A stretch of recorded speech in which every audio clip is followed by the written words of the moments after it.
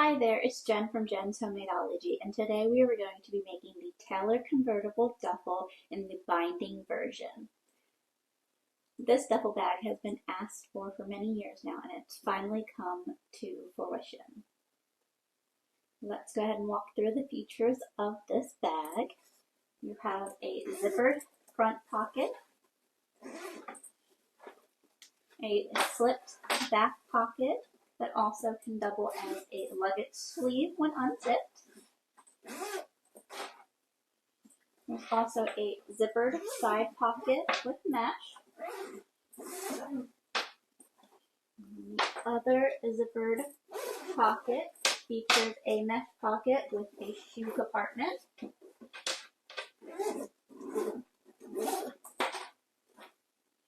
And then there's optional snap covers that will cover your zippers for added security.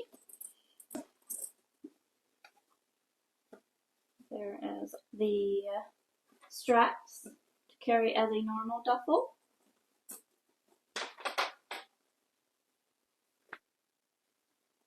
And then 2 D-rings on the side that you can hook a strap to.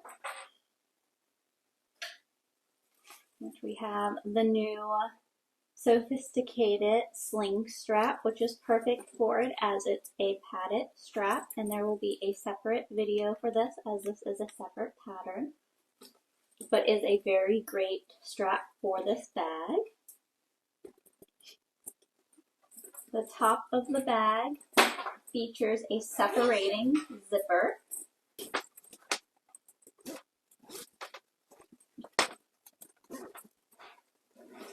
So you can fully open up the bag. I have a blanket in here to help it keep it structured.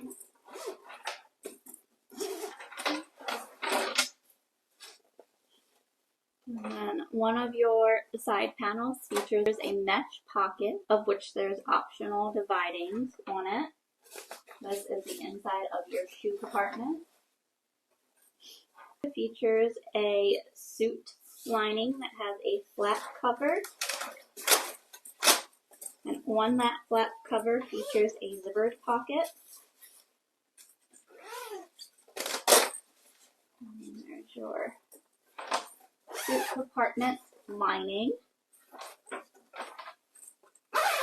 of which there's a little area for your hangers to go into.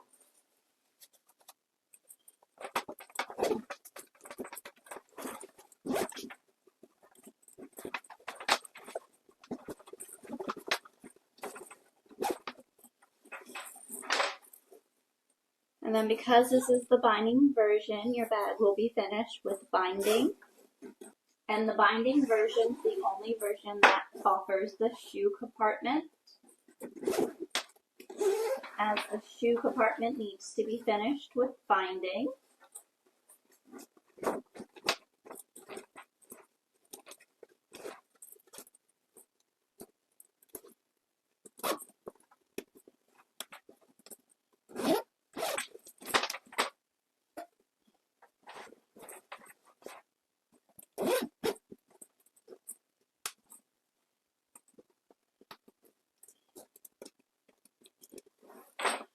That also features 5 purse feet.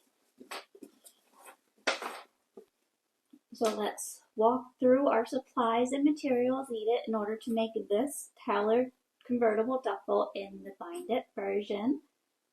And then we will start our sewing. Now to walk through the supplies and materials needed to make the binding version of the Taylor Convertible tote. You will need 2 pieces of A for your exterior main body, piece of A1 exterior for your base, and then a heavy stabilizer for your A2 base, and then your ZA zipper, which is your separating zipper. I do like to recommend getting a longer than needed zipper just because any extra that you have can be used as normal zipper by the yard. You can change out the pull to any type of pull that you would normally use on your nylon zipper tape, as long as you get the nylon number 5 zipper.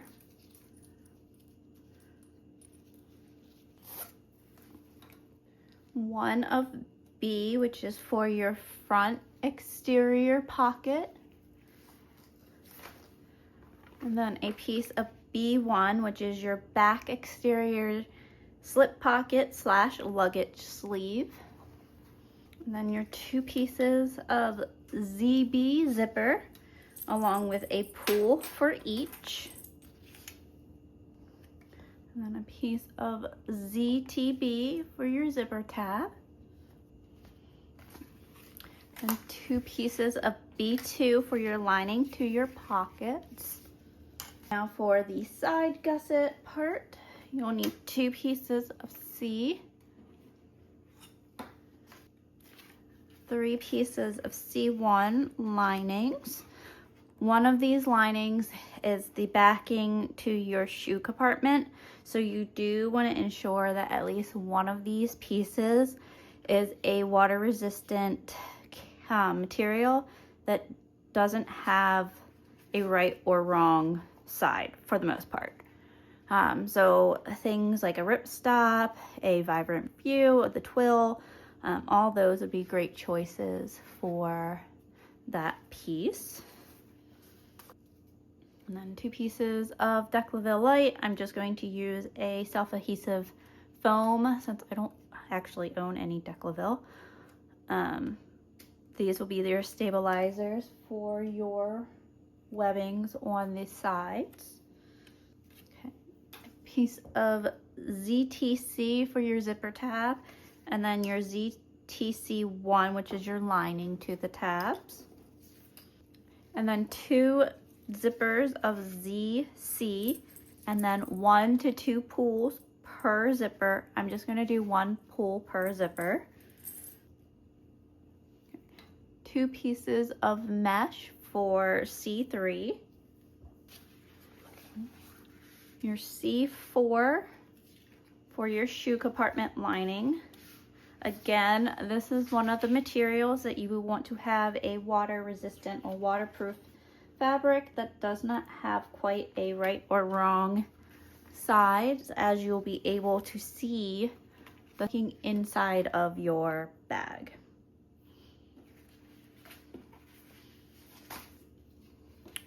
And 2 pieces of D, which is your exterior. You'll need 2 pieces of D1. I have 2 different ones cut, as one is a lining for the pocket on the side, and then one faces the interior part of the bag. And then 2 zippers of ZD,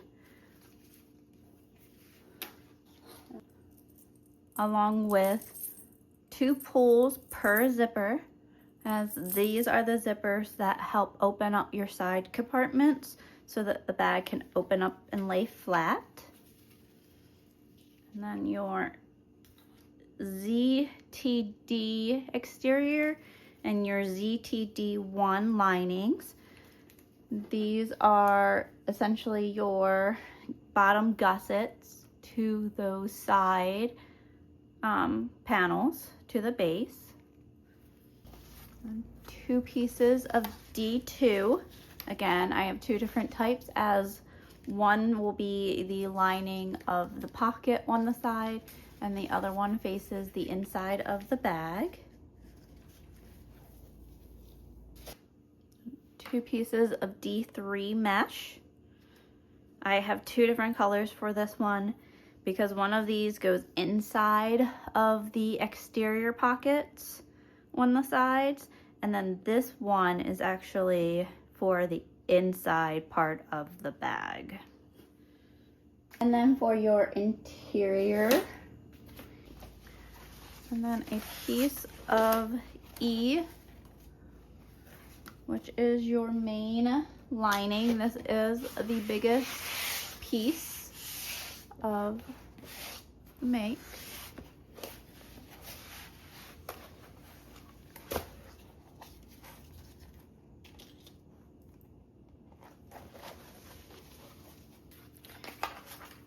Two pieces of E1, the flap cover lining. This should be a fabric again that is waterproof or water resistant, so it does not quite have a right or a wrong side, as you will see both sides of the fabric.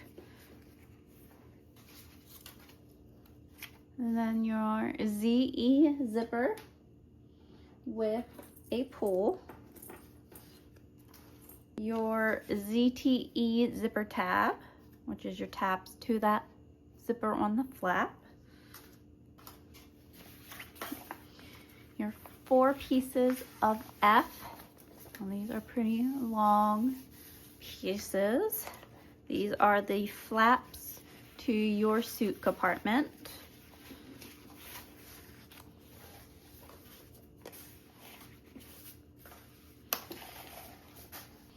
A ZF zipper with a pull. This is the one that's for your suit closure. F1, which is your base to your suit compartment. I personally recommend doing this one the color of whatever is your main base for your lining of E. So that way the overhang at the top matches your base, but that's just a personal preference. 2 pieces of webbing that are either cut to the instructional length, or you can make them longer if you want a longer drop. For your webbing for your straps, it is recommended to have at least 1 1/4 inch wide webbing to make it easier carry. I have 1 1/2 here. And then another 2 pieces of webbing that are for your sides for the D-ring. And a piece of Velcro, ideally 3/4 of an inch wide. Just make sure that you have your loop and the hooks. And then 2 D-rings per the size of the webbing that you are using on the sides of your bag. And then you'll also need 5 purse feet. And then since we are doing the binding version, tons of binding. And as an option, there are the snap covers. So if you do that, you would need 2 pieces of DD. These will cover your zipper pulls. If you are doing the optional snap cover, then you will need 4 sets of snaps, which would be 8 caps, 4 studs, and 4 sockets in total.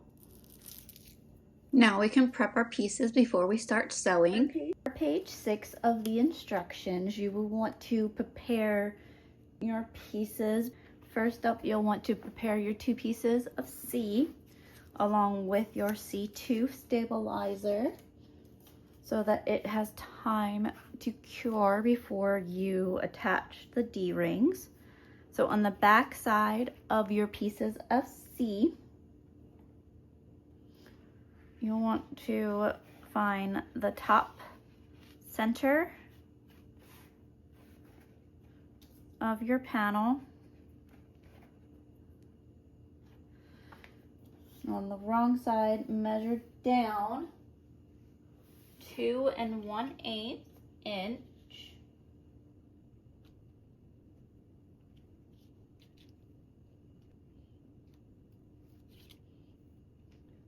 Center on both of your panels.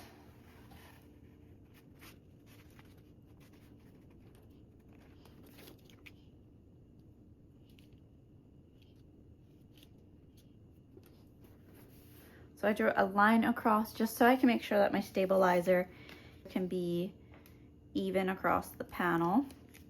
And then I'm going to find the center of the top of my C2. Place that on that marking and then along that side. And if you're using Declaville or something that needs to be heated to apply, you can go ahead and heat that. Heat for our other panel.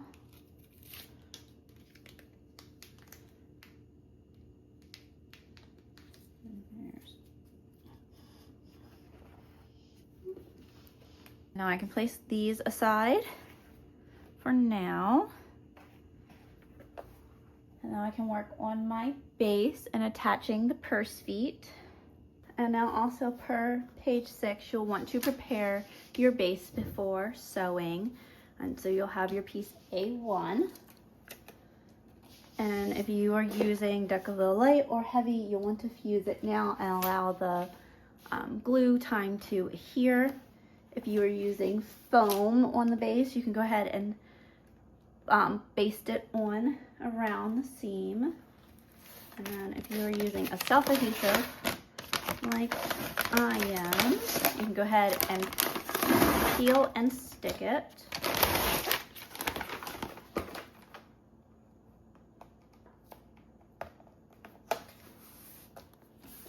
I went around and traced on the part for the stabilizer when I used the projector version of it.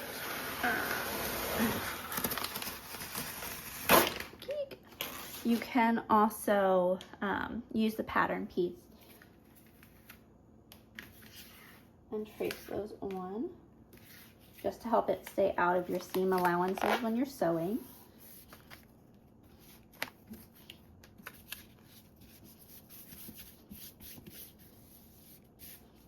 The good thing about the self-adhesive foam is that you don't get it exactly where you want it right away. You have a little bit of time to play before it really seals to your fabric.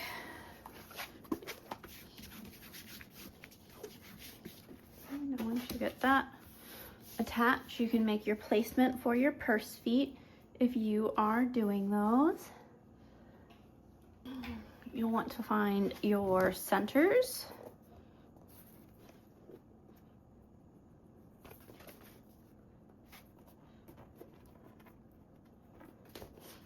All of your sides.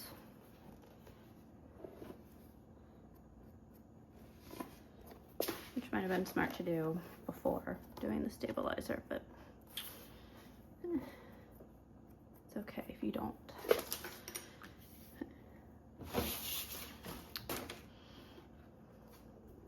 Okay. And then you can find your center.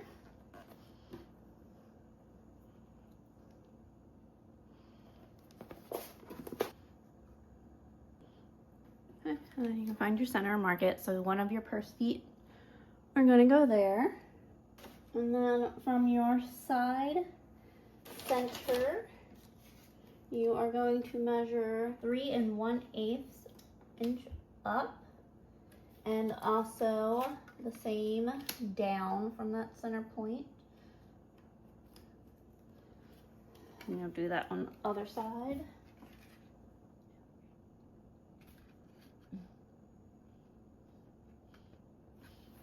And now from those points up and down from your center, you're now going to take that point and draw inward.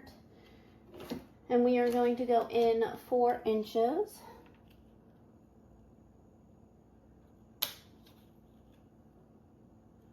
And first foot will go there.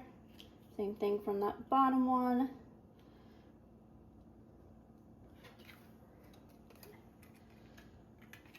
Inches.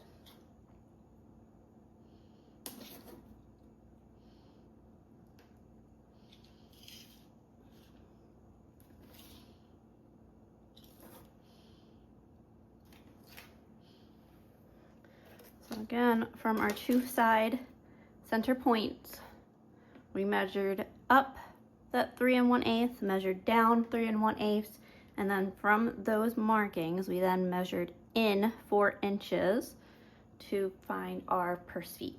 So you'll have a purse foot here, here, here, here, and then in the middle. Now you'll want a dowel, or you can use a punch, anything to make your holes for your purse feet. Just make sure that when you're doing it, that you're not making a hole too big, because you don't want your purse feet to slide right on through. Just want it big enough for the hardware.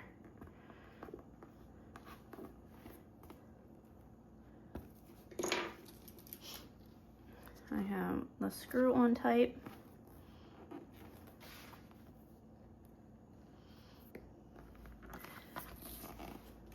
One, and then you can use a little bit of super glue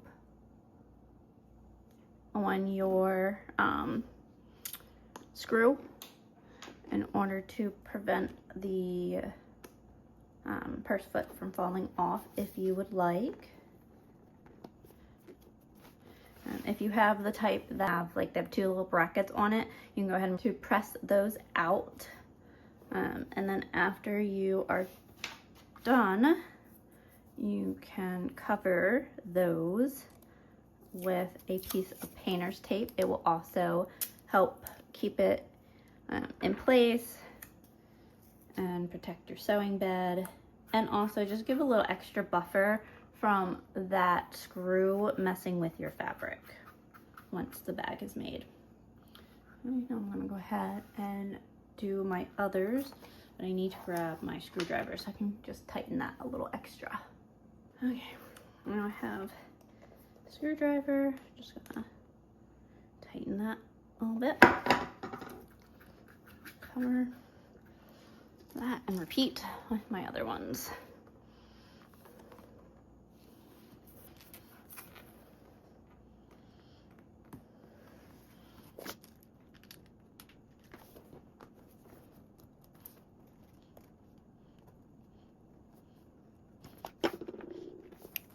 If you do use glue, make sure that you are working quickly and carefully to ensure that glue does not get anywhere it shouldn't on your fabric, and that it doesn't set before you can get that screw in.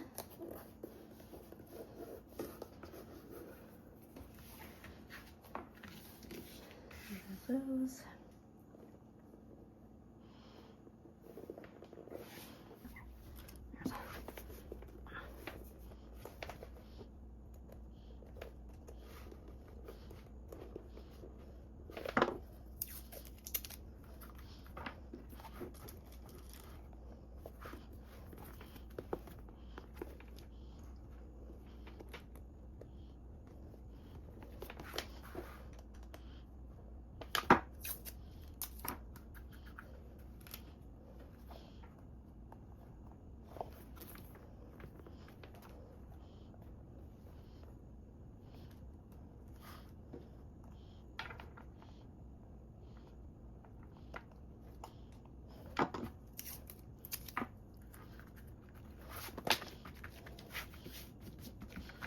No.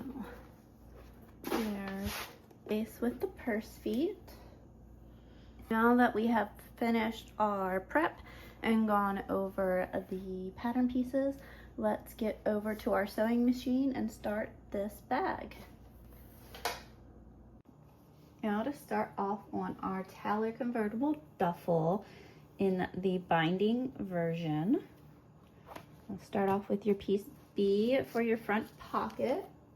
And if you have a label tag that you would like to attach, you will follow the instructions per step 1, keeping your logo tag at least 1 3/8 inch away from your bottom edge. Now once you place your logo tag on, you can place this one off to the side for a moment. And then you'll need your 2 pieces of ZB zipper. along with 2 pulls, and then your ZTB zipper tab. And cut our zipper tab in half.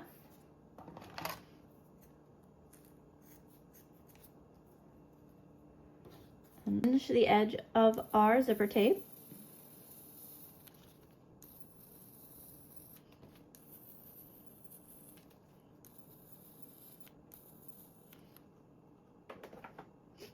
And slide on our pull.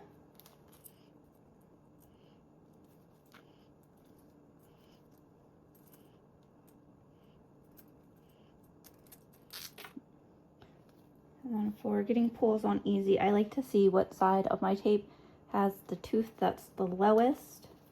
And that would be the one that goes into my pull first. And then followed by the other side.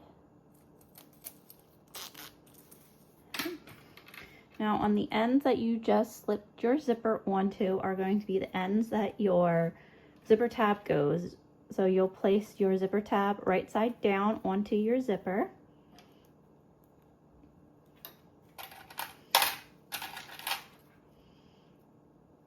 You want to ensure that 1, your zipper pull is on, and 2, your zipper pull is at the side where your zipper would be opened.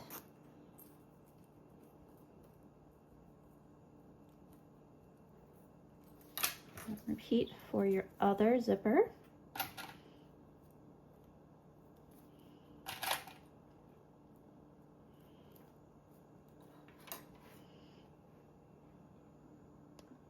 Now we can sew these with a 3/8 seam allowance.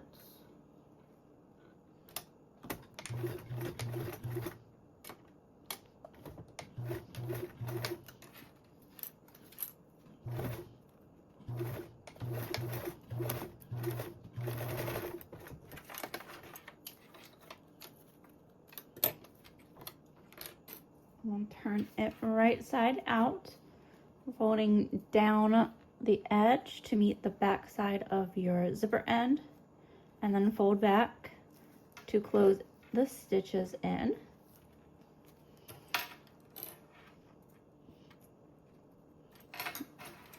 Repeat on the other tab.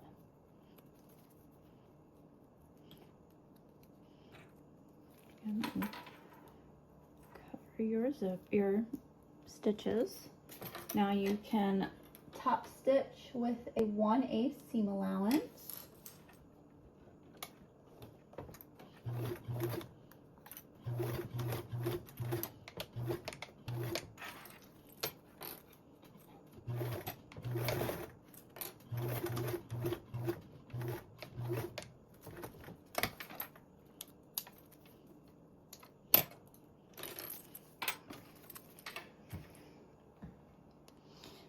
Now you want to measure from the end of your zipper tab up your zipper to 8.5 inches and make your markings. And I like to make my markings on both sides of my zipper tape so I can ensure that my 90-degree zipper ends will be even.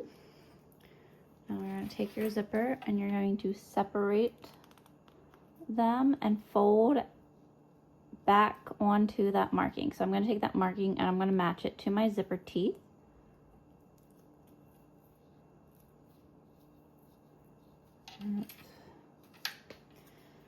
And you can either baste or singe them together. And then repeat on the other side.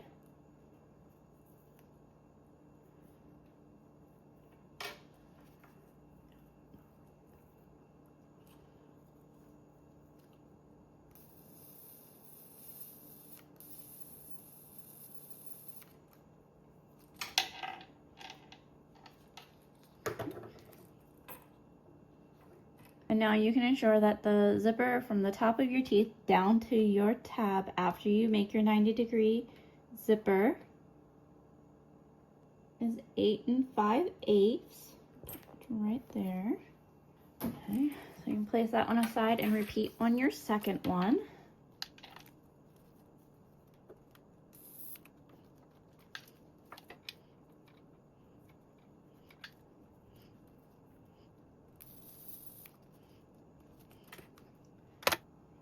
And you can ensure that your zippers are both the same size and the correct length. Place one of those off to the side for a moment. Now I'm going to take my front zipper pocket and find the top center point.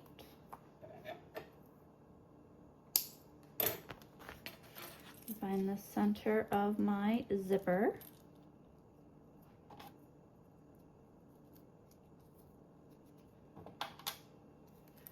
And then place that right side down.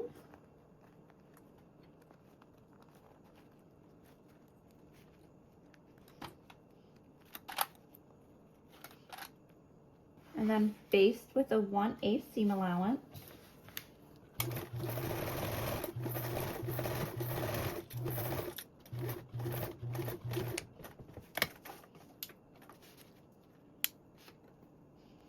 And then take one of your B2 linings and place that right side down against the panel, so your fabrics will be right sides together, sandwiching in your zipper.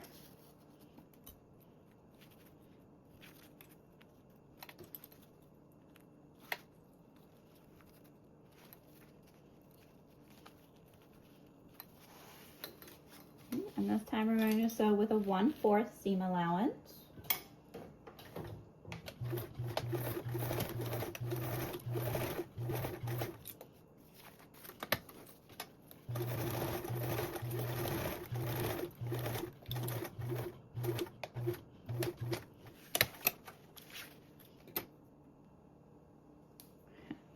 Trim your seam allowance corners to reduce bulk, and then you can snip off any remaining zipper tape. Then if you cut your zipper tape, I do suggest giving that zipper tape a little singe again. And you can turn your fabrics right side out.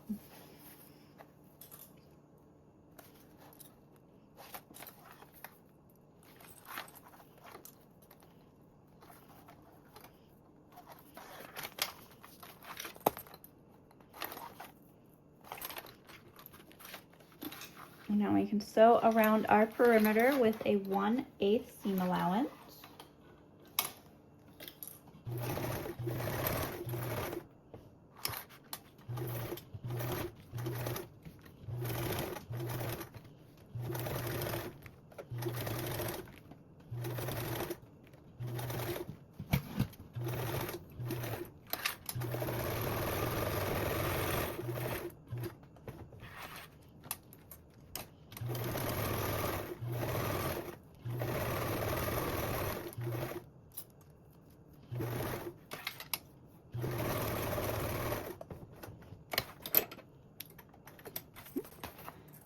That pocket we can set aside as we work on our back one. Now we're essentially going to repeat the same thing for our B1 back slip pocket / luggage sleeve as we did in step 3. However, this time we're going to do the bottom edge. So you're going to find that center point. Find the center points of your zipper.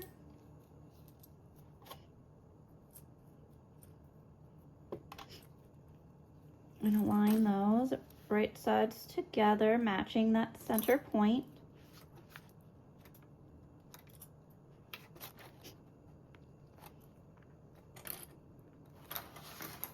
Now baste on with a 1/8 seam allowance.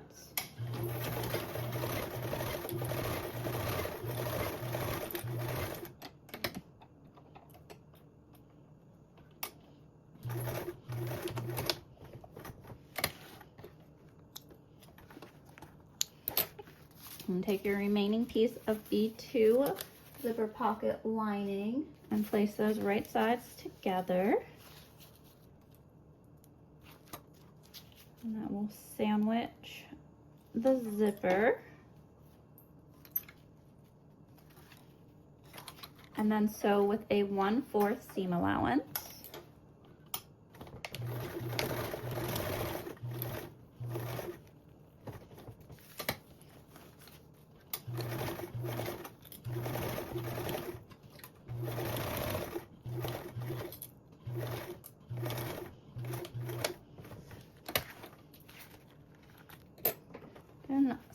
off your seam allowance corners and any extra zipper tape.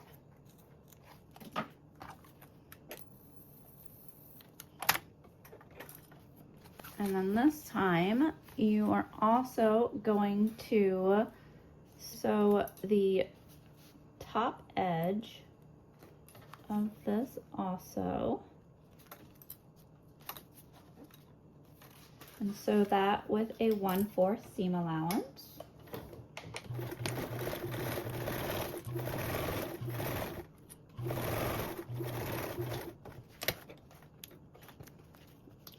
And snip your corners.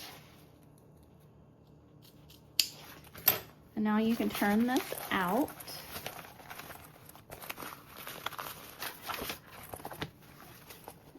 I'm going to place a few clips to hold my seams pressed together.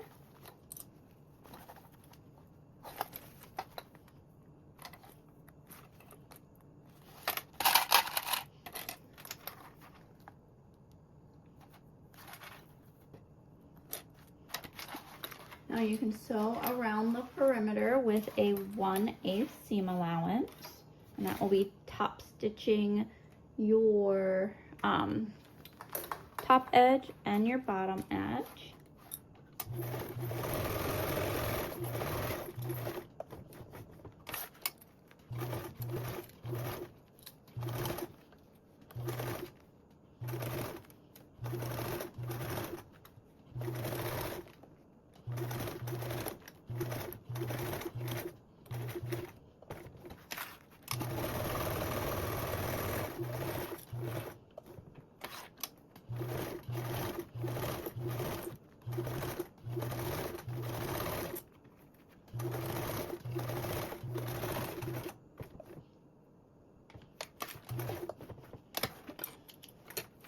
And then there's that pocket.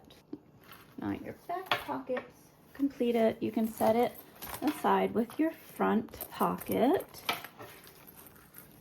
Now take your separating zipper, which is ZA, and mark 19 inches from the end of your zipper stopper all the way up. Now you want to ensure that your pull is attached. So I'm going to separate this whole zipper. I know it's scary, don't worry, it's okay, I promise. Once your zippers are separated, you can go ahead and take your pull and take your one with the stopper and insert it into your zipper. Okay, and just take that all the way down to the bottom part, and just like you would a normal zipper with it, like on a jacket, you would take it and insert it. Make sure your side is pulled all the way down, and then you can zip up your zipper. Now you can ensure that your markings for your 19 inches is still correct, which they should be. But you want to make sure that your zipper pull is on before you do your 90-degree angles. So again, my marking that I made is going to get folded up to meet that zipper tape teeth.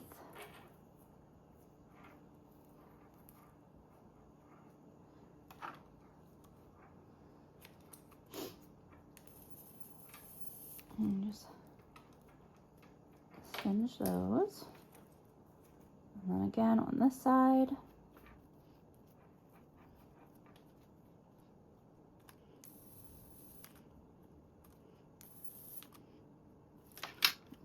And then ensure that your zipper, your separating zipper from your teeth down to your end now measures 19 1/8, which it does. Once you confirmed that your zipper tape is the right length, you can trim off the excess zipper tape.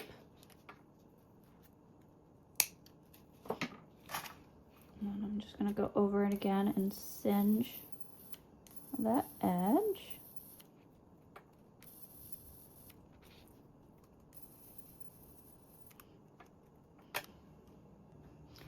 Now for step 8, we're going to be connecting our separated zipper to our main panel exterior pieces A. During testing, some of the testers preferred to sew without separating the zipper first to ensure that the panels lined up perfectly, and then separating the panels before proceeding to step 9.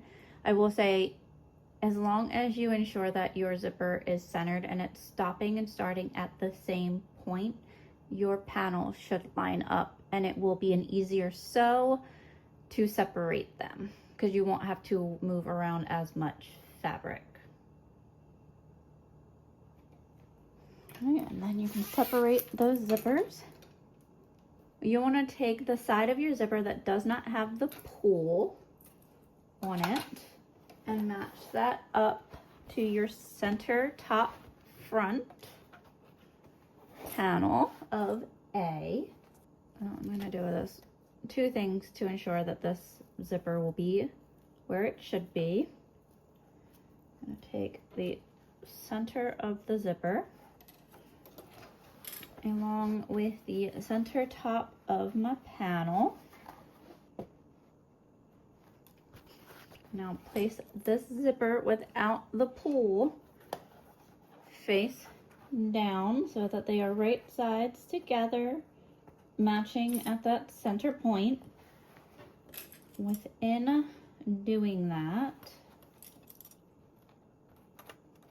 that should ensure that your zipper for the binding version ends up 3/8 inch away from the edge.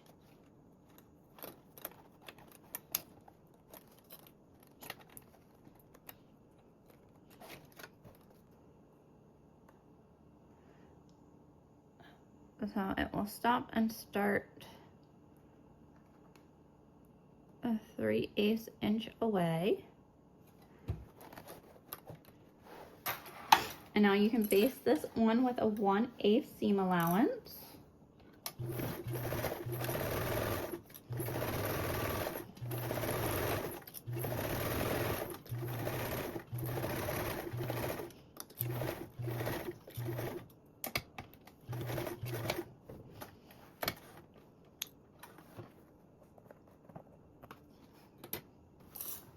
There's our front panel.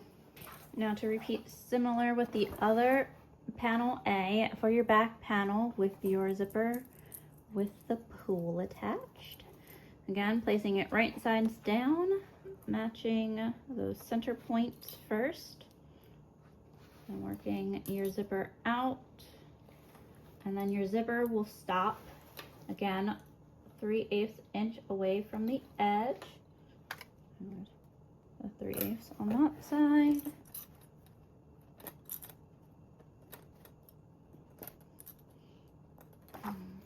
And the 3/8 on that. And then you can base this one with this one because I'm starting at the zipper teeth side and I don't want to undo my 90-degree angle. I'm going to start a little bit farther down on my zipper and then back tack up across that.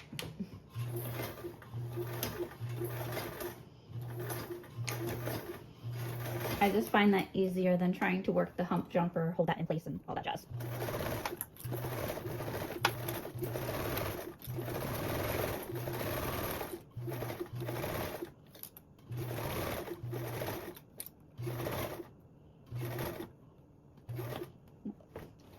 And you want to move the zipper pull out of the way.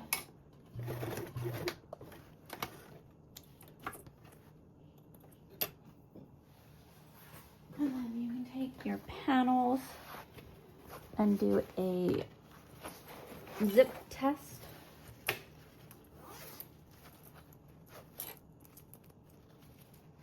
To make sure that everything lined up. And then you can unzip Now we're going to take our front panel, which is the one without the zipper pull on it, and your front zipper pocket, which is the one that has the zipper attached to the top edge. From the top edge of our main panel A, we want to find our center point, which my other one is covered up from the zipper tape, so you can see it. And then measure down 5.5 inches. Just make sure I have a straight line. So making sure that my roller is evenly at that 5 across line, marking my middle point, and then drawing a line across, because this is where my zipper is going to go. Doing the same on the other side. 5.5.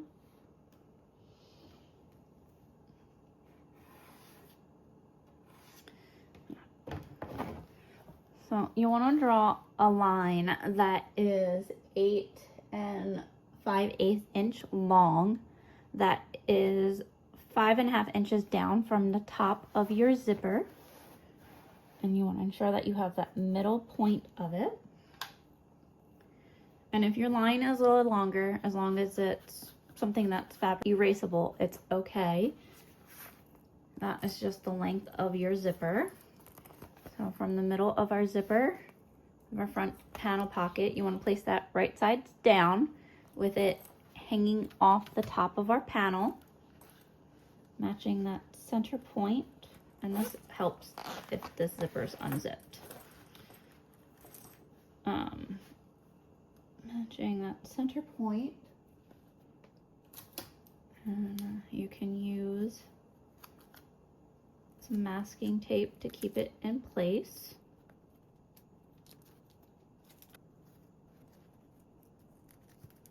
And then we are going to sew this pocket on, ensuring that it's following that 5.5 inch marking down. We're going to sew it first with a 1/8 seam allowance.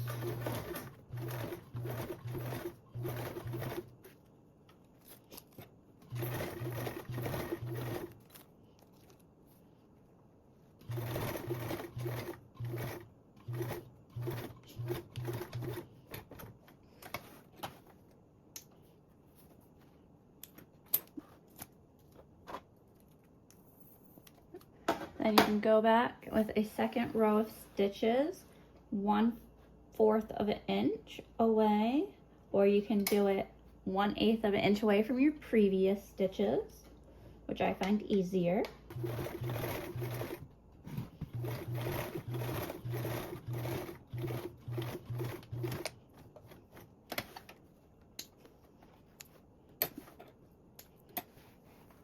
And you can zip up that zipper, bring down your pocket, and match.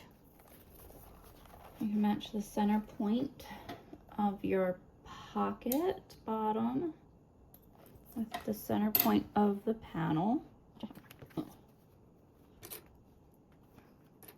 You can clip along the bottom edge. Button up your pocket and use masking tape to hold in place.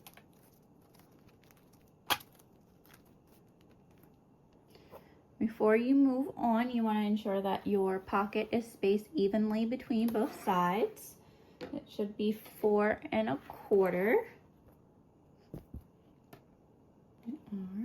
And now you can baste down the two sides and across the bottom.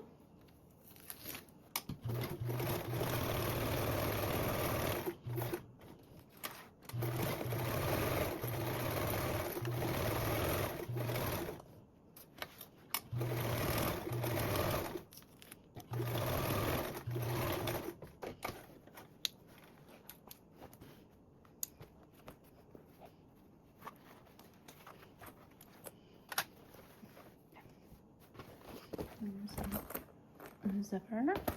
Now we can set this one aside and then grab our back panel A that had the zipper pull on it, and our back zipper pocket, which is the one where zipper's on the bottom edge of the pocket, to make our luggage sleeve. And this time we're going to take our marking placement from the bottom edge.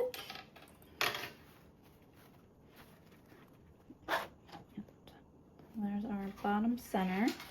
And from our bottom center, this time we're going to measure up 1 5/8.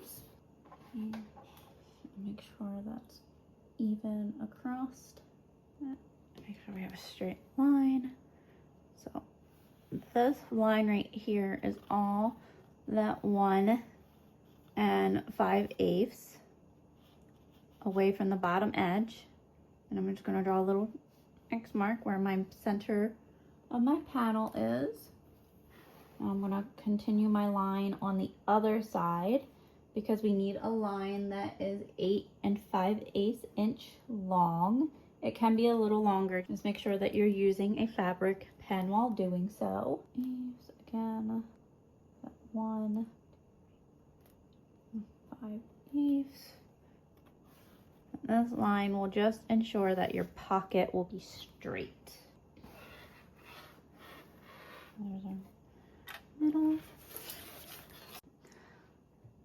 Now that we have our centered mark along with our line that is 1 5 inches away from the bottom, you can take your zipper pocket and have it right sides down, hanging off the bottom edge of your panel, matching the raw edge zipper center to the center of that marking, and on the line. I'm going to place some tape to keep the panel in place. In my opinion, it does help to have the zipper unzipped.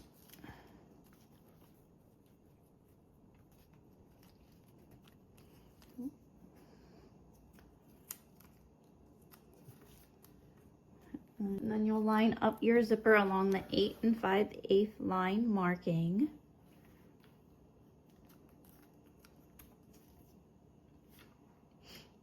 Now you'll sew this one like we did with the front pocket with a 1/8 followed by a 1/4.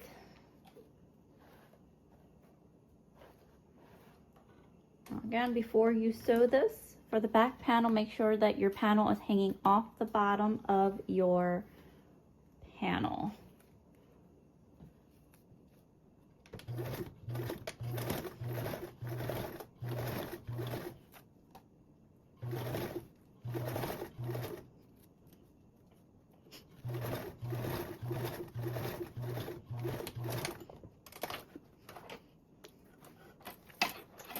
If you like, before doing your second row of stitches, you can ensure that this is evenly spaced between the bottom of your zipper or bottom of your panel.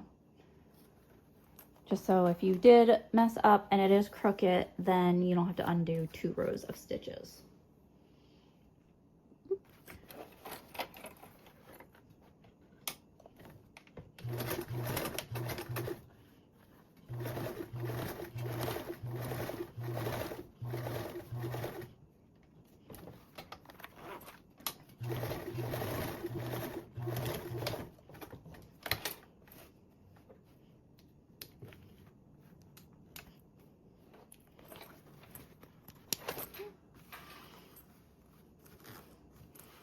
Now you can flip that pocket up. Now once you've flipped your pocket up, you can ensure that your pocket is evenly spaced between your 2 panels. So it should be, again, that 4 3/4 inch away from the edge. There. So once you ensure that that is the same, you can go ahead and use some painter's tape to keep that panel in place. Now you want to ensure that your zipper tab is is upright and not squished or flattened.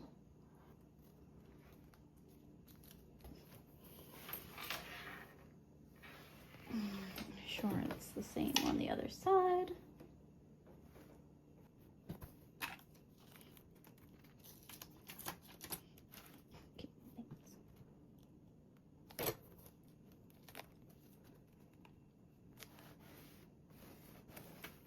Once you have your pocket positioned to where it's 4 3/4 of an inch away from both your sides and your top edge, ensuring that your zipper tab is up straight and not flattened or squished down, we can base the sides on with a 1/8 seam allowance.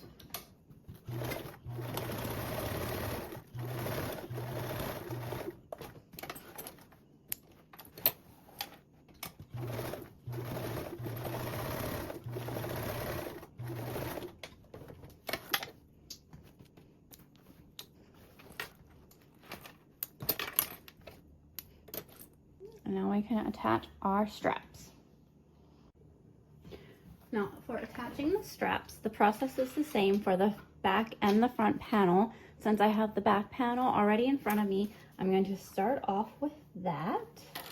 Grab my webbings and singe my ends.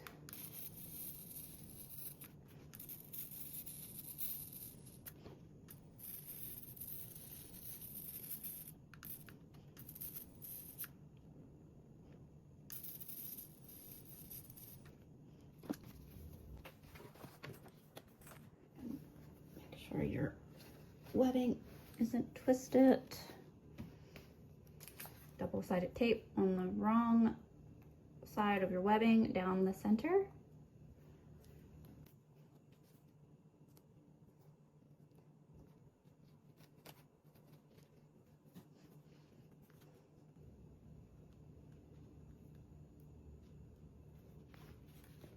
And there's that backing to the double-sided tape, and this time again line it your middle of your webbing down the edge of the pocket.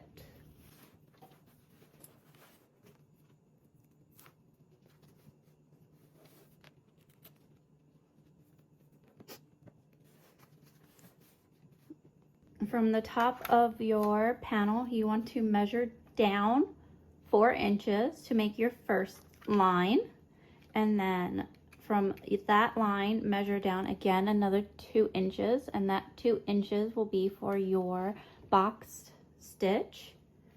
And then you'll repeat the same on the other side, making sure your webbing is straight up, measuring down 4 inches to make your first marking, and then measuring 2 inches away from that for your other box stitch. And then we can sew on our boxes. The steps for this are in step 12 if you want to refer to the instructions.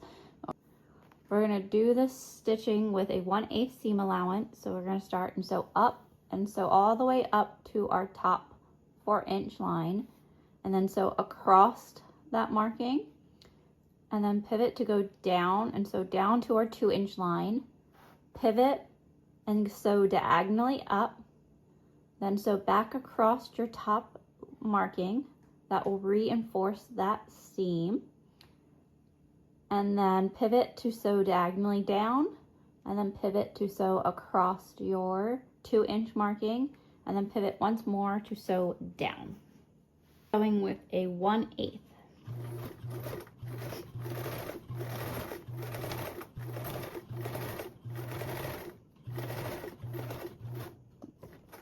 Now that I've gotten to that 4-inch down marking, I'm going to put my needle on the uprise so I can lift my pressure foot, turn my panel, and now sew across that line. Now that I've reached the other edge, and again, start my needle on the up, lift your foot so I can turn my panel, and then start sewing down. If you would like, you can do a tacking stitch to reinforce over top of the pocket.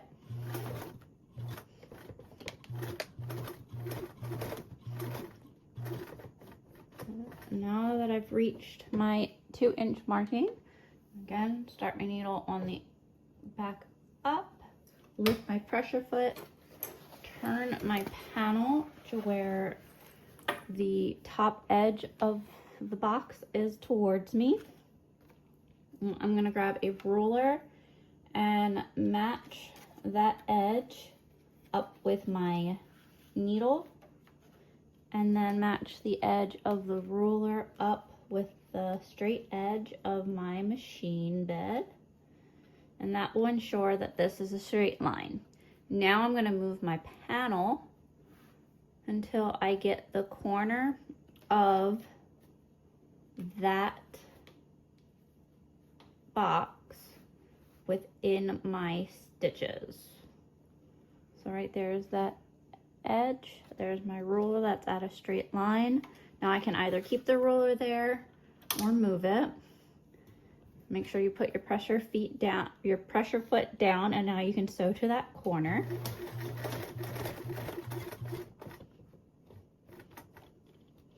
Once you get in that corner, pivot to sew back across your stitches. And then once you reach the corner again, we're going to pivot to go down diagonally.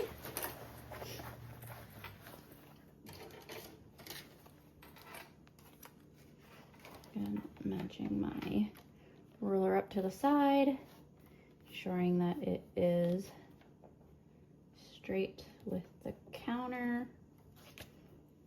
And then I will move my panel to where the bottom of that corner is directly in the middle of my stitch, and then sew down.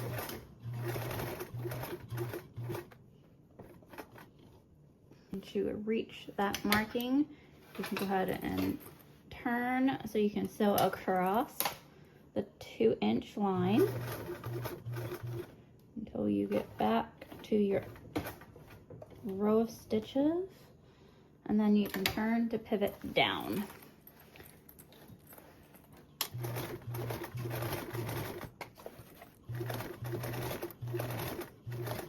And if you would like, over the bottom part of this panel, you can do a few tacking stitches to reinforce it.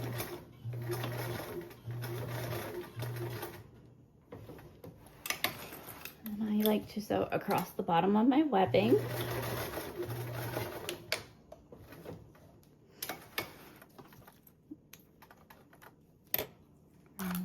And now I can repeat on the other side.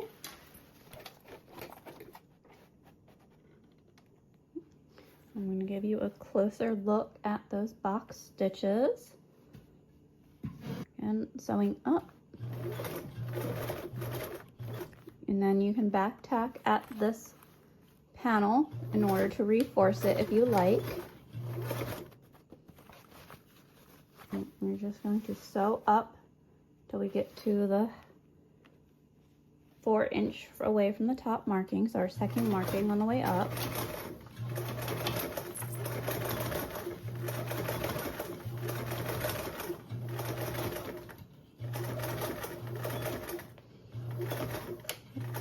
And you can reinforce at the top of the panel if you would like. And once your needle is in at that marking, you can lift your pressure foot, turn. Just make sure that your needle was already on the way up so that it caught your thread, so you don't get a skipped stitch in the corner. And we're going to sew across. And at the end, we're going to, again, needle on the in, back up. Not all the way though, and then we can lift our pressure foot to turn our panel. And now we're going to sew down to that 2-inch marking. Once we get to that marking, I'm going to turn and pivot up to sew my diagonal. Now this is where my ruler comes in handy. I'll do a longer one so you can see it. I put a ruler up against my needle and then ensure that this is straight with the edge of my machine. And then you can shift your panel so that the corner of that panel falls in line with where your needle is going to go.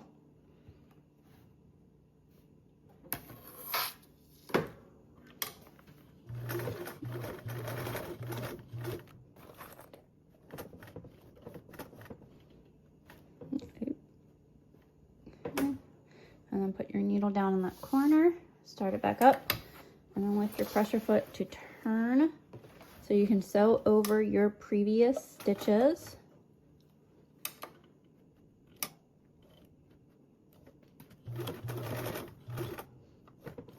Get to that corner again and start your needle back up and lift your pressure foot and turn to go diagonally down.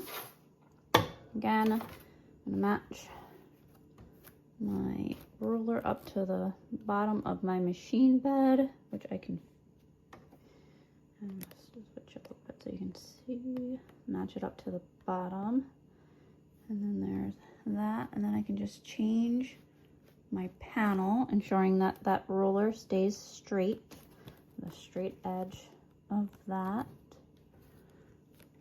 Okay, and I'll go to the middle. Now, if you would like, you can keep your ruler here, pressure foot down, and now keep it against the side of your pressure foot versus your needle. Your marking won't line up, but if you keep your ruler positioned, that will keep your pressure foot straight so that your needle will end where it should. So you could sew like this. That's not my favorite thing to do, so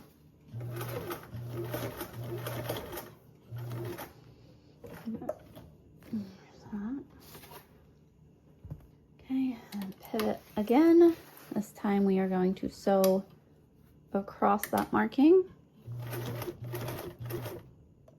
to the end, and now sew down.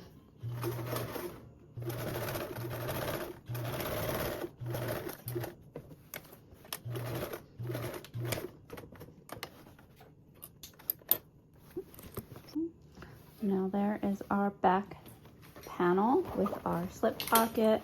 And when this is unzipped, becomes a luggage sleeve. And I can place this off to the side. Repeat those box stitches for the webbing on my front panel. Make sure your webbing isn't twisted. Double-sided tape on the wrong side of your webbing down the center.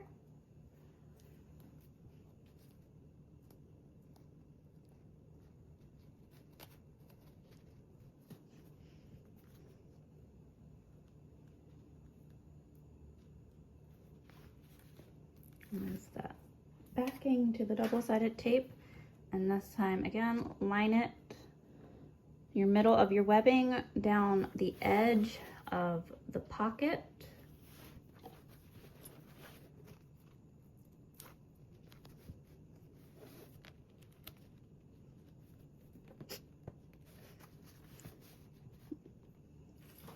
And again, measure 4 inches down from the top edge to make your first line, and then 2 inches down from that. Now, just a note that your gap between your top marking and your pocket on your front is going to be a bigger gap than the one that was on your back panel, and that is perfectly okay. Your top of your box stitches will start in the same spot. The pocket falls at a different height because remember that gap at the bottom. So make those markings on the other side. 4 inch down and 2 inch am just going to sew my box stitches for this one versus walking through, since I just did those on the back panel and we're following the same steps. So up, across, down to the line, pivot to go diagonally, sew back across, pivot to go diagonally down, sew across the bottom line, and then pivot to sew down the webbing.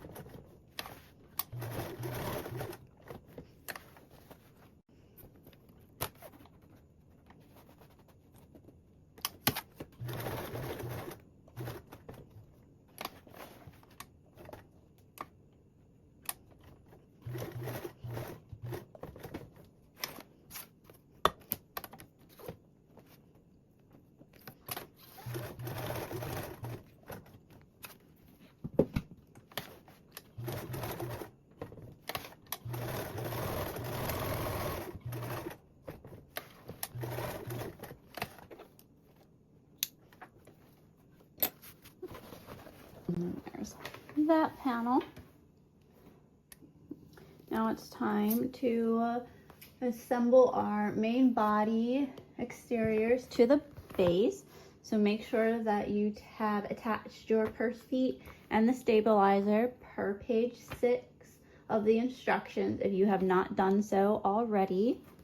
I'll take your piece A1, which is our base, and align it to our bottom part of our panel.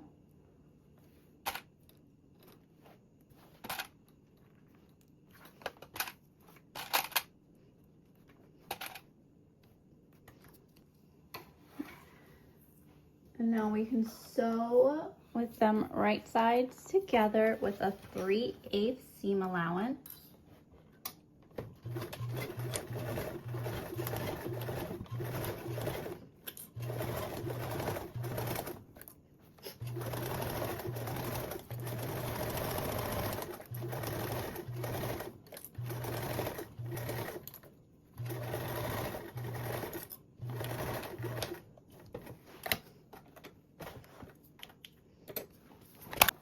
And then you can snip off your seam allowance corners. And now opening this up and pressing your seam down. I'm gonna roll up this panel so it can fit easier in between the bed of my machine. And with the seam pressed towards the base, so again, that seam, we're gonna sew with a 1/8 seam allowance.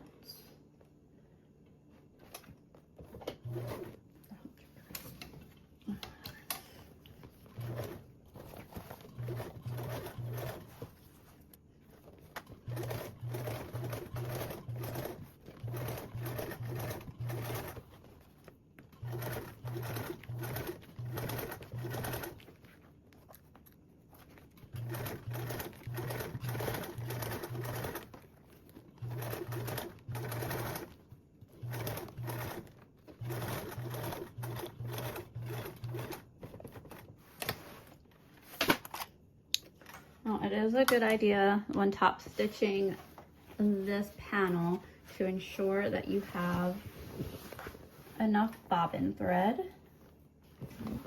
So another row of stitches. It's 1/4 inch away from the edge, and I'm doing a row to make it easier for seeing my seam allowance, 1/8 inch away from the other row of stitches.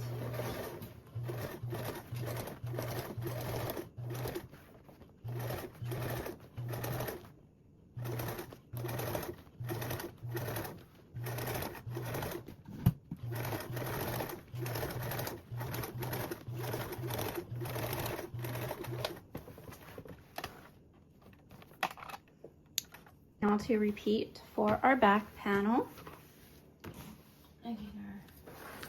Back panel to our base, right sides together.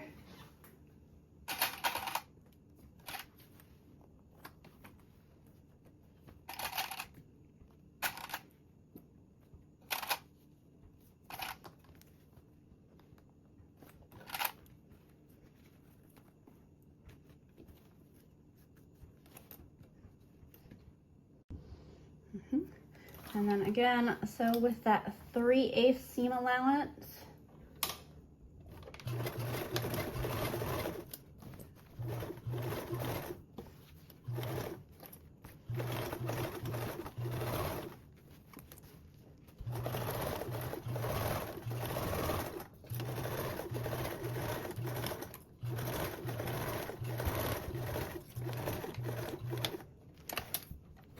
and then you can snip your corners, snip your other seam allowance corner. Now you can again open out your fabric and press your seam towards the bottom. And this is where it helps to really have a good sewing space for the rest of your panel. I do like to roll that side up just so it's not as much dragging along my bed. Press the seam down towards the base, and again top stitch with a 1/8 seam allowance.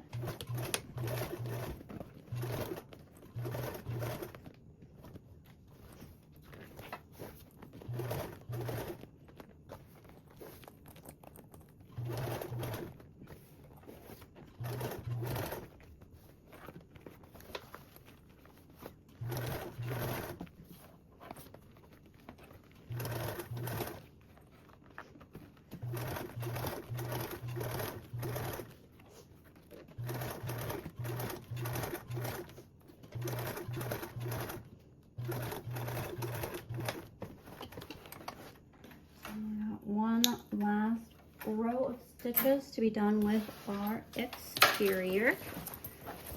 So again, you want to go back and do your second row of stitches. It can either be 1/4 inch away from your side, or you can go 1/8 inch away from your previous stitches.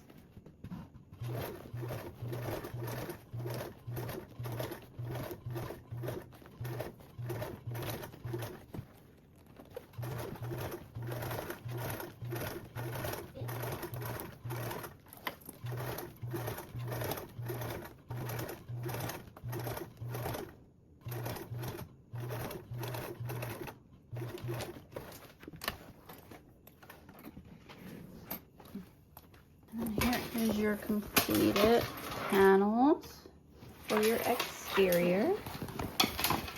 And zip them up. And here is our completed exterior zipped up.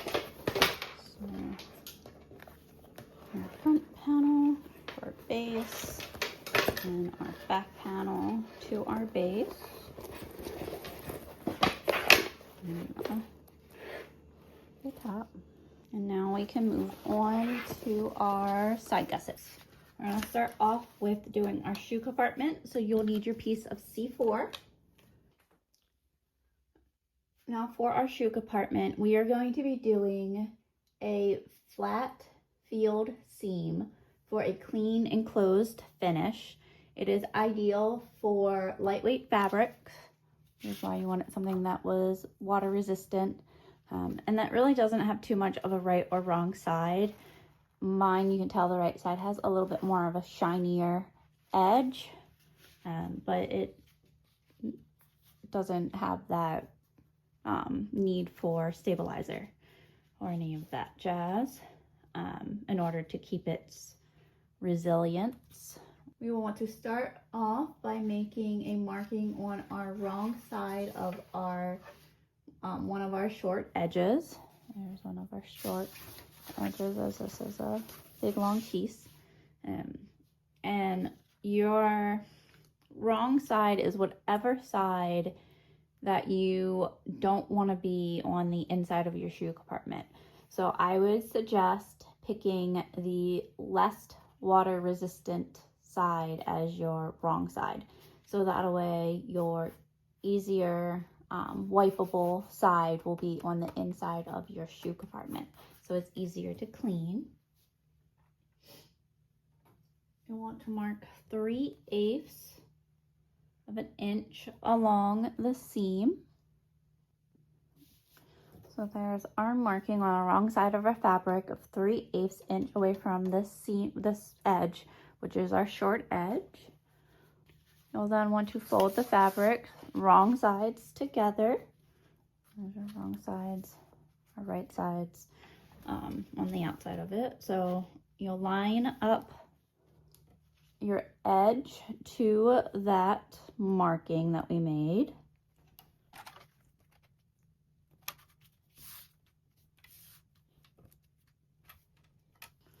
And then we'll fold this 3/8 of an inch marking that we did over to conceal that edge. So we're just folding on our marking line.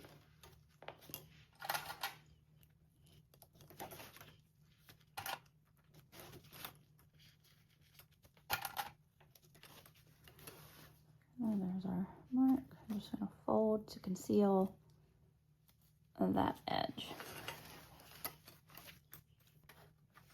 And then we can sew with a 1/4 seam allowance.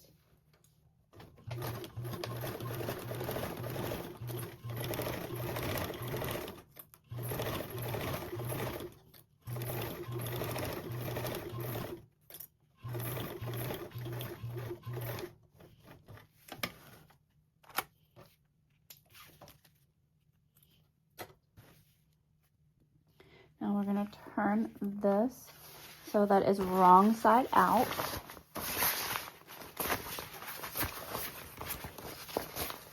Wrong side of our fabric is on the outside, and that shiny right side of the fabric's on the in.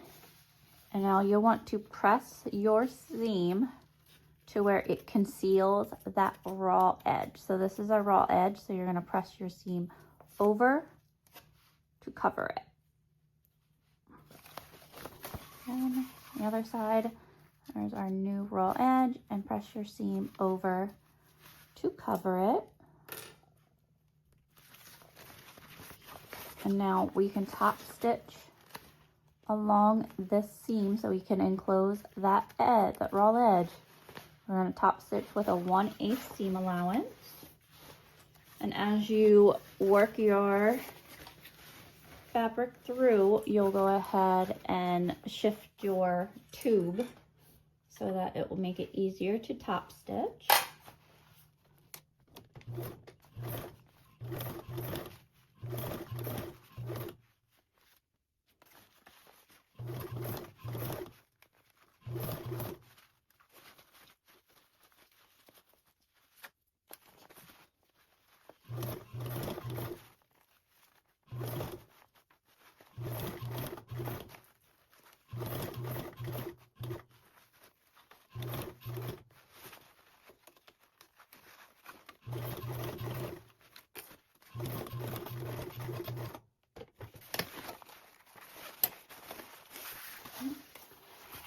But our shoe compartment lining is ready.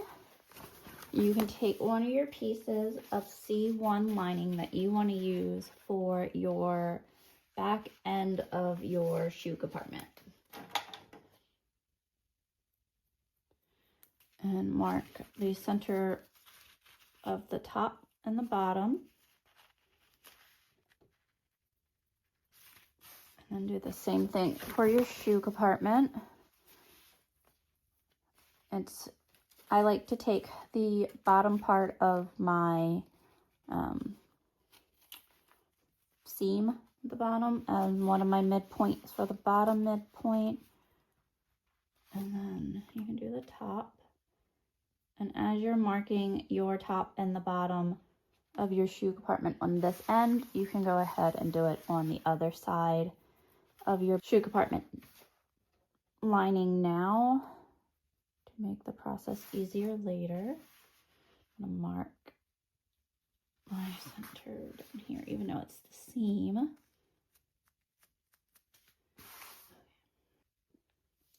I'll have my center points marked on here, and also my center points marked on one of my C1 linings. I'm also going to mark a 1/4 inch away from my corner sides along my bottom edge. I'm going to mark 1/4 inch away from my bottom edges.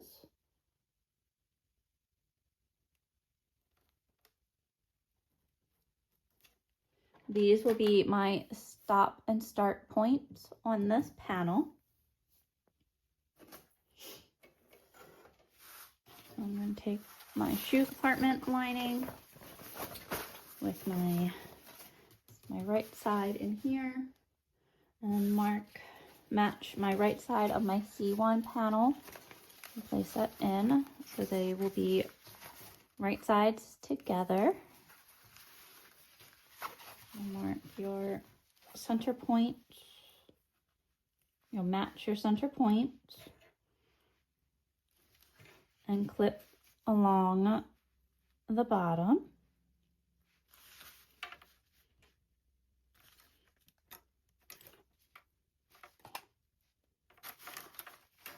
Now we can base this along with a 1/8 seam allowance, stopping and starting at the 1/4 markings.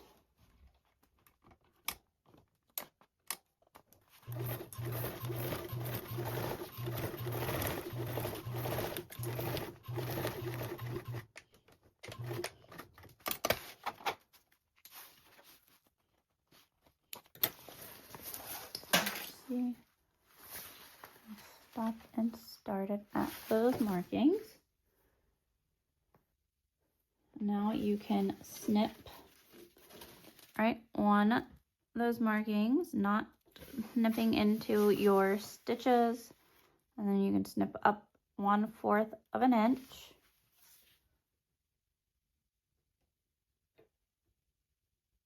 This will help ease that fabric around the corner.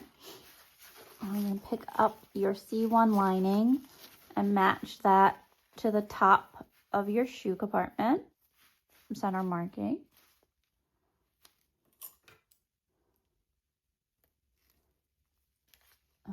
You can clip out and around.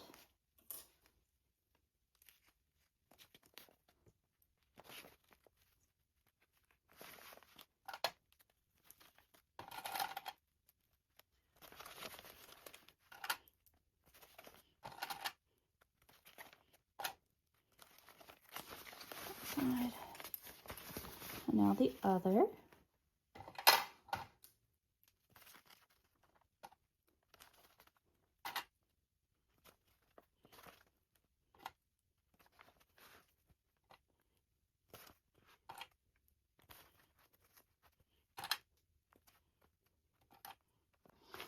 And this is what that will look like if you're out the wrong side of your fabrics on the outside. So when you look in, it will be your right side of your fabrics. Now we're going to base around this with a 1/8 seam allowance, starting and stopping again at that marking.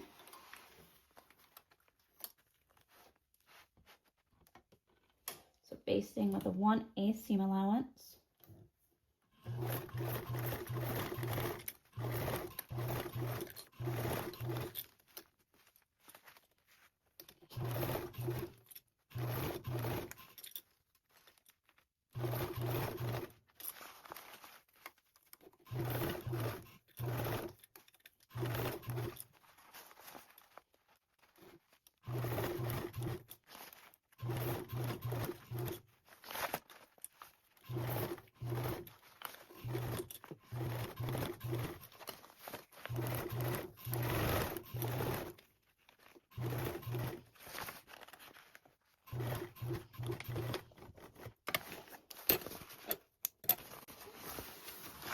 There's the basted version of it.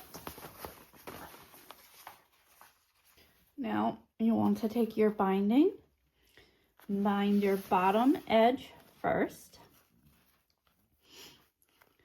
You don't have to worry about these edges being raw, just because when you do your binding around the perimeter, we will hide those. But if you want to tuck in your ends, you can. Just keep in mind that that will add some bulk. You're gonna sew on your binding with a 1/4 seam allowance.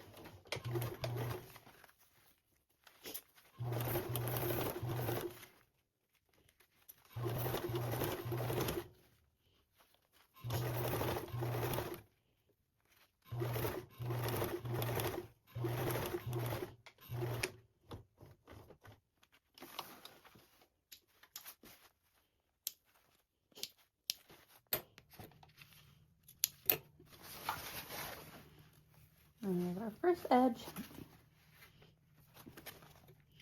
And now for your edges around, you want to fold down your ending about 3/8 of an inch to cover that edge.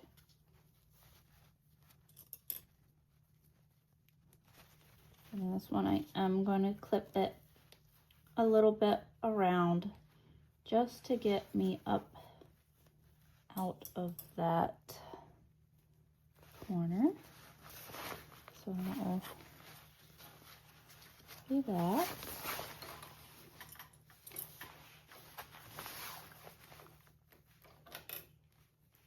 Again with a 1/4 seam allowance.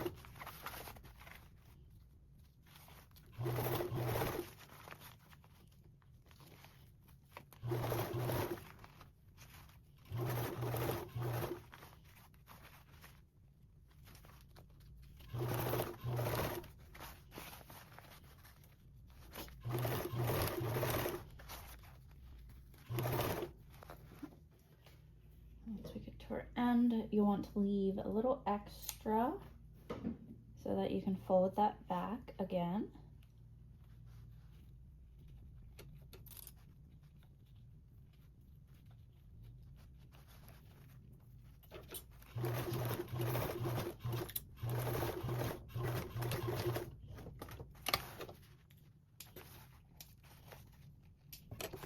And then you can check your stitches to make sure that you're happy with them. Just keep in mind that with binding, it does not need to be absolutely perfect.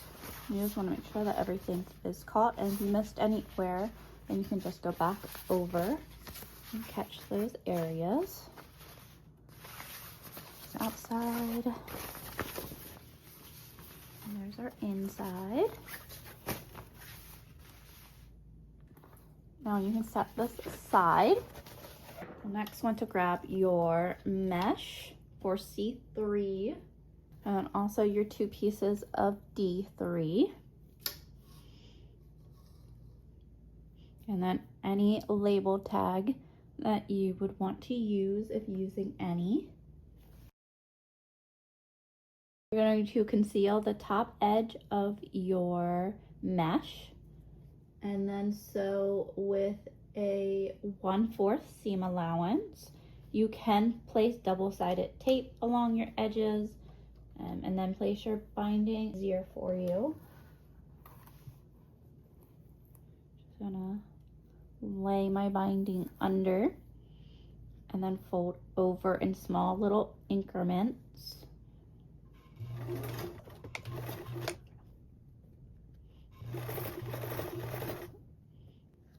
I'm just going to not stretch anything as I sew.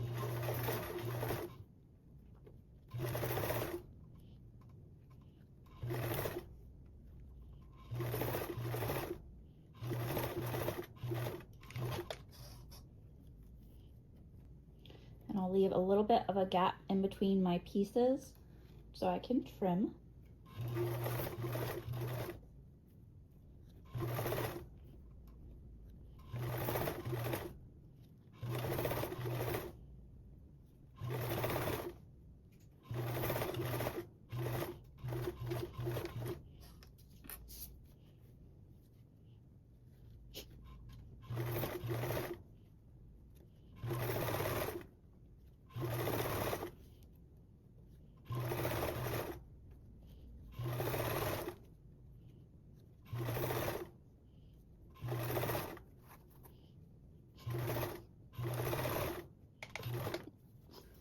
My last piece of mesh, which is one of my D3s, I'm going to place one of my tags. This is going to be my mesh that goes on my inside interior of the bag and not on the pockets part. You want to place your tag at least 1 1/4 inch away from the edge.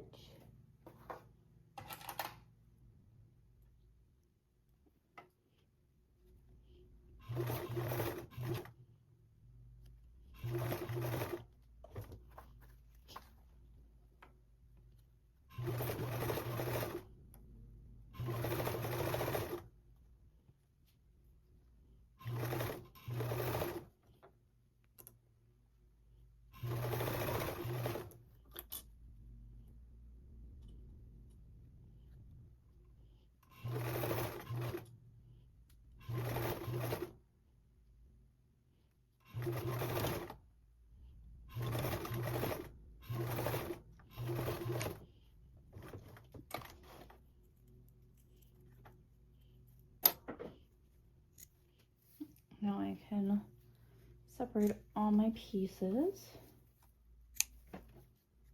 I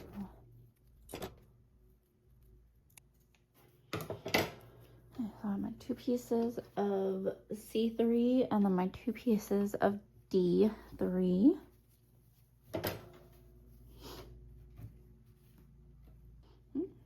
And place my 2 pieces of D3 just off to the side real quick. And use my 2 pieces of C3 and take my 2 remaining pieces of D1 lining and attach our mesh to the bottom and lining up along the sides.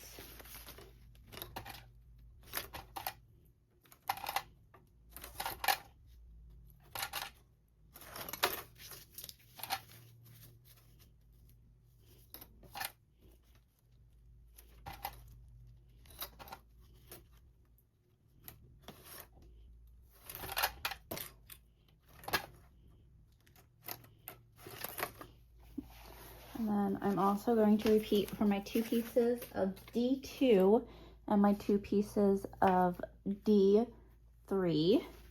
Because I'm doing an interior one, I'm going to put this on this one. And then I'm going to match my one that's going inside of my side pockets with the same layout as those.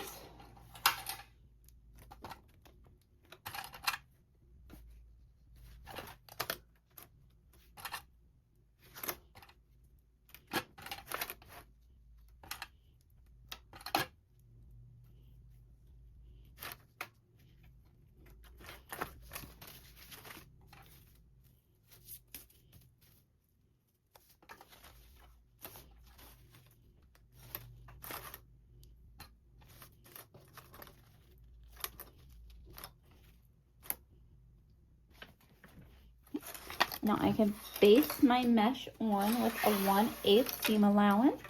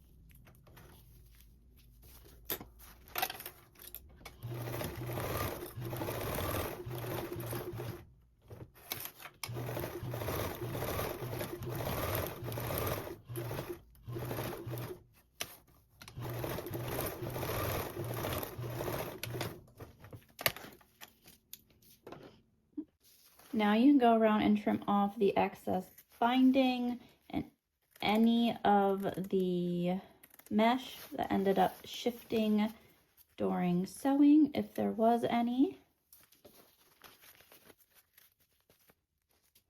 And then with your pieces of D2 with the D3 mesh, you can trim around those rounded corners,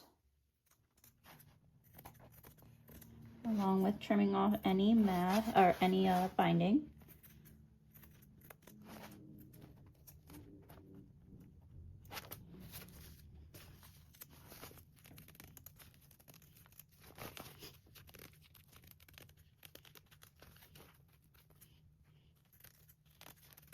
Now it is optional, but you can sew divider pockets into your meshes if you would like. I do find it helpful with the bigger pockets since they are so big, and you can either draw them down the middle so that you have two equal parts of a divider pocket, or you can have it to where one side is a little bit bigger than the other, so that you can have a pocket that's great for like text and pens and other type of smaller things, and a little bit bigger of a pocket that you can make your divider pockets, if you make them, to suit your needs. We're just going to sew up and down, back down those lines.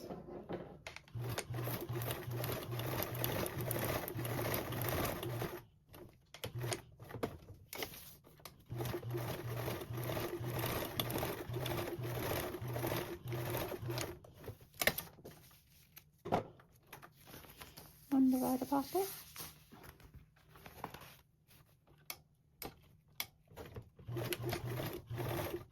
And if you do a divider pocket, it is helpful to have masking tape to hold the top edge of your pocket so that your pocket doesn't shift.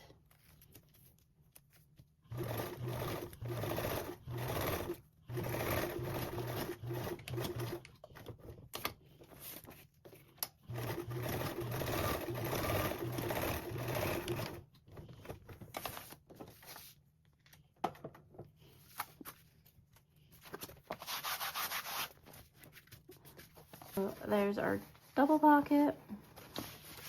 There's another double pocket with one side bigger than the other. And then I have my smaller ones that I'm not going to do a divider with, but you definitely can. And once you're done with your panels, with your mesh, you can set these aside and move on to your zipper gusset.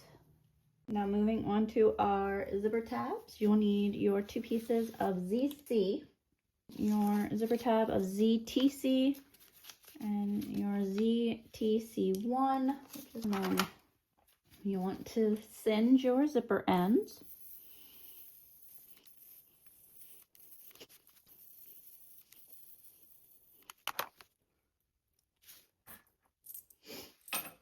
And place a pull on each.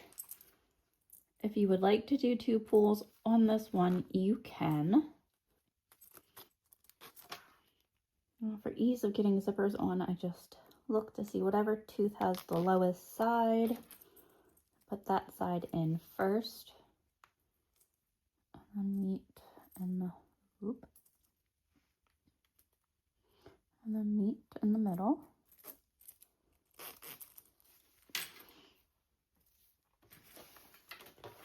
Both of those have a pull on them.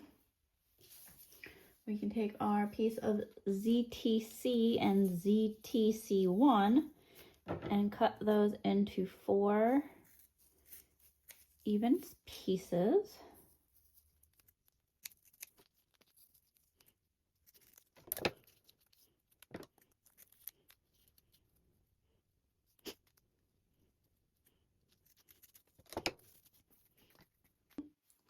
Now you want to start off with one of your zippers and take a zipper tab, exterior lining the ZTC, and place that down right sides together with the top of your zipper tape. And then take a lining piece and place that down, right sides down towards the back side of your zipper tape. On the other end, I'll show you again a different way. You take a exterior zipper tab and a lining zipper tab and place those right sides together, and then with your exterior facing the zipper tape, top of your zipper tape, you can sandwich your zipper in between those.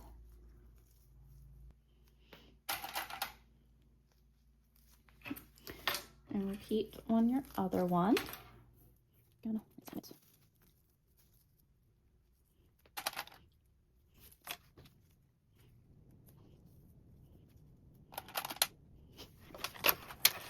Now you can sew with a 3/8 seam allowance.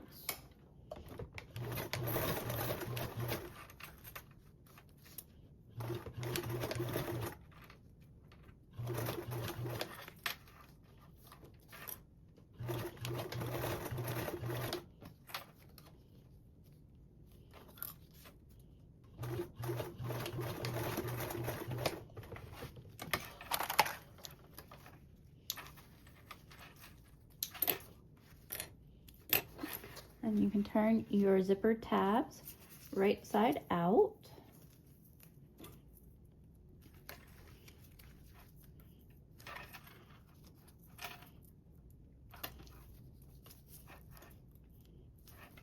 And then you can baste around your perimeter with a 1/8 seam allowance.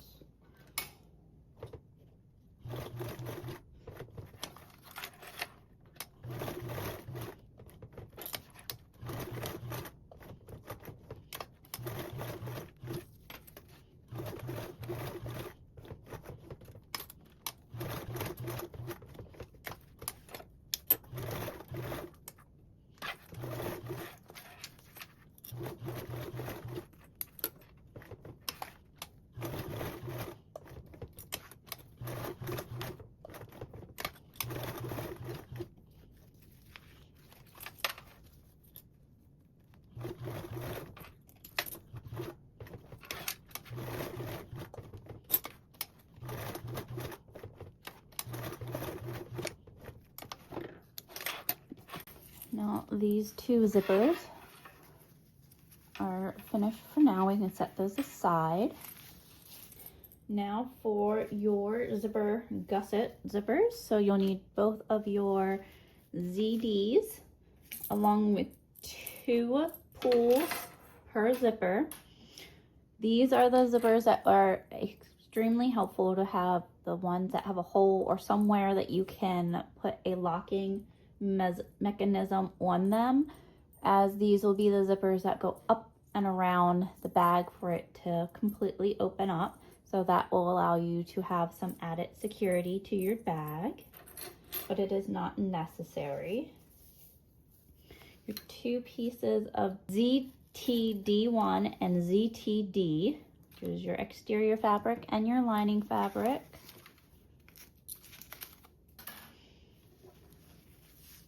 I'll start off by singeing my ends.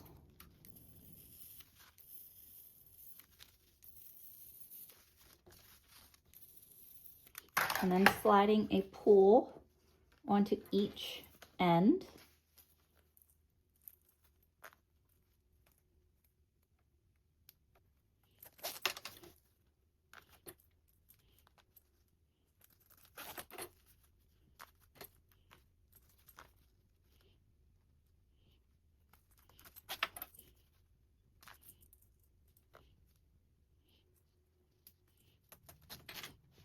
Once you got your 4 pulls on, let's start off by taking our lining fabric and one of our zippers and placing the lining right side down towards the back side of our zipper on both ends.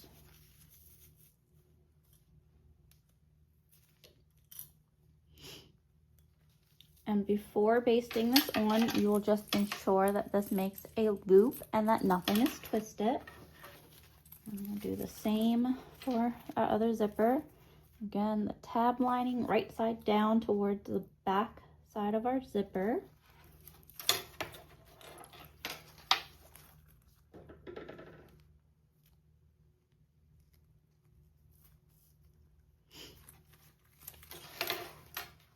And we can baste using a 1/8 seam allowance.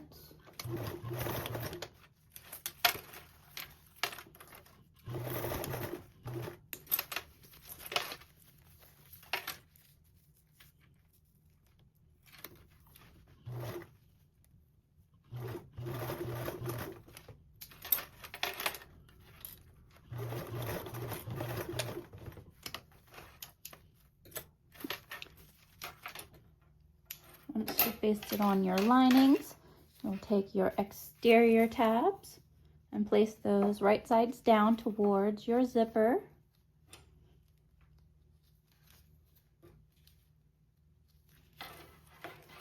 And you'll also repeat on the other side. This time your zipper will look a little twisted when you're bringing it around to the other side because the lining's attached. So you'll want to ensure that once you sew these on and turn it out, that you still have that loop that's not twisted.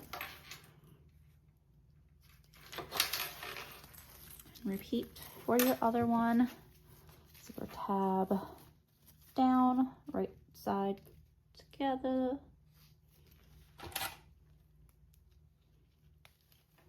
Bring over to your other side.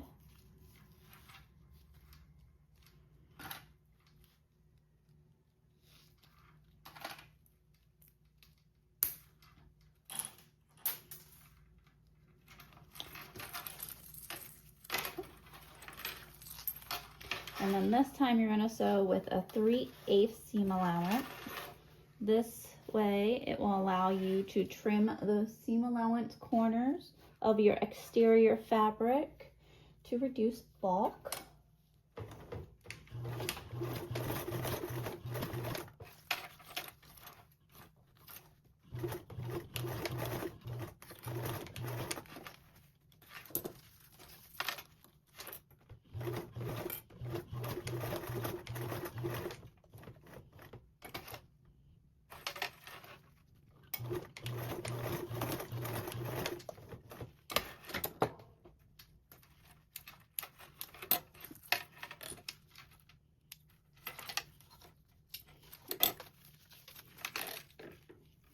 Now trim your seam allowance corners of your exterior fabric only, and be very careful not to cut into your zipper tape.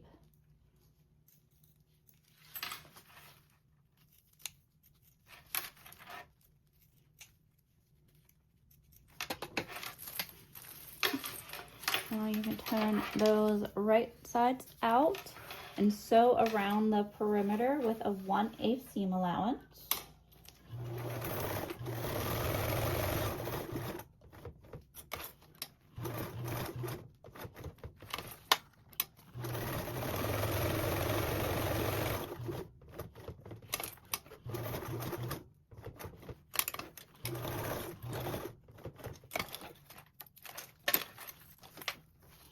And repeat for your other one.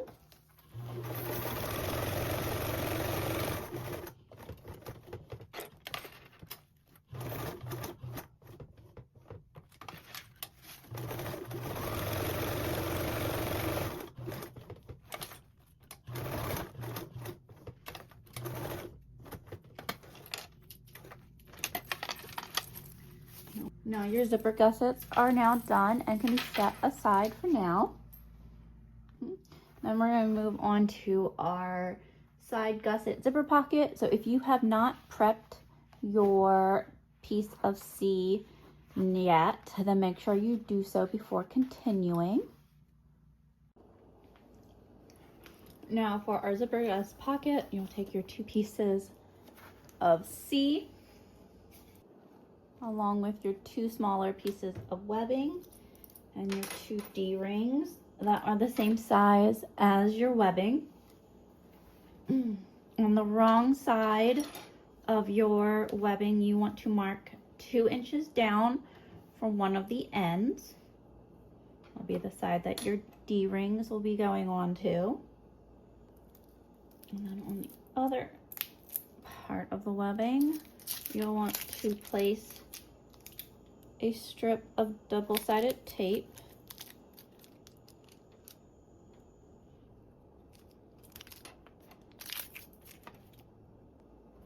just from underneath that marking on down, and then slip your D-ring on and that raw edge after we singe our ends of our webbing.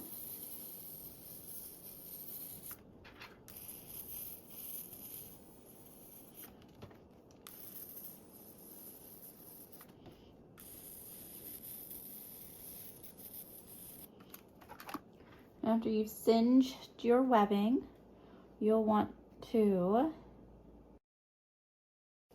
fold too much double-sided tape.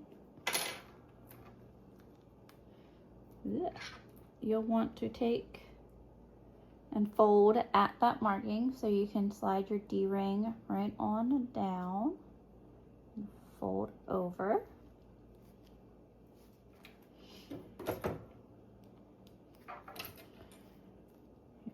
Some clips to keep in place.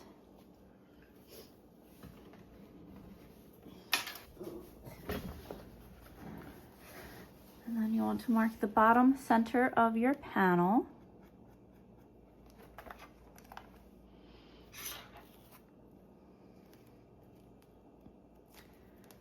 And then take the middle of your webbing and match it up.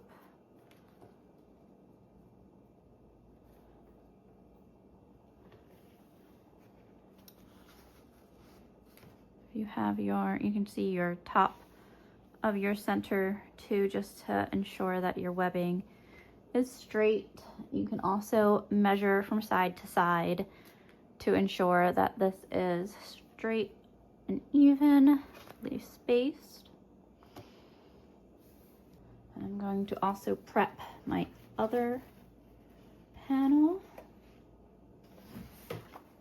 and mark that bottom center.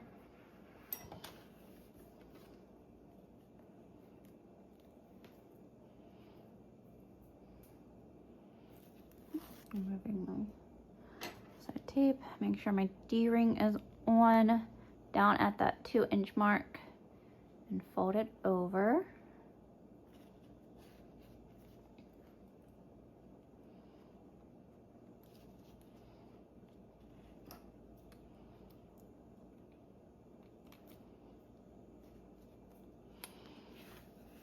And then from the center up.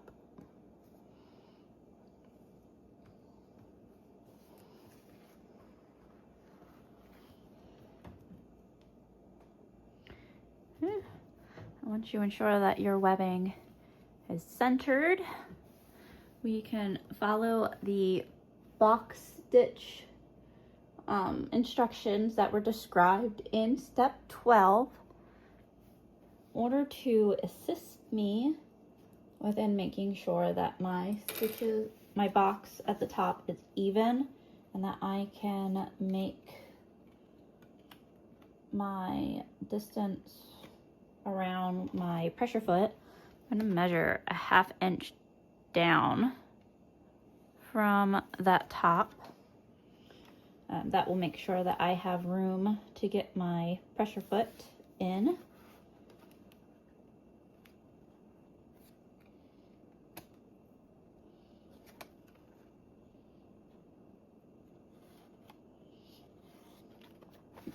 And then that will also give me a straight line for my boxed corners.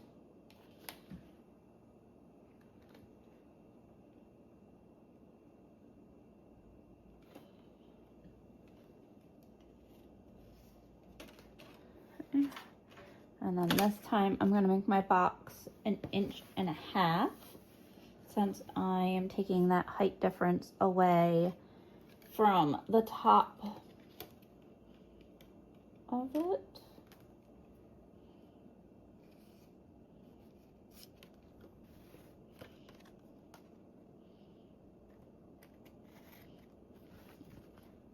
Now this will help ensure that my boxes are the same size.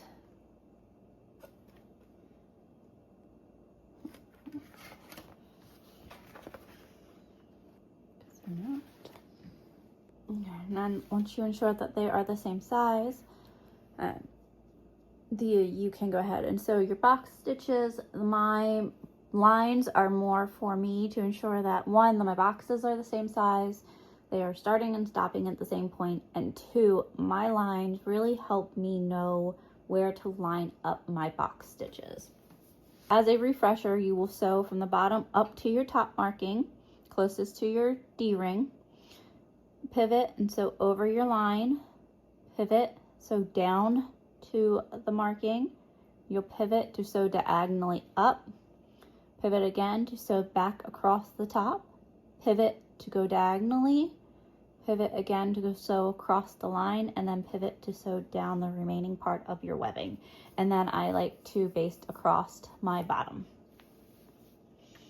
Now you're going to sew your box stitches with a 1/8 seam allowance, and this is your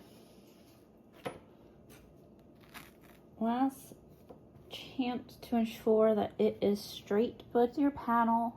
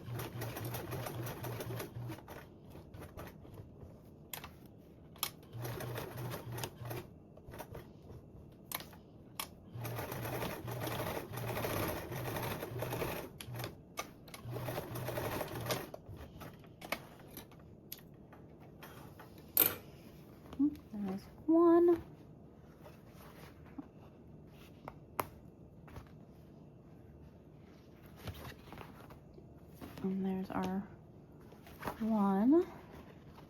Now to repeat.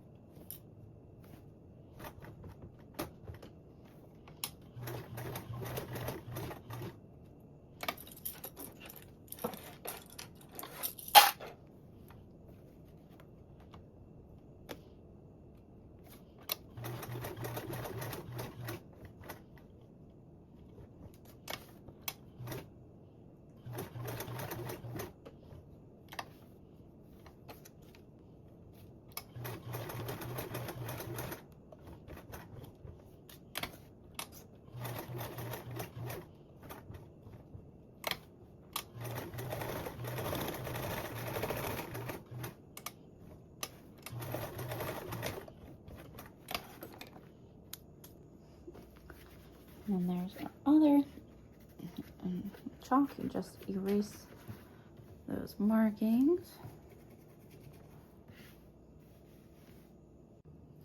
Now that you've done your box stitches on your webbing of the panels, you can slide these off to the side for a moment and grab your 2 pieces of C1 with the mesh that we attached earlier, and then your ZC zippers.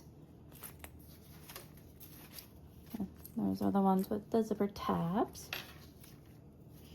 And place your zipper right side up along with your panel being right side up. I like to match the center point of my zipper along with the center point of my panel.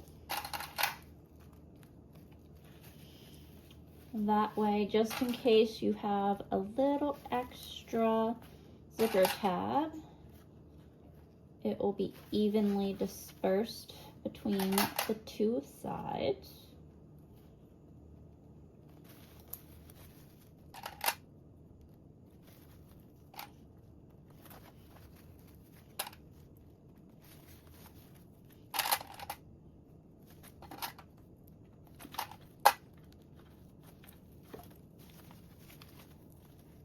But it should fit almost perfectly. There's a little bit extra eye mesh on the end.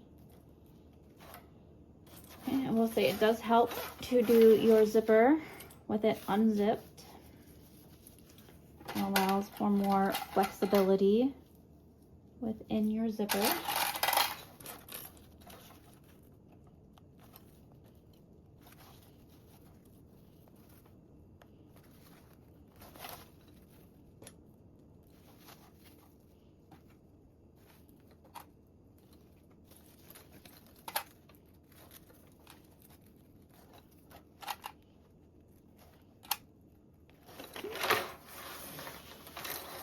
Now the other, again, matching our panel right side up and our zipper right side up. Within doing our lining first, that will allow us room to trim our exterior without trimming our zipper tape, allowing us to have a smoother curve.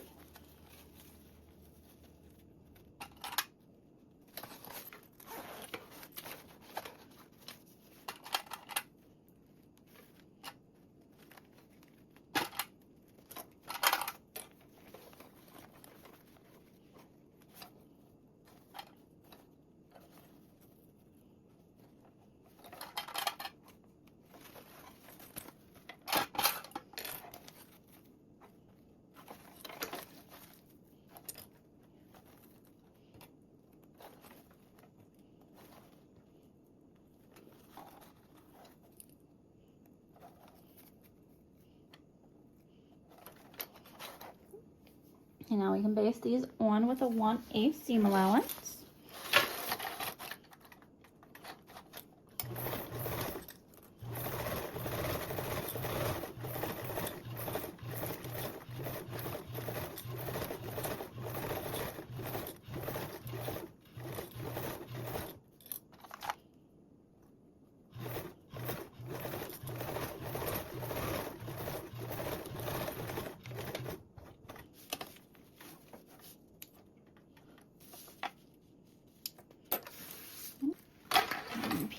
for our other panel.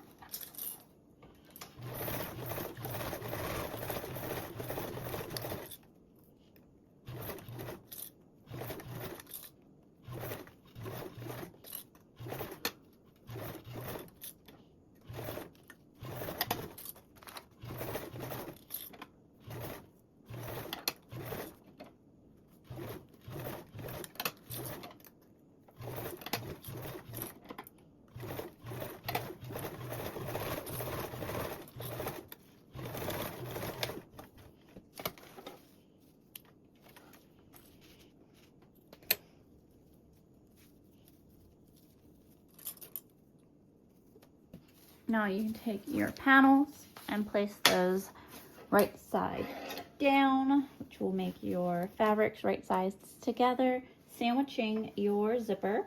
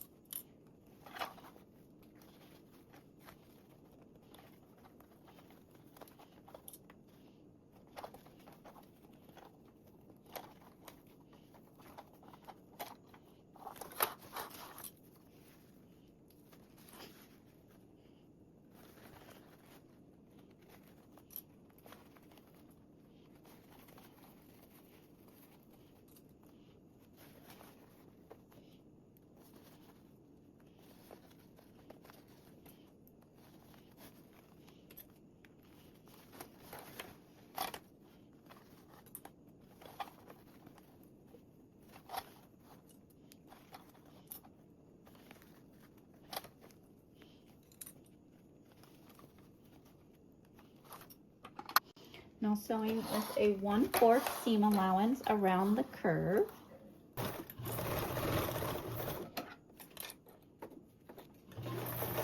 When you go to sew around the curve, just ensure that your zipper tape is laying flat and that it doesn't bunch or pucker.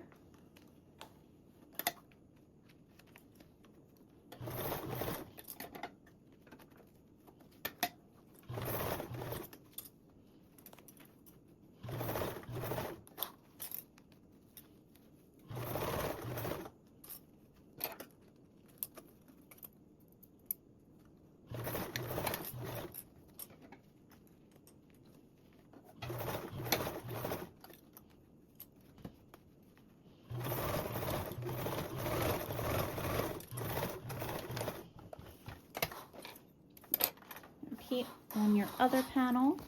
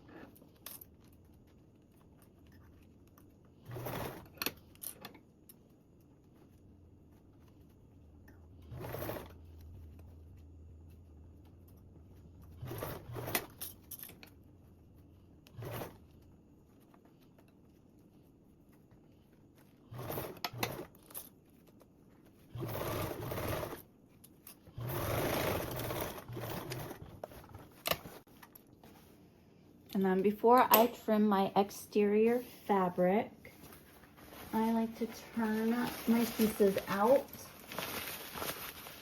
just to check my zipper tape and to ensure that I am happy with my stitches before trimming.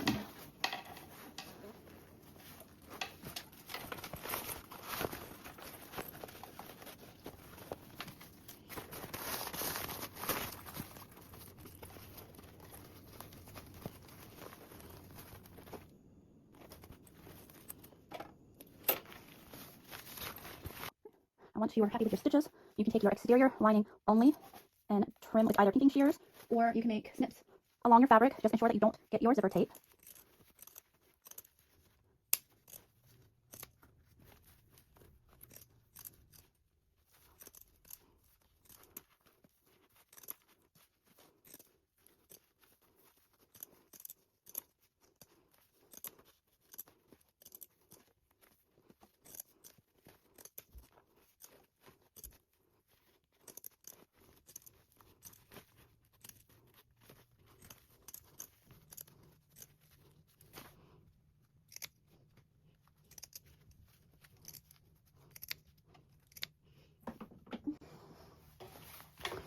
And then you'll repeat that for your other panel. Now you'll have 2 panels done that you can turn out.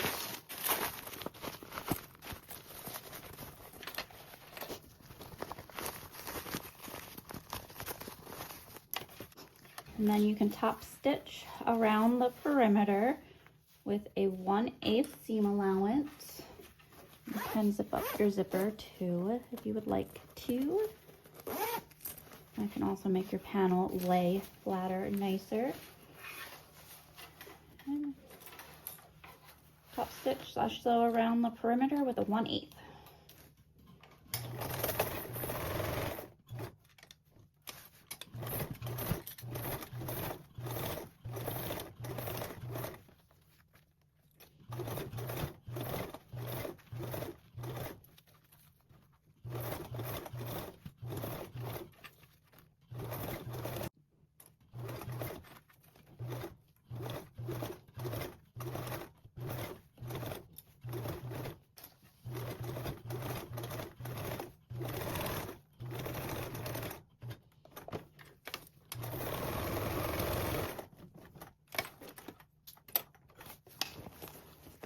And there's that one. Now repeat for your other panel.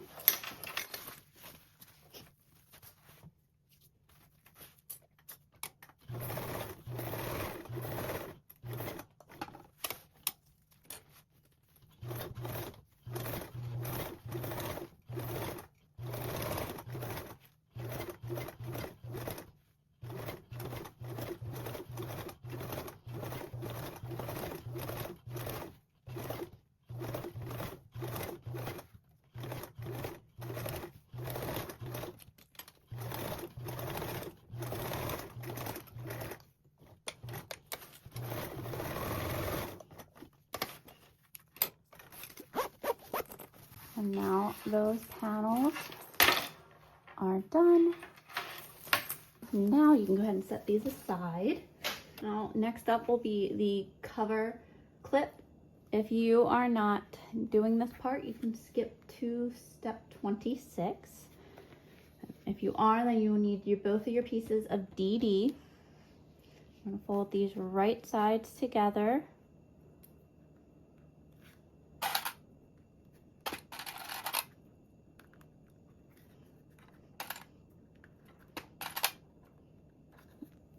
And then on one of your sides, we are going to mark a 2.5 inch birthing gap.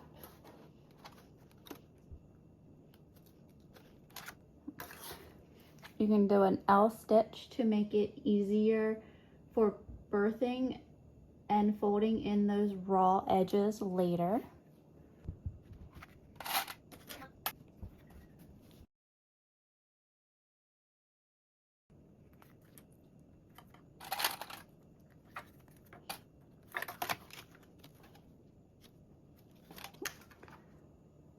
Now that I have both of these prepped, I'm going to sew around with a 1/4 seam allowance.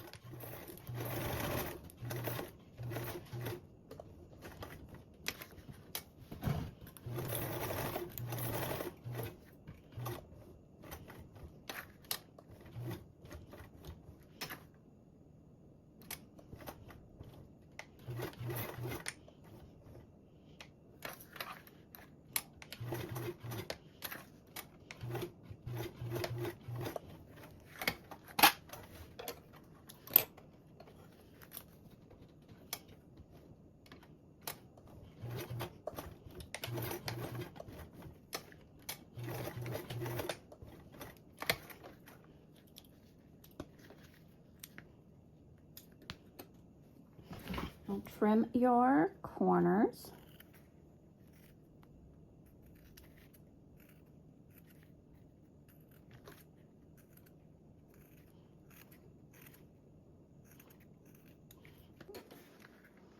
And turn through your earthing gap.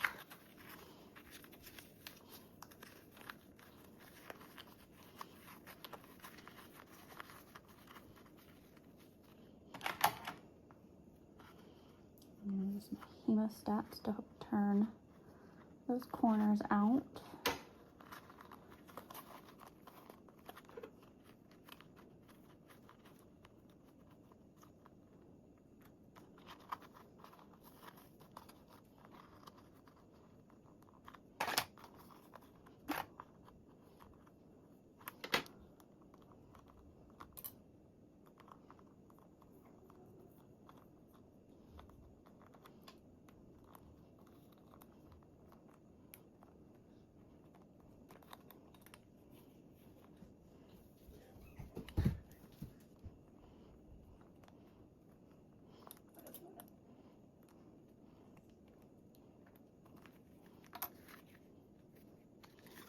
And repeat for your other.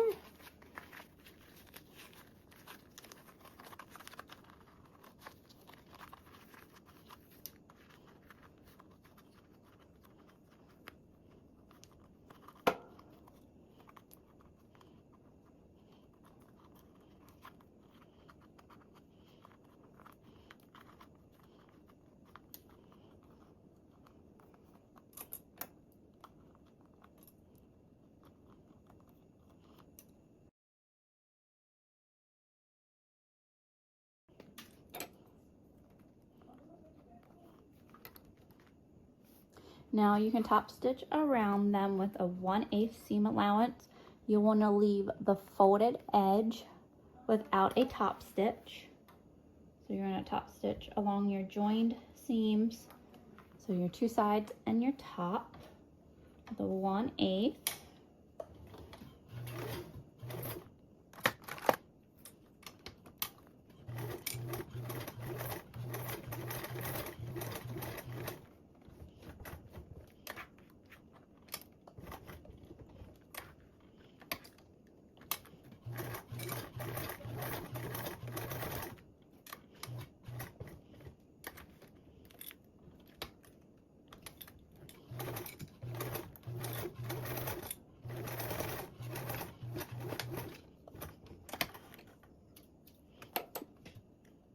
And repeat on your other one.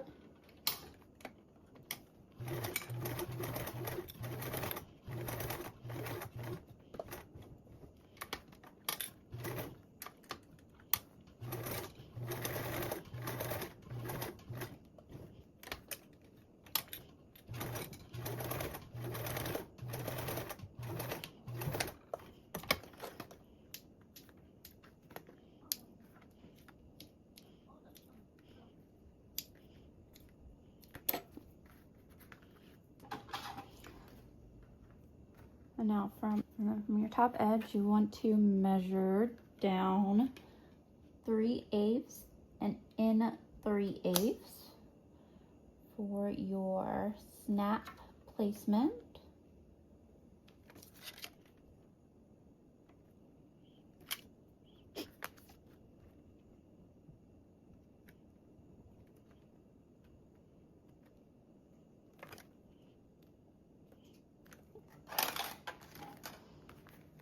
Now those are ready for snaps, and you'll place the male snap on these. The remaining part of step 24 has us finishing off our snap covers with our snaps. So you will need 4 of your studs, which are your male snaps, and then 4 covers, or 4 caps. You want to make sure that you place your cap on your side that you want to be your front.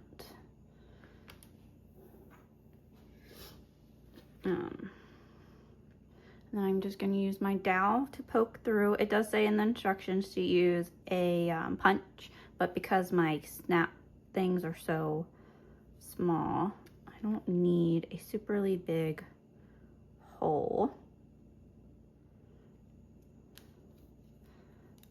And then depending on your thickness of your fabric and how much you clipped your corners, can make this part a little bit more challenging, since the thickness around that corner can play a little bit into it.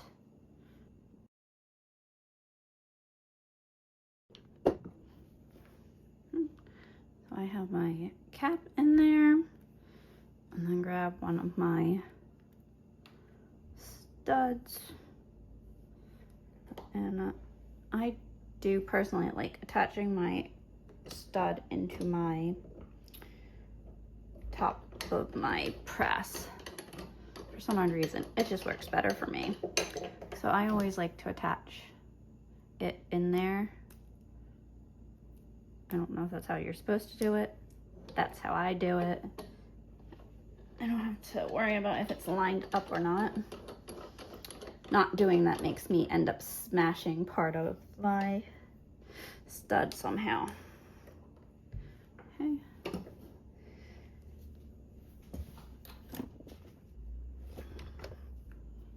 And there's that. And I'll repeat for my other 3.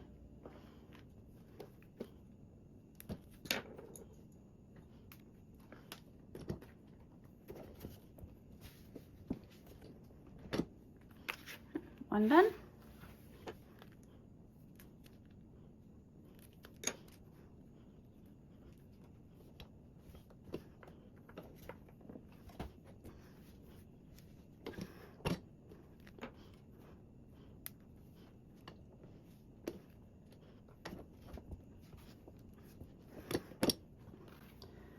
And then there are those, and they are ready to be put on our panels.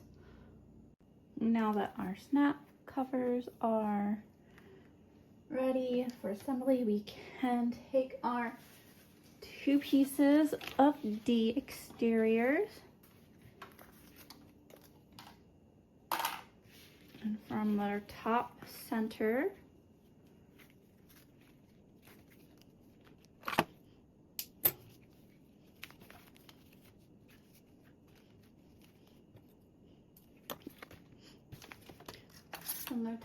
we're going to measure down 1 1/4.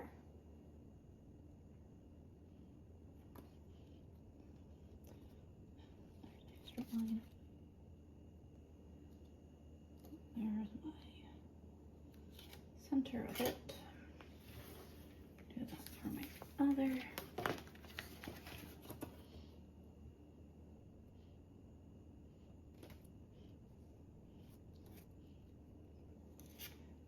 I do a line so that way I have a straight edge to make sure that my piece is going on evenly, and then I carry down my center point.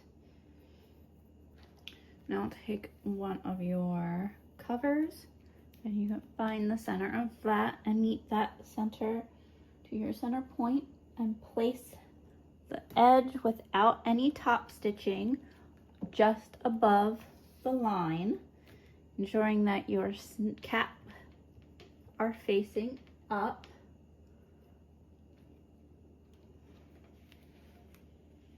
Now we can sew this in place with a 1/8 seam allowance followed by a 1/4 seam allowance.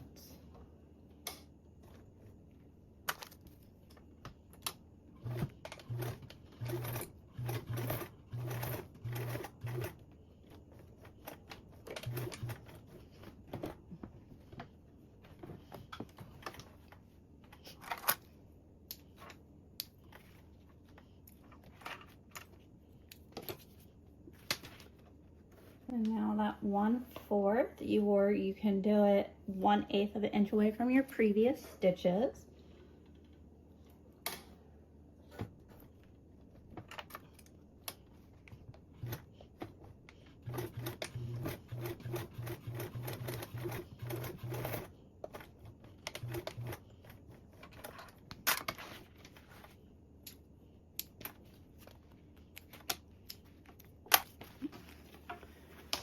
one, and now we'll repeat for our other panel.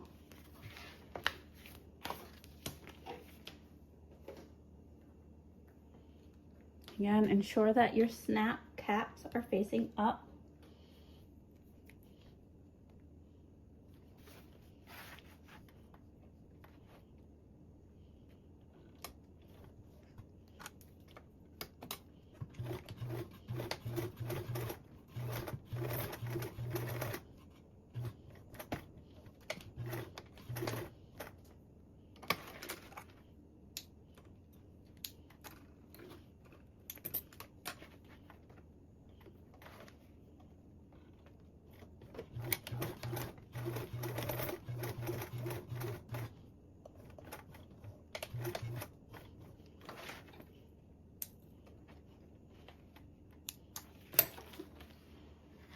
There's our other. Now that we're done with the clip covers, we can take our pieces of D1 and align them wrong sides together with our exteriors.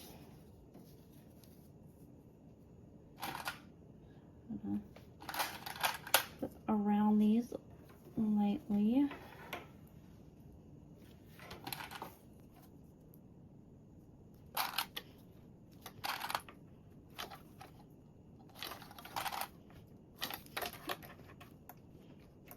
Okay, and now this step would be the same if you didn't do the clip cover. It would just be it without it. Again, for your other one, also place your fabrics wrong sides together.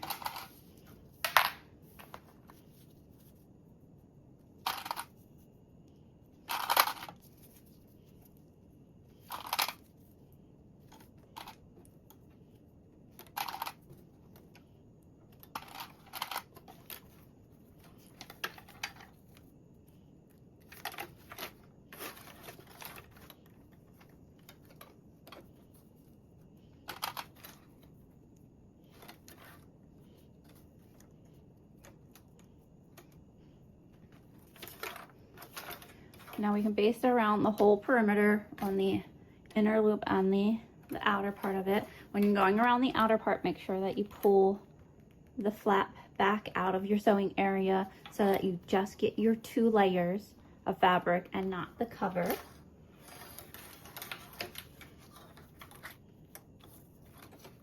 Okay. And then baste around with a 1/8 seam allowance.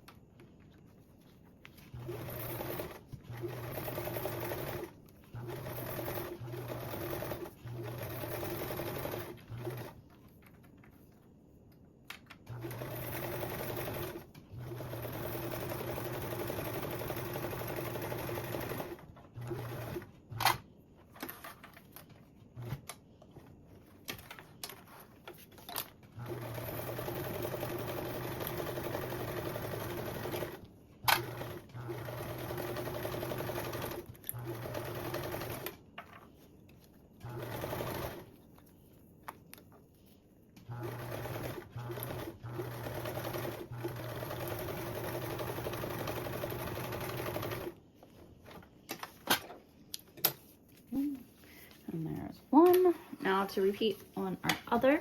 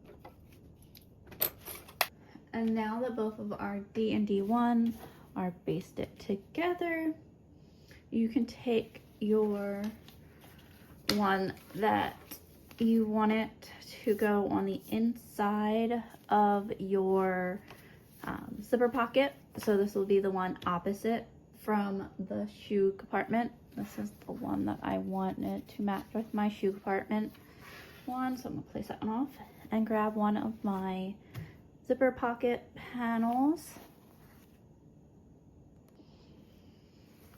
And there's our middle of our zipper. Find the middle of our panel.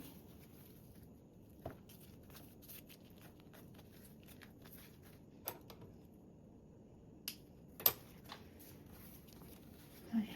Now you can place both of these right sides together, matching that center point to the center top of your zipper.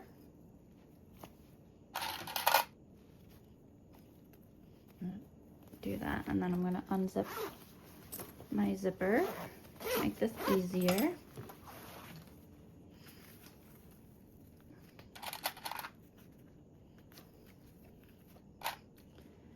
And flip around and down.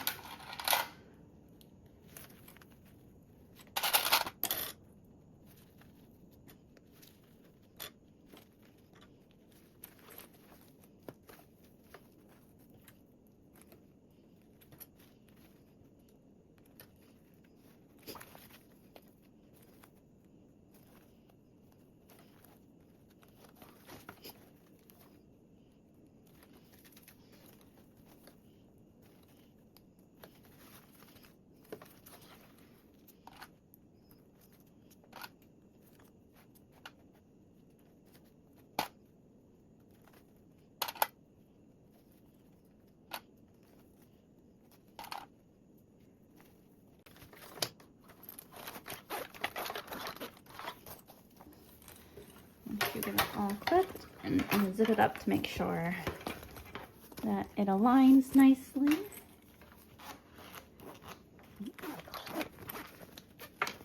Okay. And now we're going to base with a 1/8 seam allowance.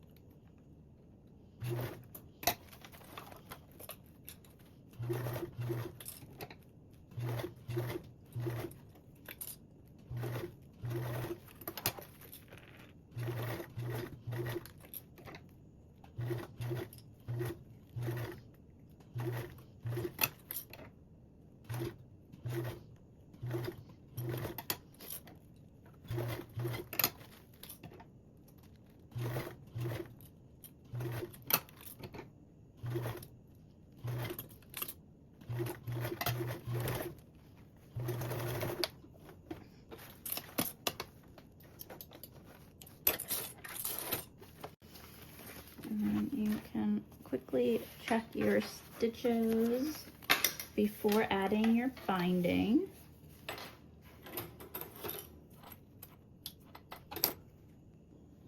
Now you can cover this edge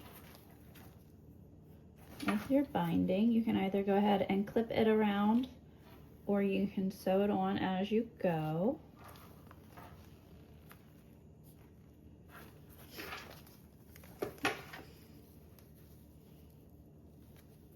You don't have to worry about that raw edge. It's folding it under because it will be going under into another seam later. Just gonna singe it so it doesn't fray.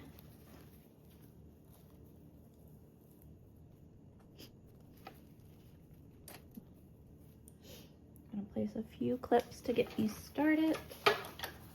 Now, this time sewing with a 1/4 seam allowance.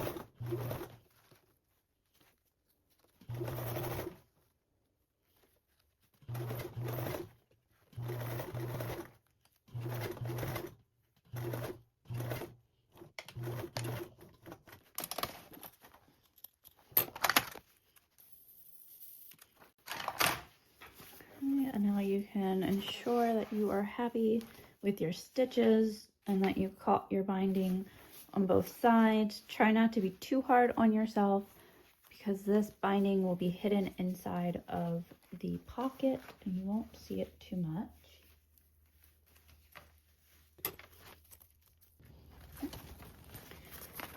Once you've checked that you are happy with your stitches, and zip it up to and double check. You'll take your 2 side gusset linings with mesh pockets that we made earlier and place those wrong sides together.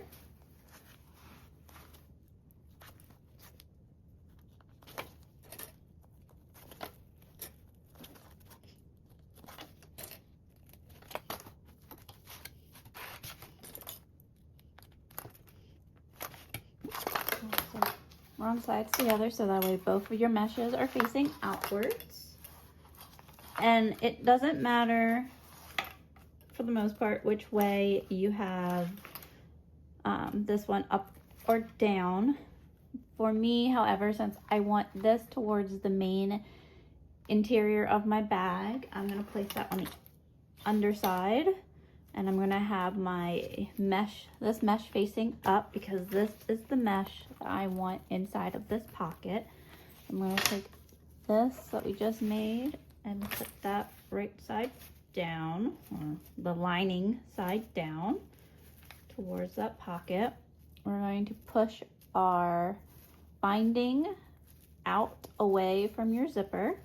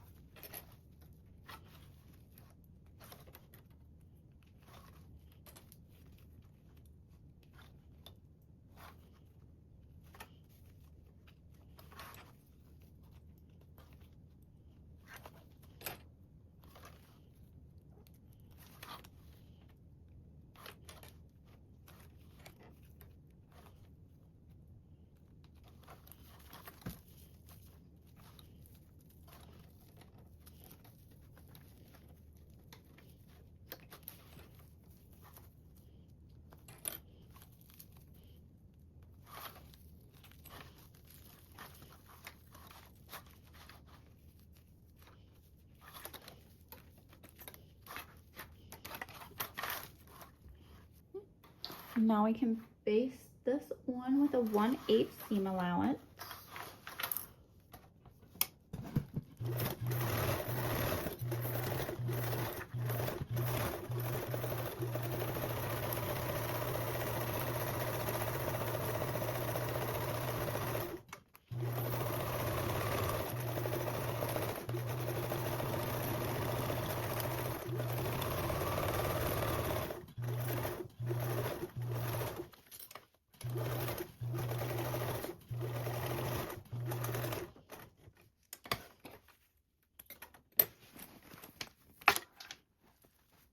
for that. And open it up. Check your pockets.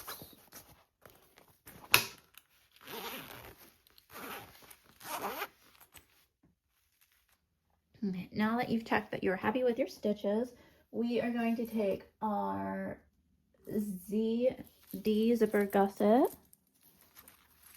the big base, and find the center of your gusset along with the center top of your zipper tape, marking these centers on both sides of your zipper tape is very, very important, especially because on the one side you're going to want to cut the zipper eventually. So having that center marking is very important. You are also going to want to find the bottom center of your panel, which should be in the middle of that webbing, and also the center top of your panel, just in case it you didn't hard mark it. You just want to make sure that that marking's still there. And now you can place your zipper gusset right sides together with the bottom edge matching those center points. And then taking your zipper and placing that right side down towards that center point. Now, if you have a clip cover, it's helpful to unzip your pocket and stick your cover down into it. And depending if you have 1 or 2 zippers on your thing, I only one, so I'm going to take a clip and clip it just to help keep that secure in there. Now we can unzip our zipper.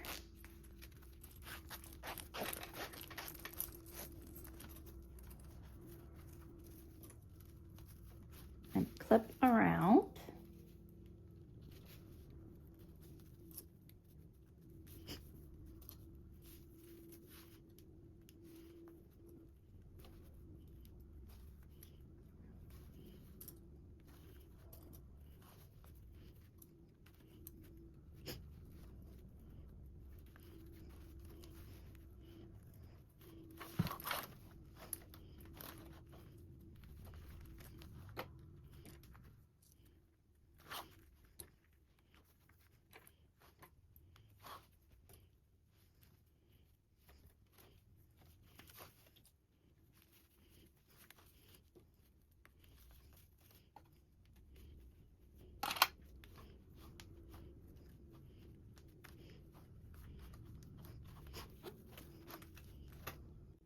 Now that you have your zipper clipped on, we can baste around with a 1/8 seam allowance.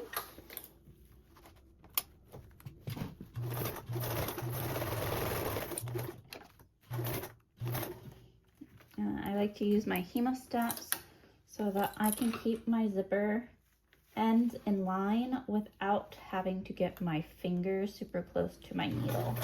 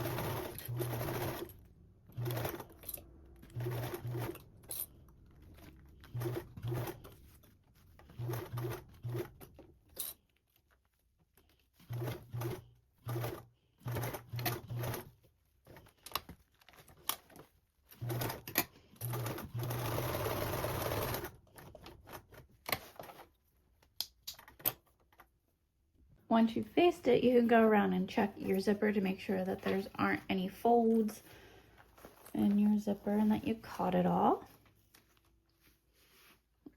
Now you can go ahead and attach your binding, starting in the bottom center.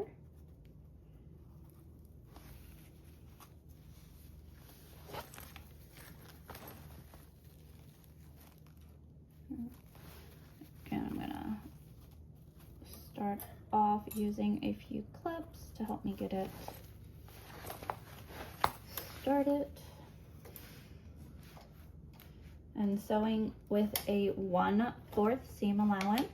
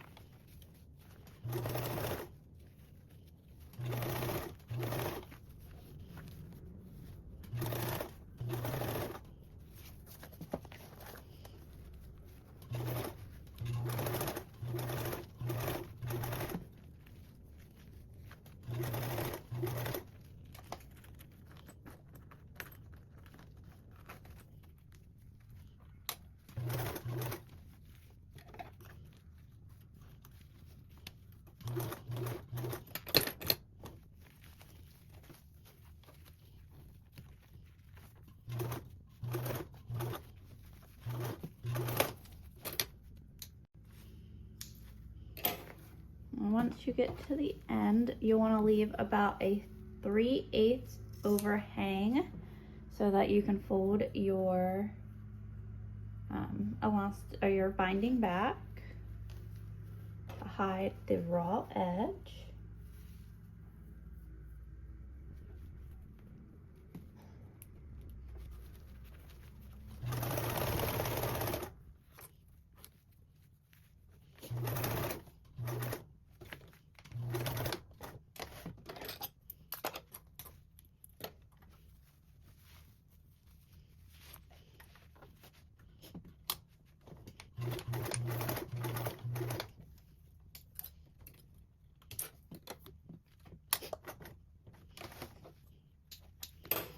And then check to make sure that you are happy with your stitches and that you caught all your binding.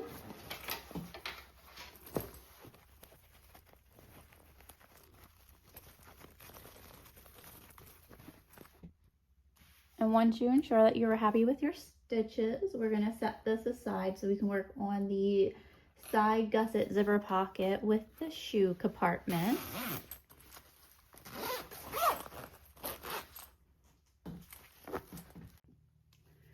Now moving on to connecting our shoe compartment to our side panels. You'll need your remaining upper part of your gusset, your shoe compartment, and your other panel, along with your remaining zipper gusset. You'll mark your centers of your zipper gusset.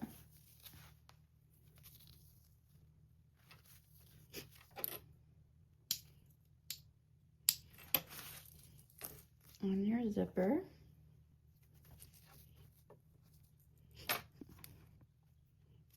It is very important to make sure that you get your marks on both sides of your zipper and that it's a nice strong mark, because later in step 33, you're going to really, those marks are going to be important.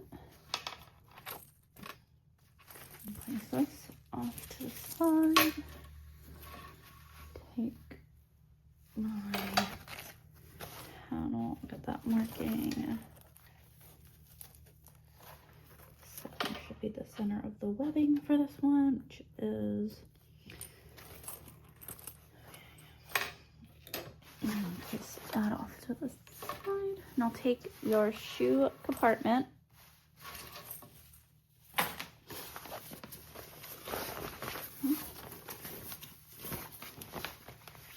and with your shoe compartment lining right side up, so looking into it, and your panel also right side up, you can slip one inside and match up your center point to your center point of your shoe compartment, which my bottom center marking was the one with my seam.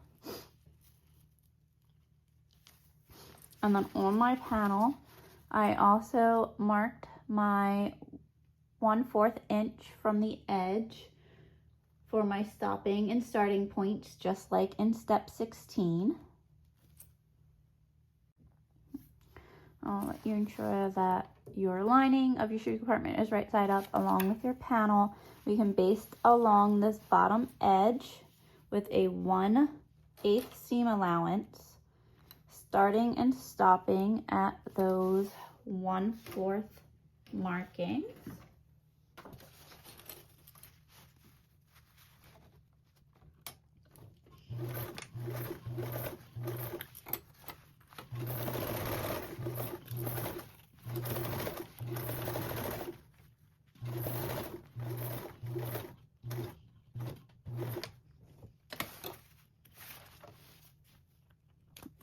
Now I did do a little back tack, just a single one at the start and the stop, just to help hold those basting stitches in place.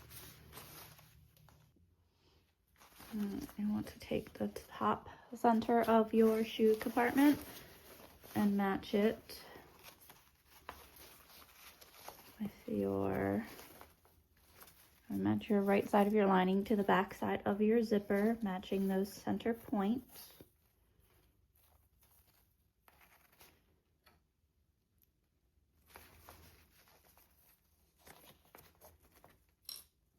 And then you can work around your zipper. It helps a lot to undo the zipper. Lay your panel inside of your shoe compartment.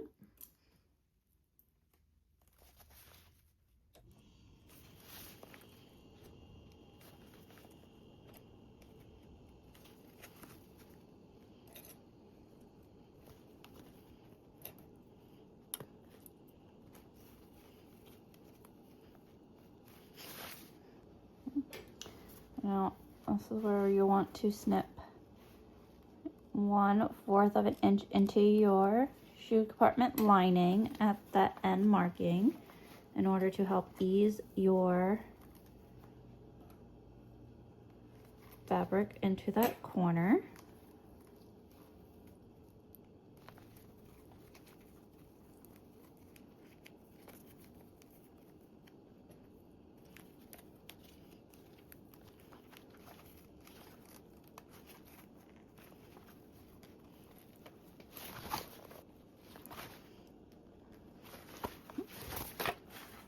There's that one. And I'm gonna snip it at that marking first this time, just so you can see the way of doing it each way. And then again, work down my zipper.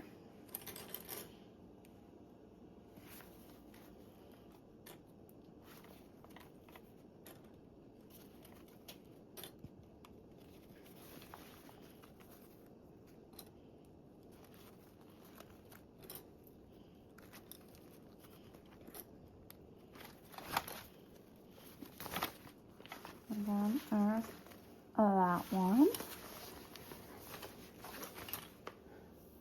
Now once you got this clipped on, make sure that your right side of your pocket or your lining from the inside of your thing has the zipper tape right side up too. We're going to baste around with a 1/8 seam allowance. Again, starting and stopping at that 1/4 marking.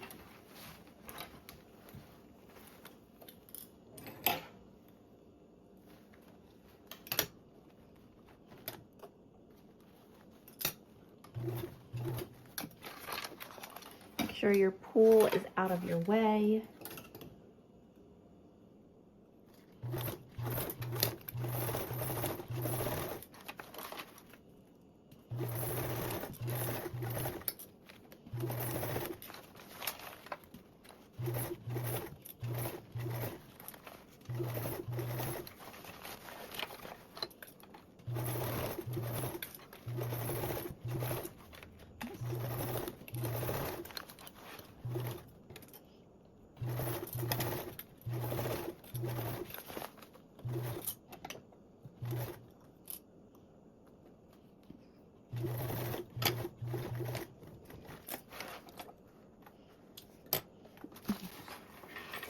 That. And then those corners will be covered with your binding. Now you can repeat step 27 with the remaining side gusset top exterior. Now, again, finding those center points of the inner arch.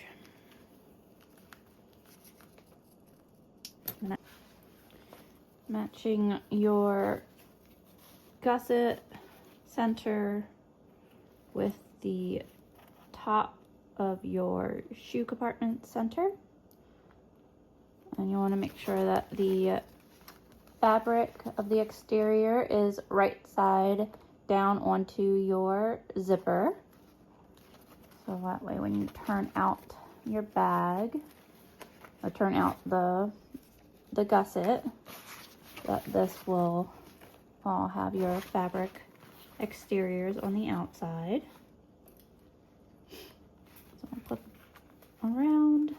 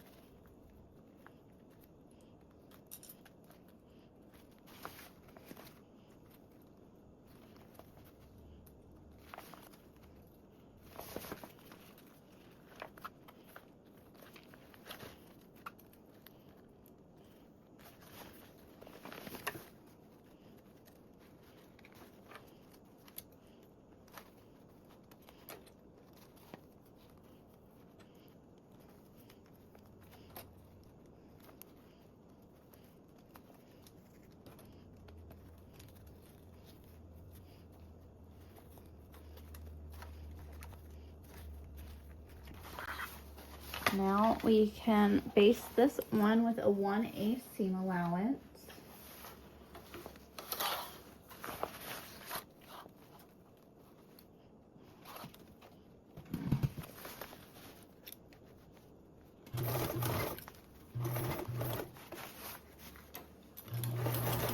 As you're sewing around, you just want to make sure that your shoe compartment lining does not get caught underneath your sewing area and pleats.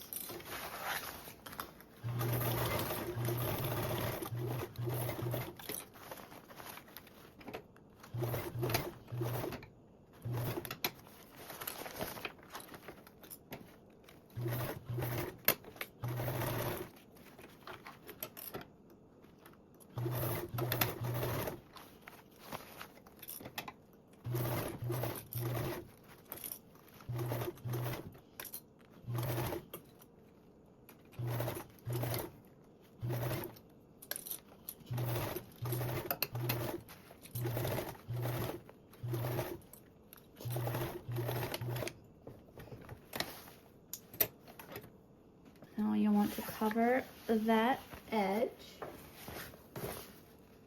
with binding.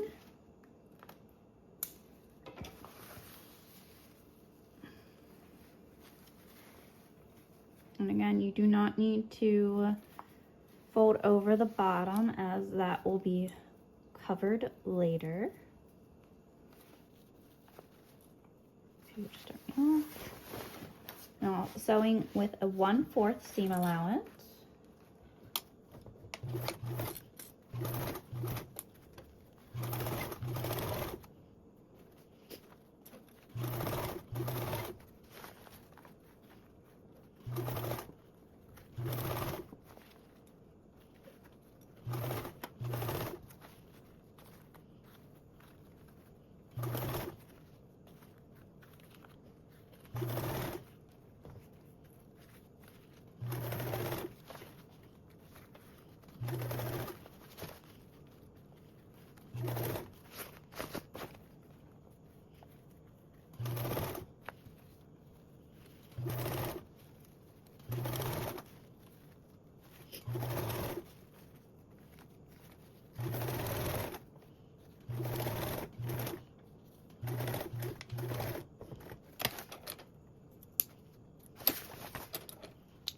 And ensure that you are happy with your stitches and that you caught your binding on both sides.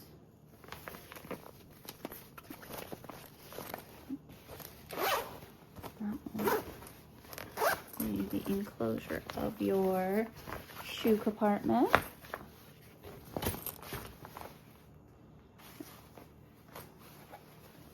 And then your shoe compartment in the back.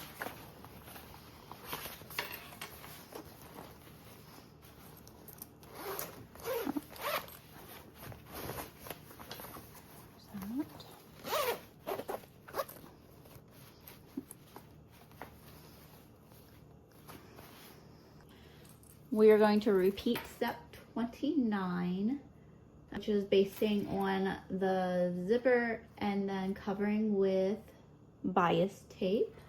If you are doing the snap cover, you'll want to close it into your pocket like we did on the other panel to help keep it out of the way. And that's our center point of gusset to panel,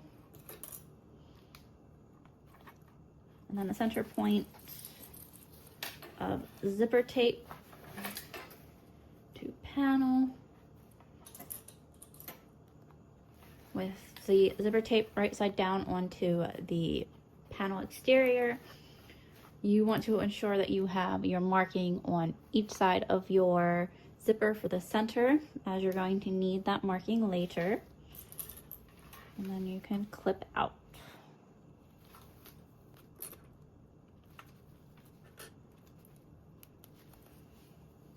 And again, push that binding out.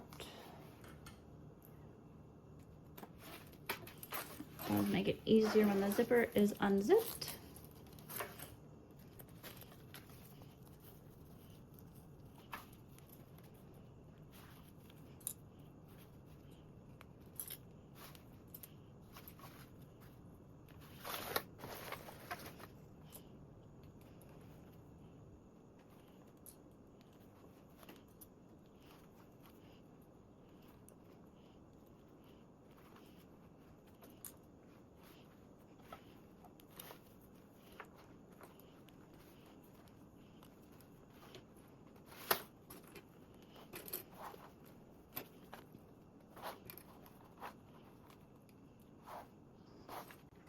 Out that binding so it pushes away from your zipper tape.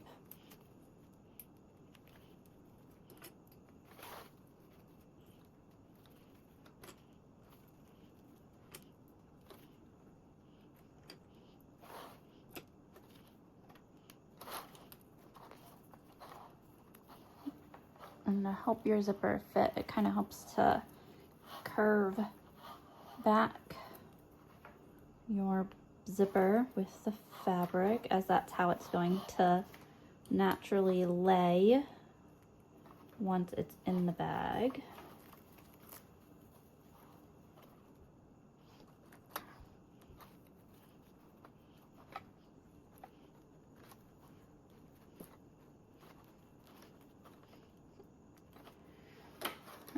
Once you get your zipper clipped on, we can baste around with a 1/8 seam allowance, ensuring that your shoe compartment stays out of the way.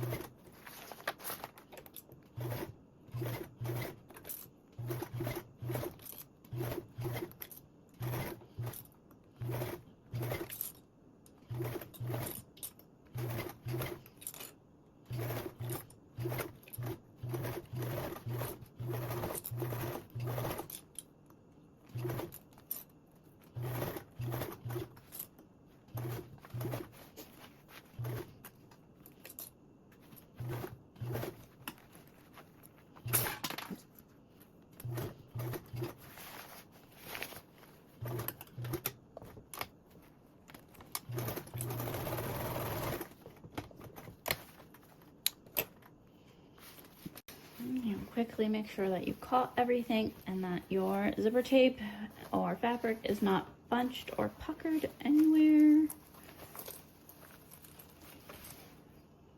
Okay. Now you can cover that edge starting from that bottom center with your binding. And then sew around with a 1/4 seam allowance.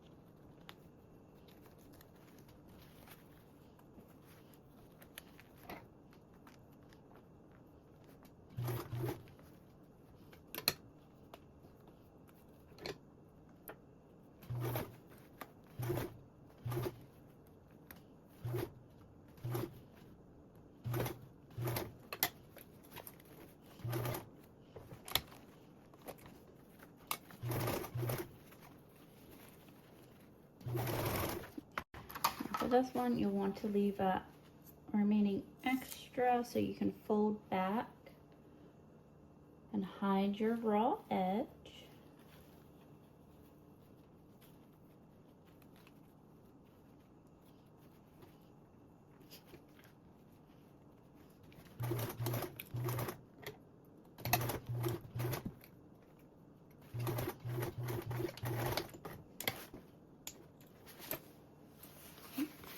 And make sure that you caught all of your binding and that you are happy with your stitches.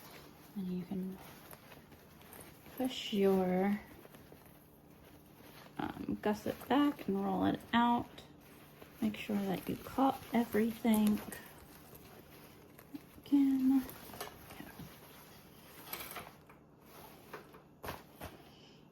And now your side gusset panel with zipper pocket and the shoe compartment is done.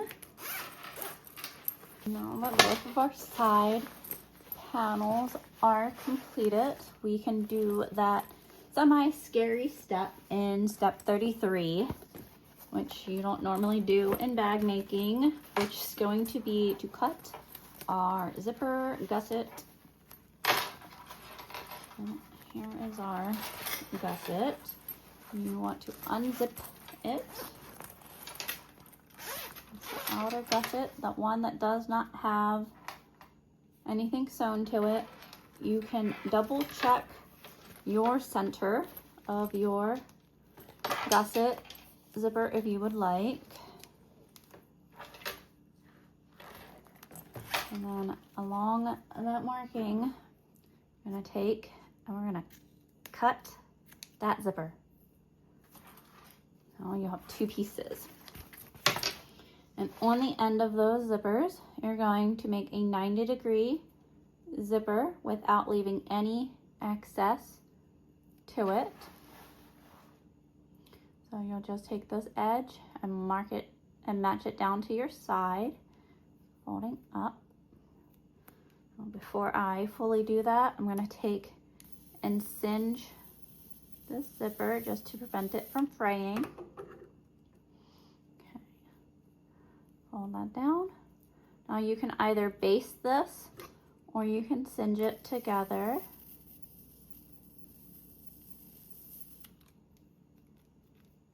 There's that. And repeat on the other side. Singe the edge before I fold, just to give that zipper some extra security.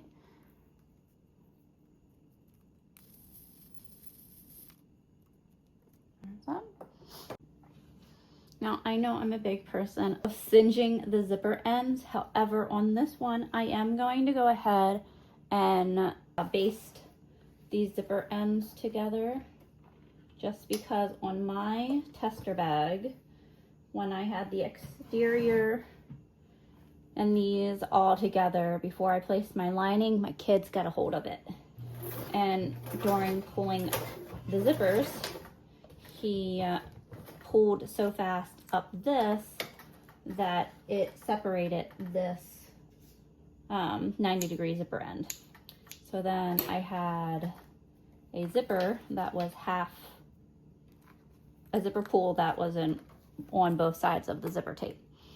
So to give these ends just a little extra security to prevent that from happening, I now baste these on this particular 90-degree end.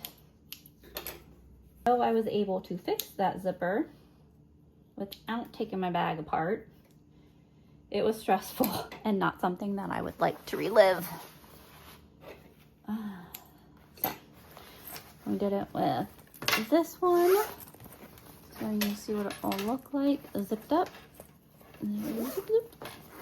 So, but that's what that will look like. And then if you did your clip cover, that will be covering over that gap. Now to repeat that on this panel. Again, unzip your zipper.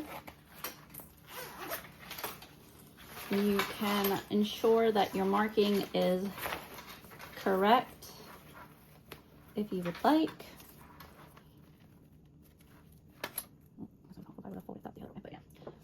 So there's a marking, and again, cutting on that zipper that was not sewn onto, and then singeing your ends to prevent from fraying. And then you'll make your 90-degree zipper ends again without leaving any extra on your zipper hang.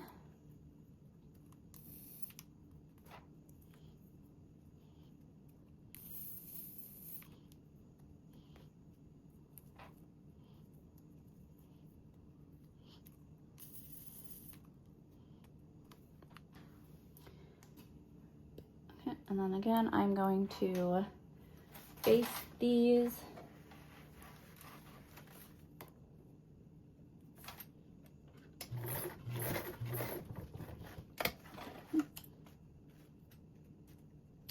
There's one, and now the other.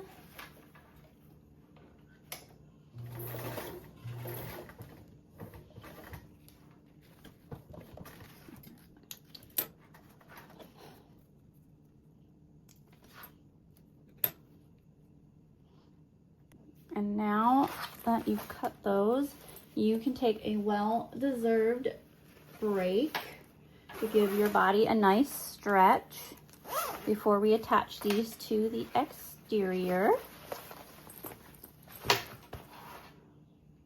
Come back from your break if you took one. Now this is the part where you will really want to clear off your sewing area if you haven't done so already and have that extra space, as this is where a good amount of the weight and a lot of fabric maneuvering comes into play. We're going to take our side compartment without our shoe compartment on it first, along with our exterior. Unzip our exterior and open that up.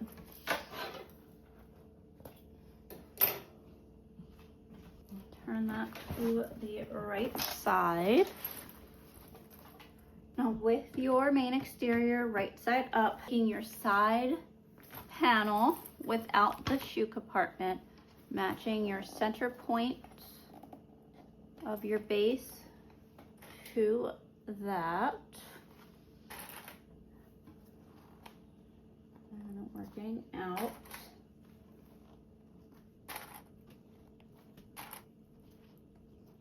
And then unzipping the zipper so we can attach our zipper tape to the side of our make.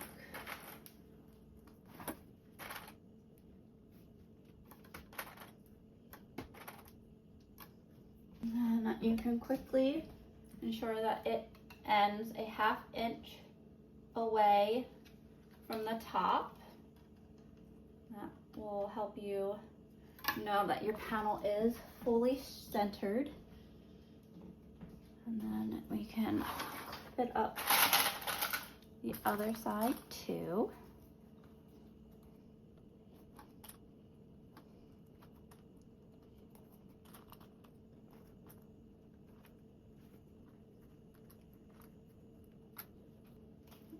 And then you can ensure that that one also ends at 1/2 inch from the end. And now we can baste this zipper on, and zipper with panel on with a 1/8 seam allowance. I'm going to roll this part of my panel to help me balance it. If you want, you can get a chair to help you balance the side that is closest to you. Again, I'm going to baste this on with a 1/8 seam allowance.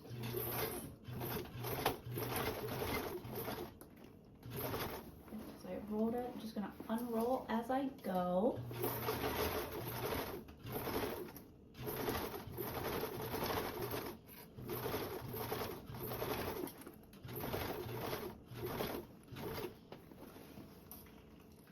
Now when you get to where your zippers are, make sure that your zipper pulls are up out of your way.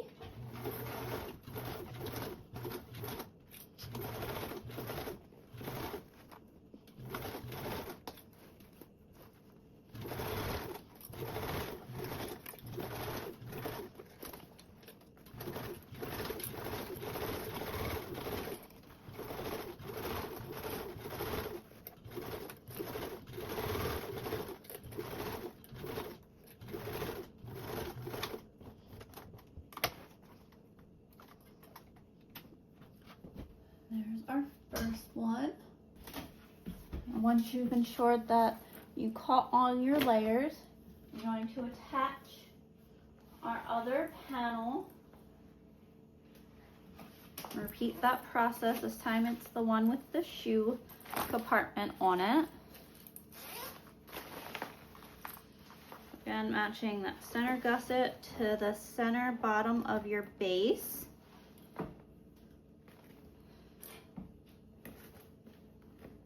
And then working your way out.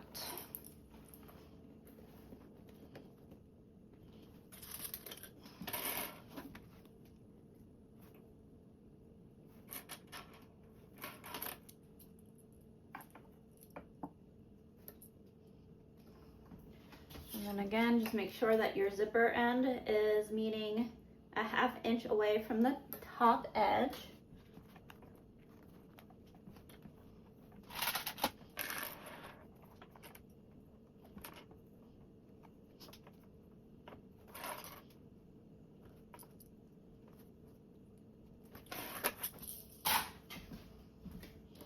And then it's the same for this.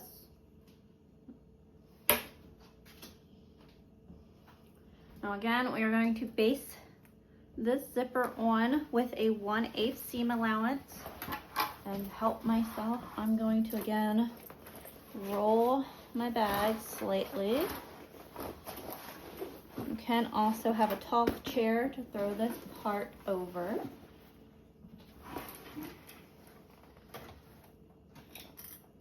Again, 1/8. Now, if you have a hard time keeping your zipper in place because of that 90-degree angle, you can always start lower and then back tack up to keep that at that 1.5 inch marking. Drop down. And then you can just continue to baste with a 1/8.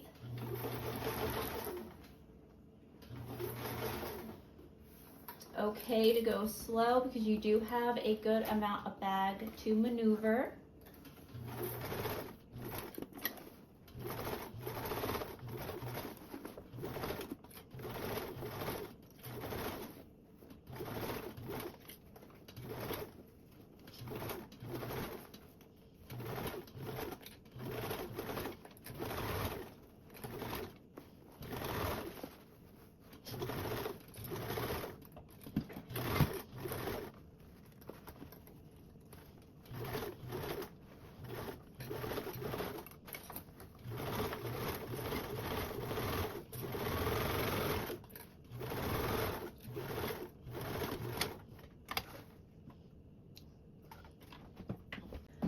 Now your exterior is finished and ready for final assembly.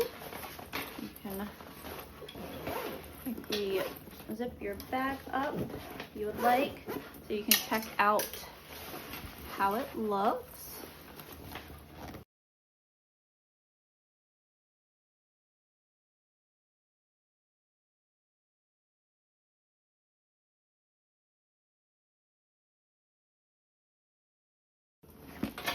There is the exterior.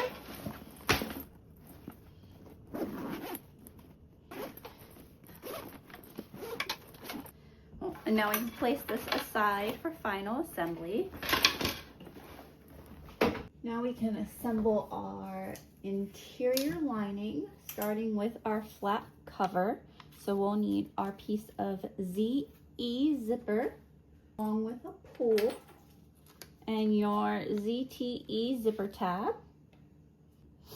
You take your zipper tab and cut into 4 even pieces.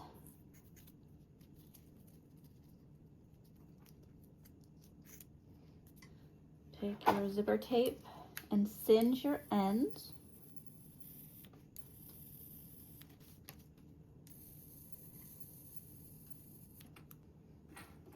And then you can slide on your pull.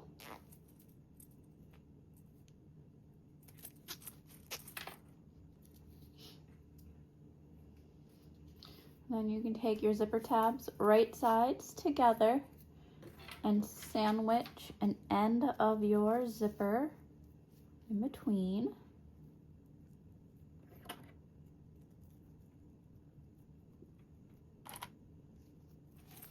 Repeat on the other side and sandwich with right sides together in between your zipper tape.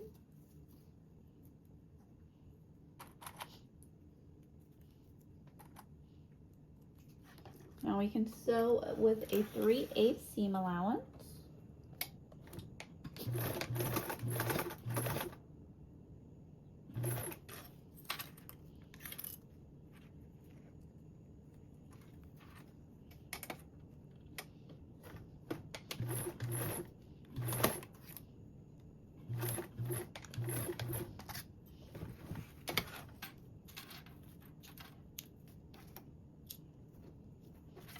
And you can turn your zipper tabs right side out and sew around the perimeter with a 1/8 seam allowance.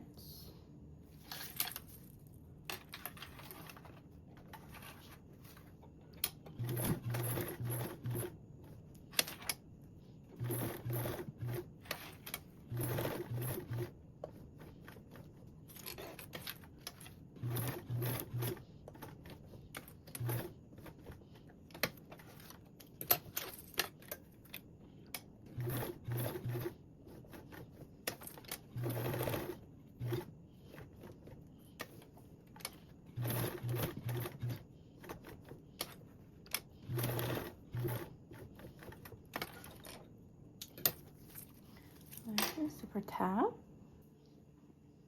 And now our zipper for our flap cover is done. We need to grab one of your pieces, E1, which is one of your flap cover pieces, and you're going to cut 2 inches from the top. What you do, your piece will look like this. And then with your fabric right side up, you're going to take your zipper and place it right side down. I'm actually going to find the center point of my zipper. Just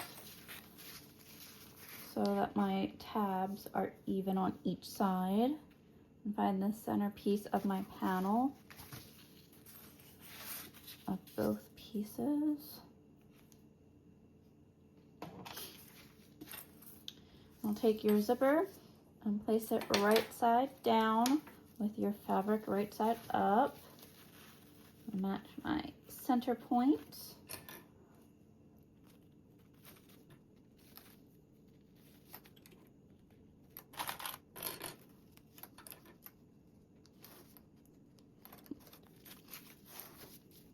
Now we can sew with a 1/4 seam allowance.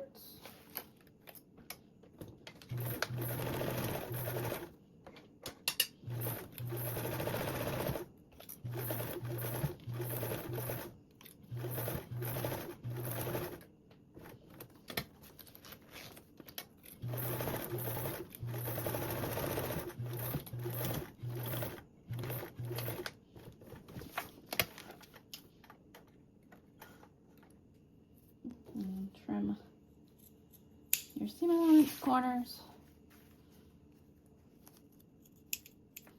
And then you can turn your zipper to face up, pressing that seam down.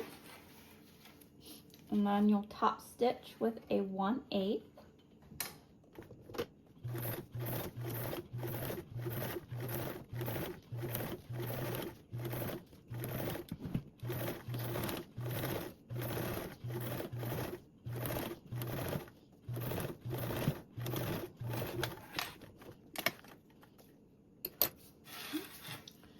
That's the bottom half.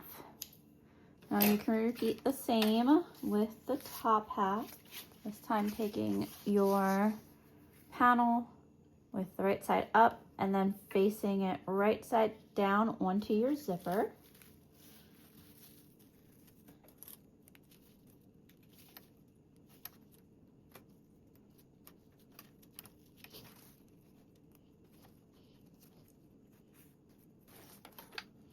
And then again, sew with a 1/4 seam allowance.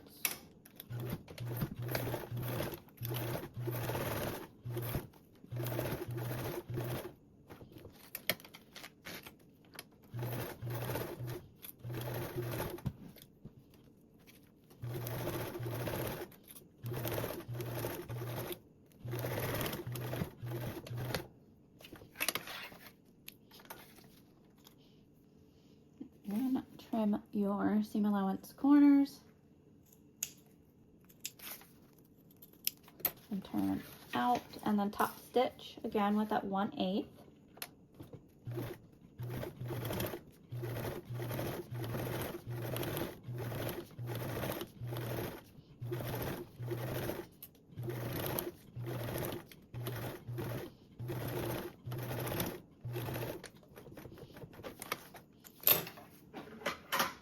And now you can go in and trim any extra zipper tab if there is any.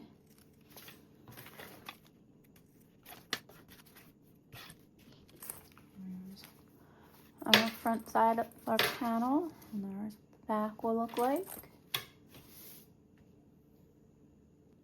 Now we can set this aside for a moment and grab our other piece of E1 lining along with our Velcro.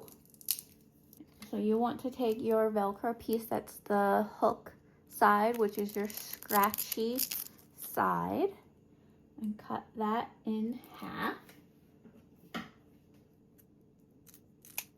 Once your pieces are cut in half, you can attach double-sided tape to the middle back of them.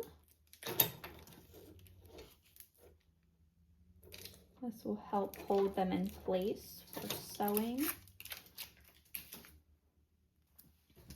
So again, making sure that you're taking your hook side and on the right side of your fabric, so with your fabric right side up, you'll want to measure from the bottom up 1 1/8 inch, and then from your side over 3 1/4 inch.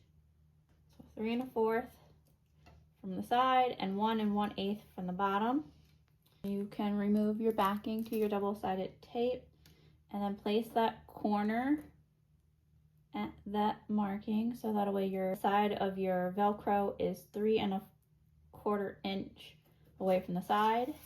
And then I like to take my ruler over and make sure that the height of that 1 1/8 is carried out all the way through the Velcro piece, so that I can ensure that it is straight.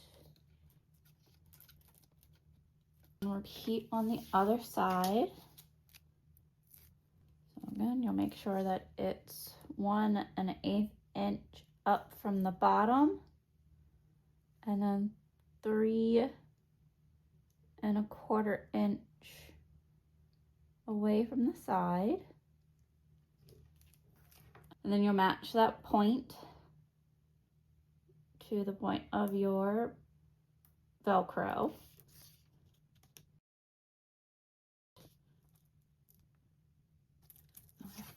And there are those, and now they can be sewn on with a 1/8 seam allowance. You sew around the perimeter with a 1/8.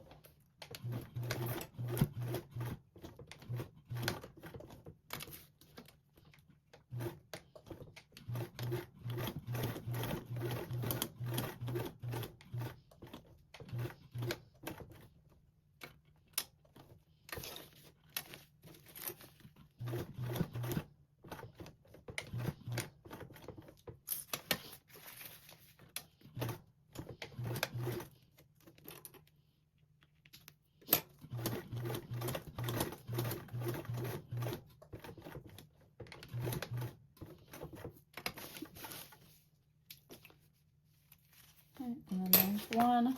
I did stick with my black stitches since that's what I'm using throughout my whole bag for you to be able to see it better during the video. However, I do recommend using a stitch that matches your Velcro, at least on the Velcro side, so that it is less noticeable. Because with the scratchy part of the Velcro, they don't always seem to be the prettiest of stitches.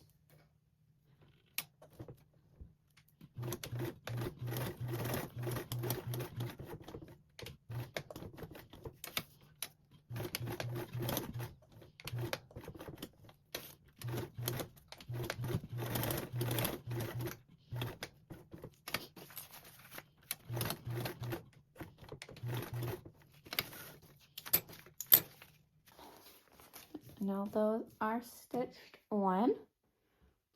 Go ahead and then grab our front piece and lay that right sides down. So you'll have right sides together with the Velcro towards the bottom part and your zipper towards the top. If you have a zipper that is difficult to open from the back side, you can go ahead and unzip your zipper now. But you'll want to clip around the whole perimeter, because once this is sewn, we're going to turn it out through that zipper.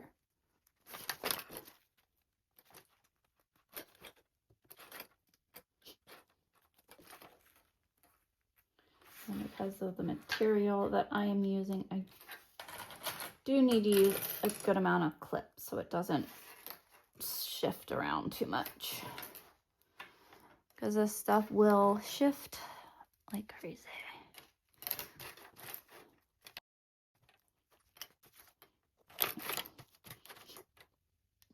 Now we're going to sew around this with a 1/8 seam allowance.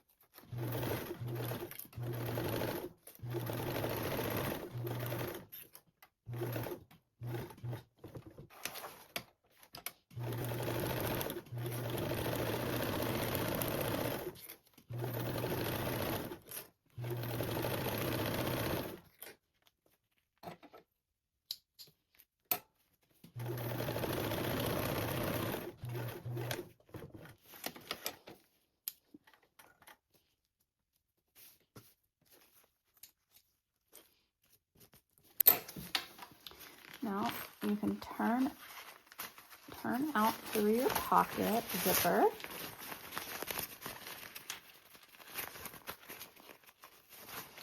And make sure that you caught all your layers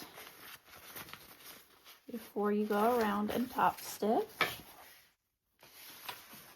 Just going to use my hemostat real quick to help poke out those corners.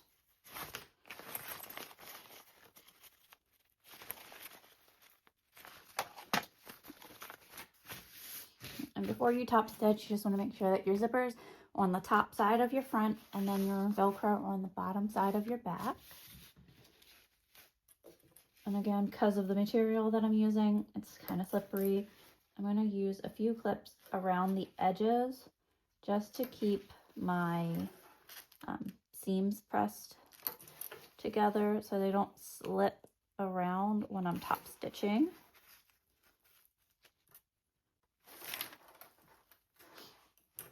Depending on your materials, you could give this a little press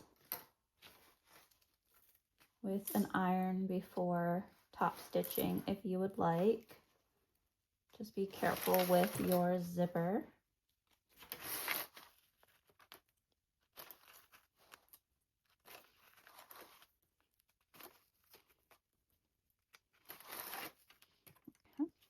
The top stitching for this is a little unique, as we're going to top stitch with a 1/8 across the top, and then along our two sides and the bottom will be a 1/4 seam allowance. That will enclose our raw edge of our fabric. Our raw edge of the top will be enclosed later when we do our top stitching towards the panel.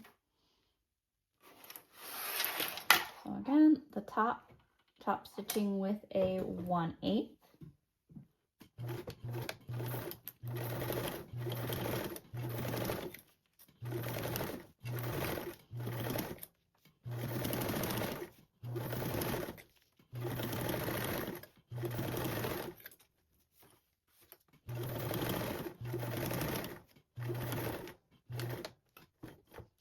And now top stitch along the remaining three sides with a 1/4.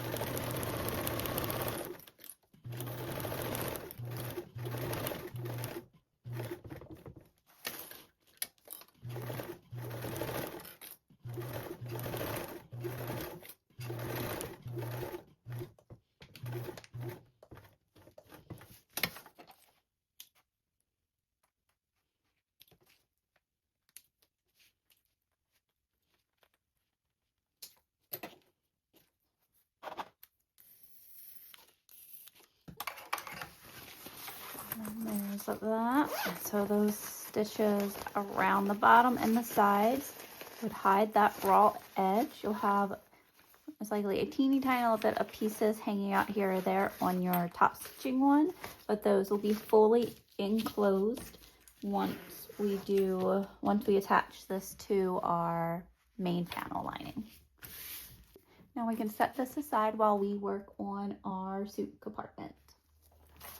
Now for your suit compartment, you will need to take your zipper ZF, which is the last of our zippers, with a pull, and singe the edge of your zipper tape.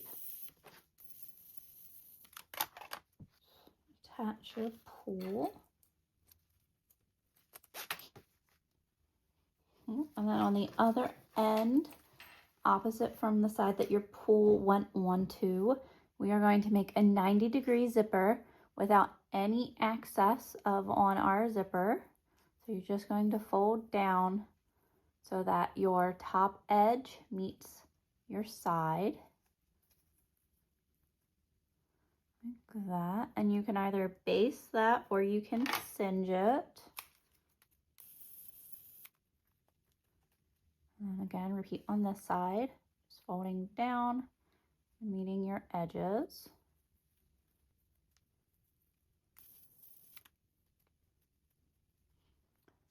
So there's our 90-degree zipper for our suit compartment.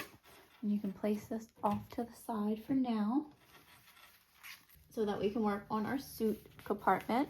So you'll need 2 pieces of F, which those are the pretty skinny, really long pieces. And with them facing right side up, we're going to place our Velcro on them. I'm going to set one aside for right now, so I can grab my remaining piece of Velcro, which is our loops, which is that soft, fuzzy side, and cut it in half. And then place double-sided tape on the back side of them. Oh, look at that. That was just nearly the perfect amount of double-sided tape. Okay.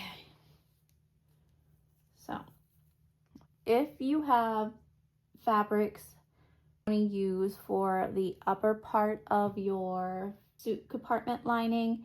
So the part that you would see when you open up your bag, you'll want to use those two pieces. All mine for this one are the same. So it doesn't matter which one I grab. It just matters that they're right side up. I'm going to remove the backing of my double-sided tape off my Velcro. And I'm going to measure down that 1 1/8 inch and over the 3 1/4. Now you'll want to do that from your edge that you'll have your zipper. So my zipper is going to go on this side. My other panel is going to come over here. So you measure down the 1 1/8 over the 3 1/4. Place the corner of your Velcro there. And just so I make sure that my Velcro runs across straight, I'm going to measure across 1 1/8 just to make sure it's even. That one. This one aside. Now I can prep my other piece. So again, with it right side up, taking the backing off of my Velcro at your top edge, that's going to have the zipper. So this would be my zipper side this time. I'm going to measure down the 1 1/8 and in the 3 1/4. Place the tip of my Velcro at that marking. And then measure across the bottom.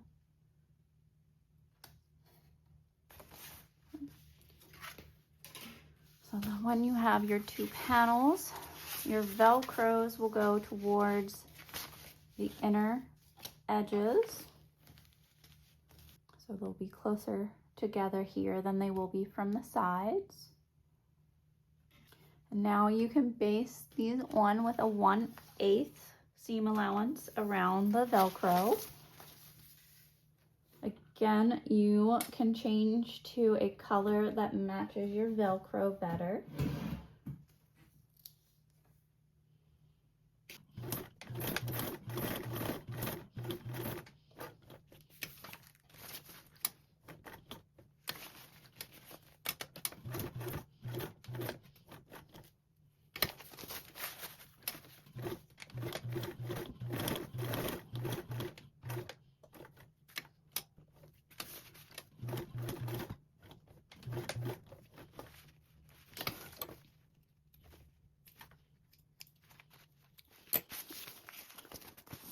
There's that one. And now repeat for your other panel.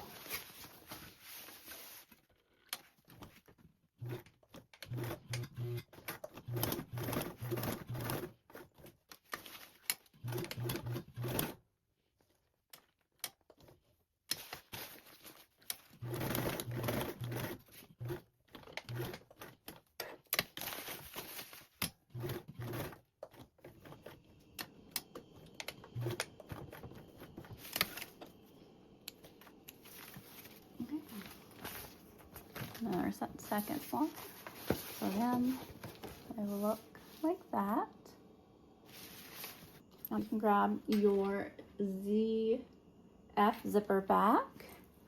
And I like to mark the side of my zipper that the tooth is the lowest on, because I know that will be the side that needs to go into my zipper pull first. And then you can separate your zipper, or if you would like, you can base these on 1 by 1 before separating them. So I'm going to separate as per step 43 of the instructions with my panels. I want to make sure that you're grabbing your one closer to it. So that's the side that your thing is only that 3 1/4 inch away from. So your zipper will go on these sides one at a time. I'll do my left panel first. Now we'll want to measure down from the top edge 3 1/8 inch.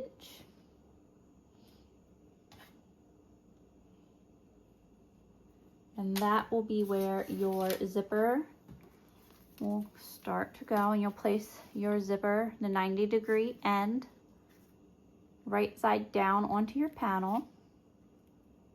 That marking. So your panel is right side up. Your zipper tape will go right side together with it, so right side down onto your fabric. And you'll clip your zipper onto the side closest to your Velcro.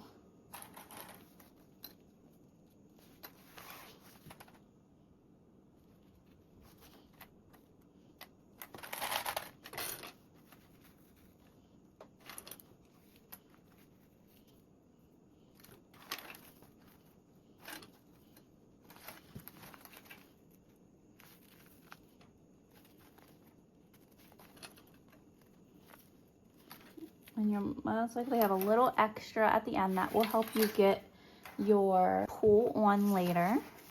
So there's our one side prepped. I'm gonna prep our other side.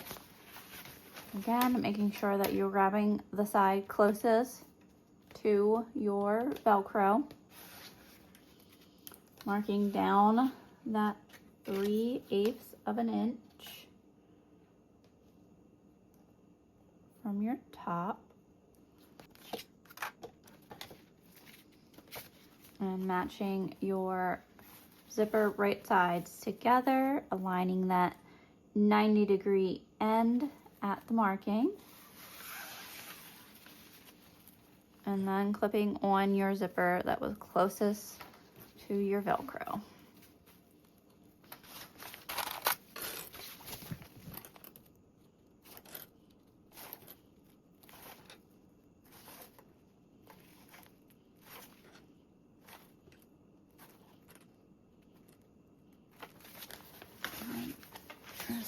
That one. Now once those are clipped, you can just ensure that you have the same amount of excess zipper tape at the end of your panels. Now we can baste these on. You can also just double check with laying your panels out one more time before basting that you have them to where your zipper will be able to be stuck later with your Velcro closest to your zippers. Basting these on with a 1/8 seam allowance.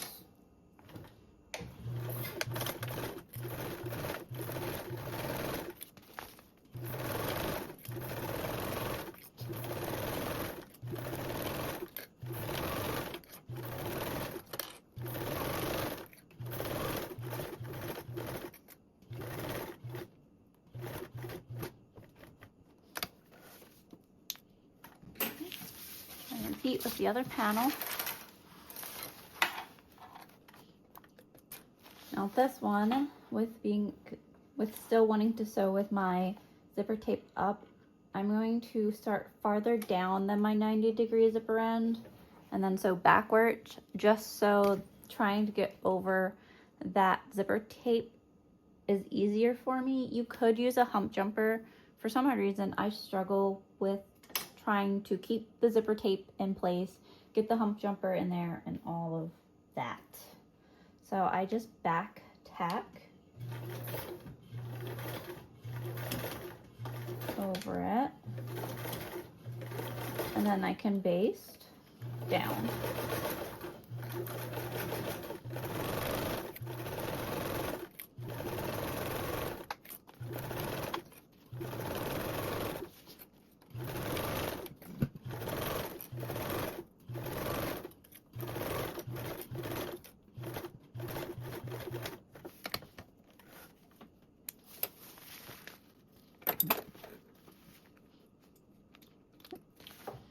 And then before moving on, you can ensure that your tops are still that 3/8 inch away and that nothing shifted during it. Those are good. You can take your other 2 remaining pieces of F or your shoe compartment lining and place those right sides together to the ones with our Velcro. So you'll have one with Velcro and one without. Place those right sides together and you'll match up your top edge.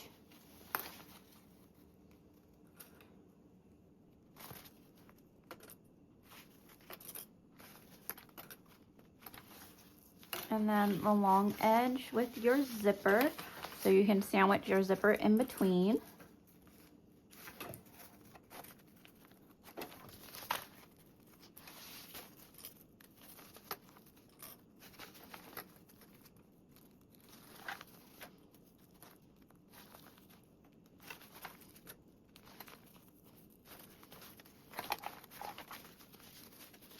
Okay.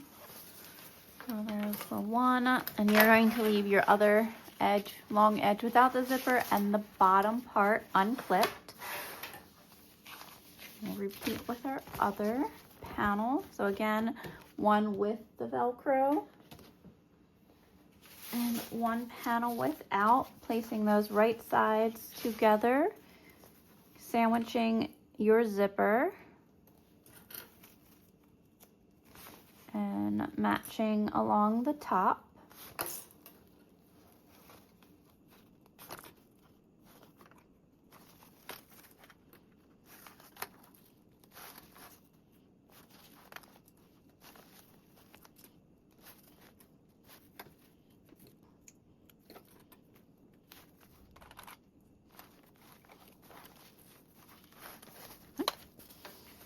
So there's our long edge and then the top edge.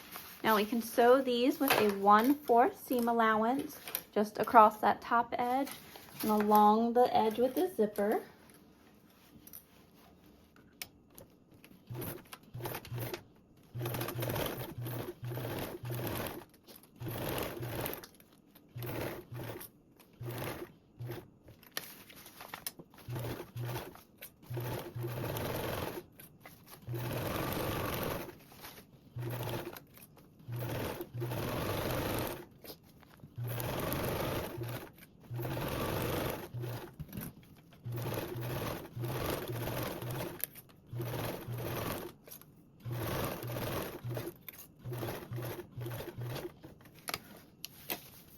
And I'll repeat that 1/4 seam allowance with the other panel.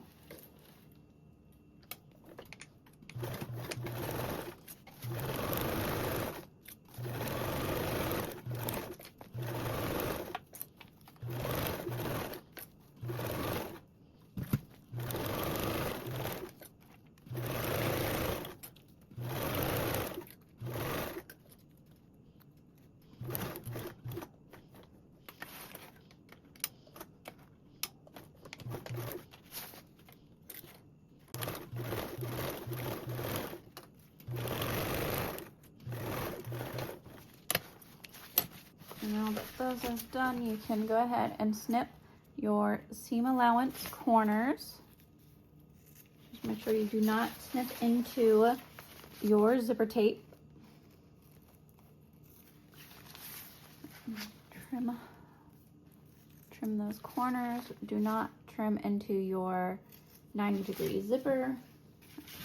Turn your fabric right side out, and then you'll be top stitching that join seam along and then down along your zipper, and we'll base stitch around the other 2 ends.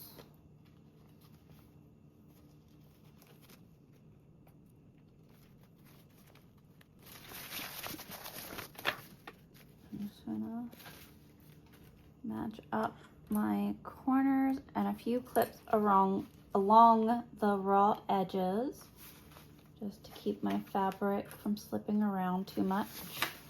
when I'm stitching.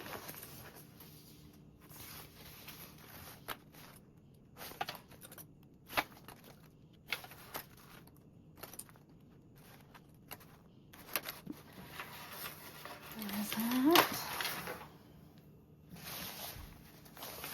And repeat on the other panel.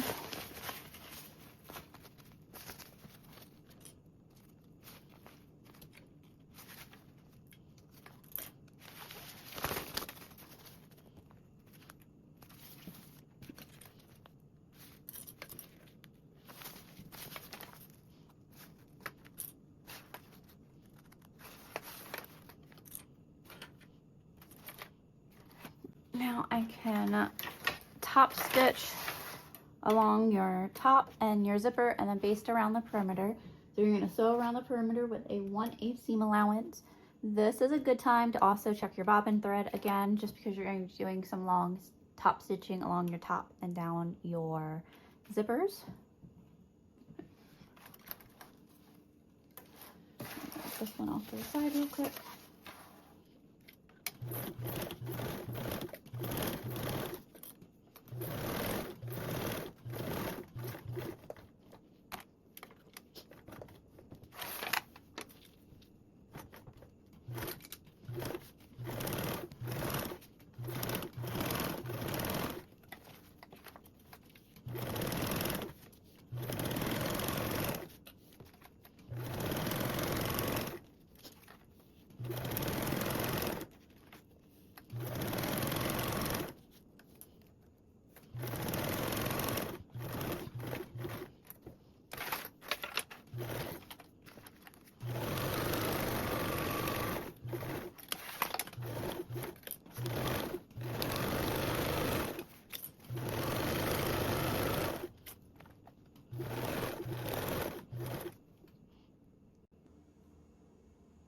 And then real quick, this is where having the extra table comes in handy, so that it can support your other end of your bag. And this will definitely come in handy the more farther you get into the bag and adding your layers. Once you have it all together, your and combining your lining to your exterior, a lot of weight will be added. So those extra table length will be very helpful. So here is one of our completed panels. I'm going to set this one aside and do our next one. Start my top stitching from my zipper side this time.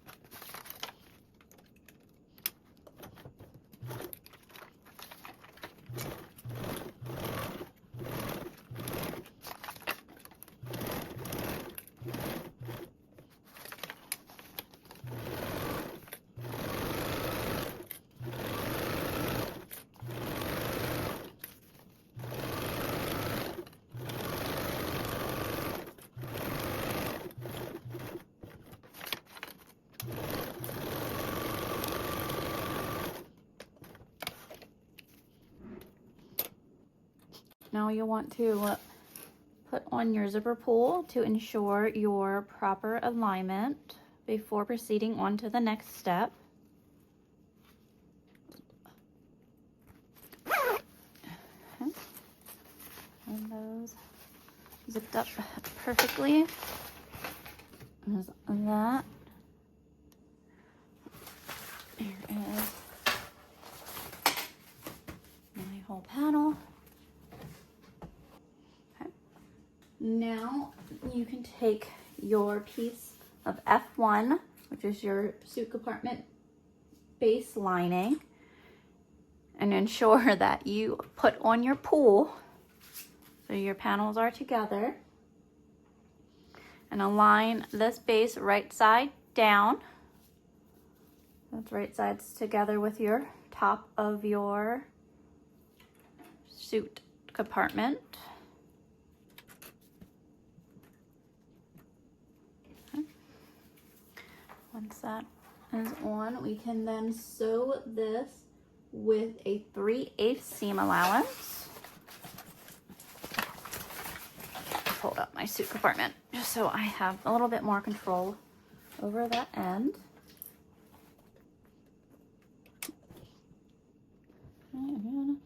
We're sewing with a 3/8 seam allowance.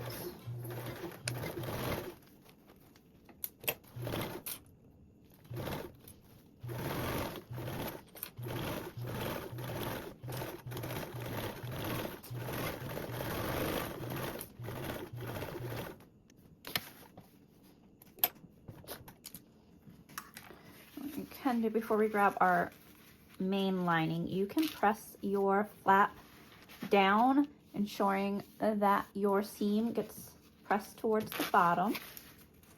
And take a clip, hold that seam.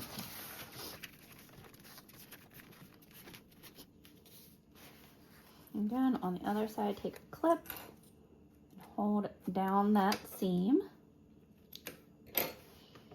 And then if you have any excess zipper tape, you can go ahead and trim that off now if you would like. And I'm gonna singe that zipper tape because I did just cut it.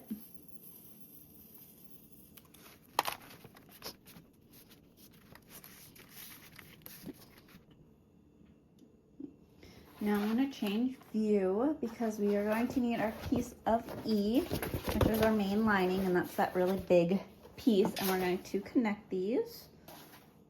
So here is our suit compartment lining, and then you'll take your piece of E, which is your main lining, push that down. So this will be lining right side up. And then your suit compartment, also right side up. And that's your bottom edge.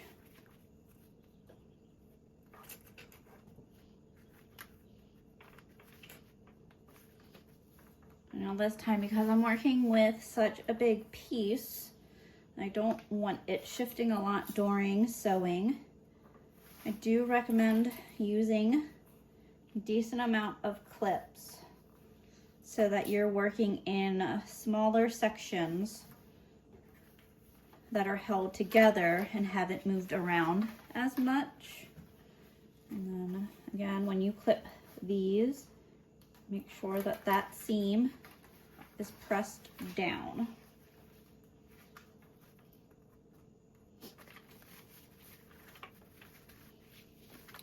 If you would like, you can take some double-sided tape towards this part of the seam so that when you fold it, you can stick it down to your lining, and that will help keep that in place. And then we'll clip up these sides.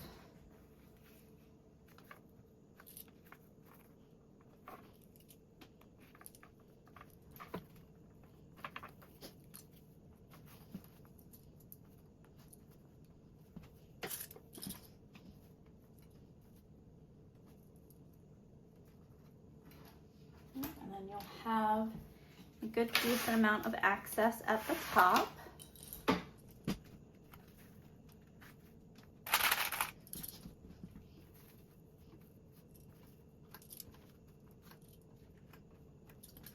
Well, this is what your panel will look like. You'll have the access at the top. You'll have your panel clipped along the sides, and then also clipped along the bottom where that base lining is.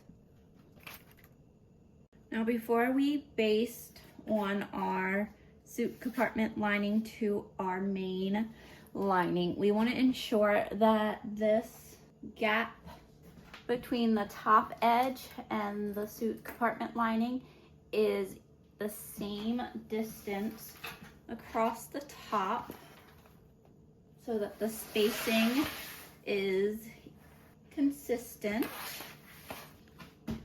And just real quick.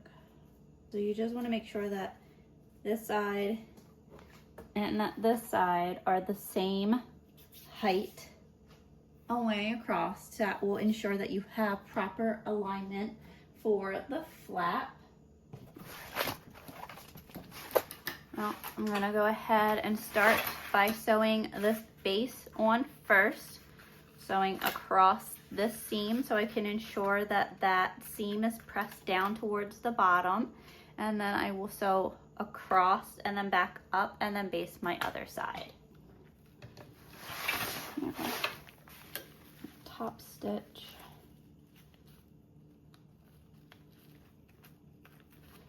Seam, which requires me to go this way. So I'm going to roll my panel together so that it's less to work with and I can get it underneath my machine because of the way that I sew. It's hard for me to get my seams right going from the opposite side. I'm going to sew across the seam using a 1/8 seam allowance, ensuring again that that center seam is pressed down towards the base.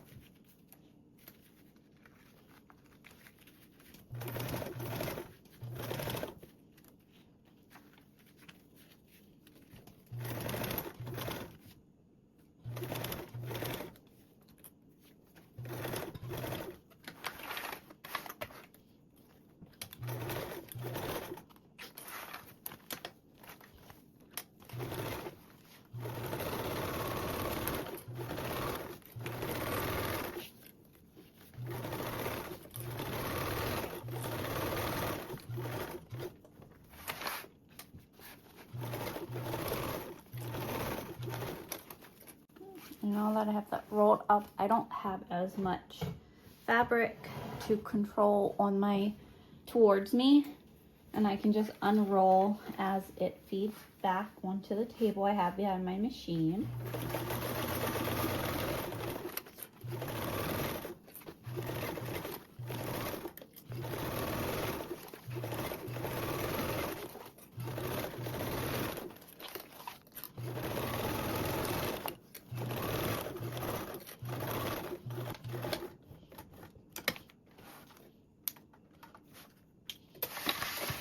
And now to base my other side. Again, I'm gonna roll my panel up so it's easier to work with.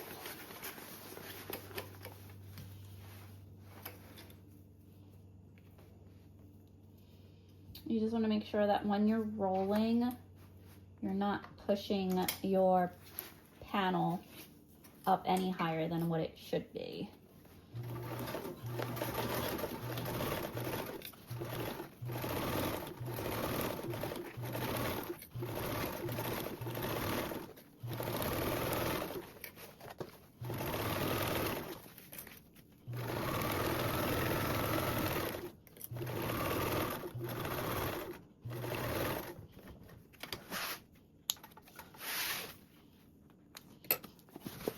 And then there's that all basted on. There's that bottom compartment. If you would like, you can undo your compartment now and just ensure that that seam got pressed down all the way, so I don't see any of your stitches or any of your seams, which it did. Okay. So I'm gonna kind of place this off to the side for a moment. I'm gonna take our flap cover, and on the top edge, fold in half, find that center point, and then measure an inch out on each side. So in total, you have a 2-inch opening. This will be the opening for your hanger. Grab your main lining again and align your Velcro.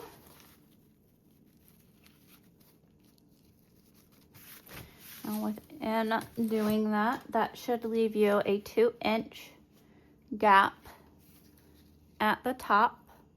Again, as long as it's consistent across your top, that is the important part that we are going for once your Velcro is lined up. Again, with your Velcro matched, laying your flap down, just quickly ensure that your flap is the same height across your panel. You can use some masking tape to keep in place if you like.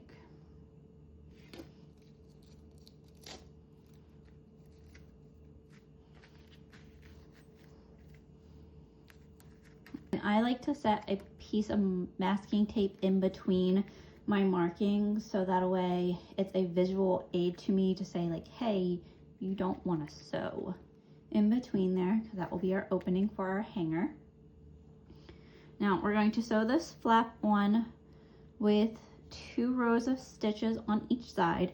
First with a row of stitches over top of our 1/8 seam allowance, stopping and starting again at our markings, and then sewing again along the other side of our 1/8 marking.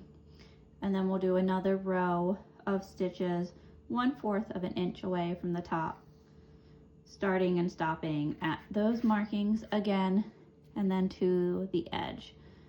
I like to back tack between these openings just to reinforce that seam a little bit. And then I will walk you through that again as we're physically sewing that. Once again, roll this up a little bit so that there's not as much fabric to move around the end. I'm going to sew first row with a 1/8 seam allowance, and that will be over top of our previous stitches.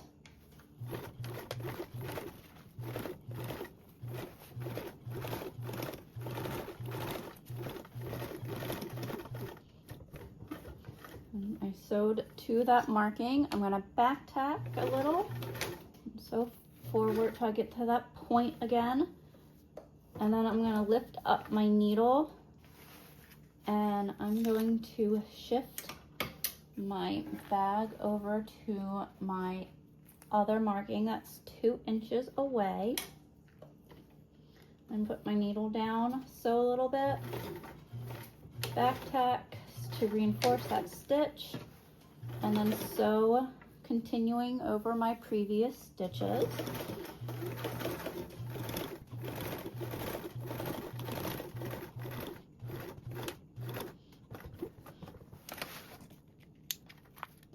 There's the first row of stitches. Now we can go back and sew our second row, which is 1/4 of an inch away, or you can do 1/8 inch away from your first row.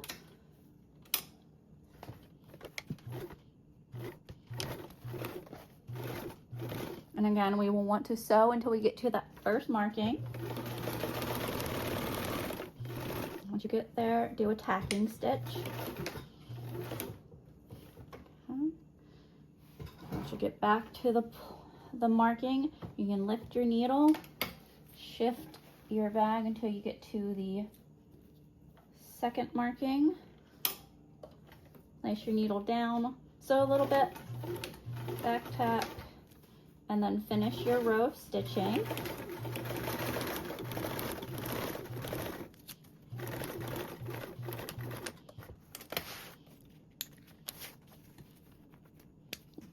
And then those two bits of drawstrings, you can just take and snip those off.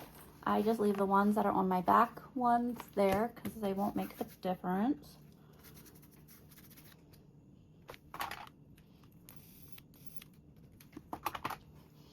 There's that. There's your little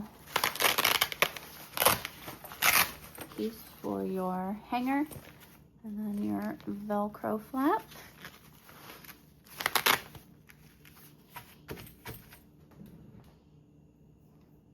Okay.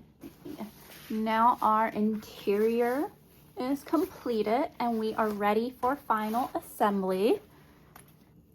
Definitely take a short break if you would like, as you're going to have a little bit of an arm work out for the final assembly, just balancing and propping your bag.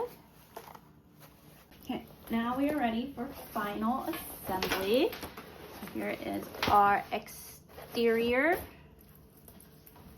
Our flaps on in.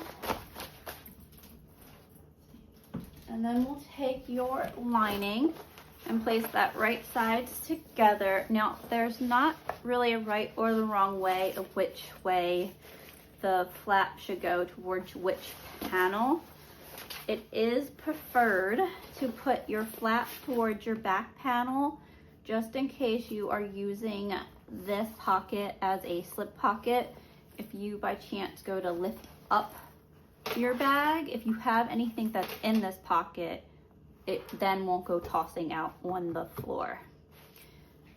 So I'll put that towards that, and we're going to meet our top edge.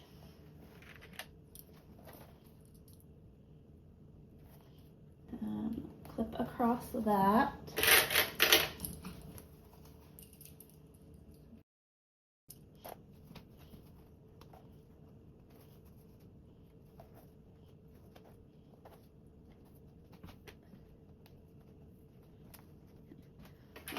And then we're also going to clip across our bottom edge.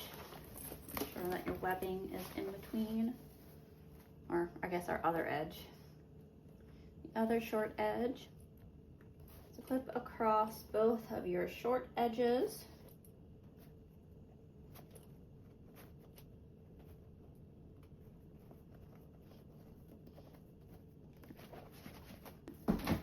Now I'm going to sew these two short edges with a 1/4 seam allowance.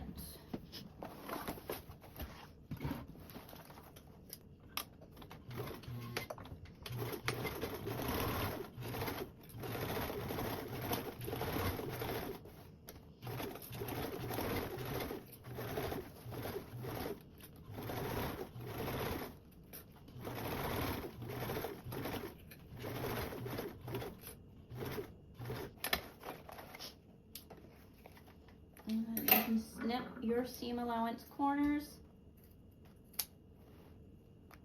Snip those seam allowance corners, making sure that you do not catch your zipper tape. And then repeat on the other side. Again, the 1/4 seam allowance.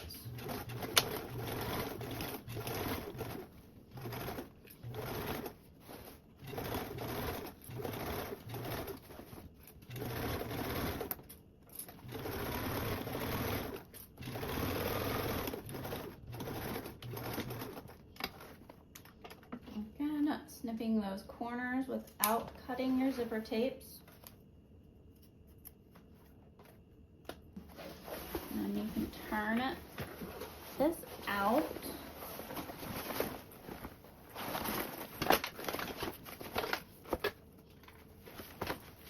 Now we can top stitch along these two seams, which will be along your separating zipper.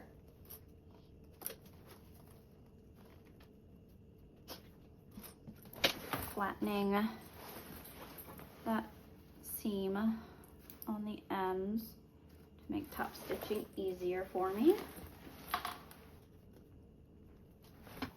And then you'll want to clip along your long edges to hold your fabric and layers in place for your basting stitch.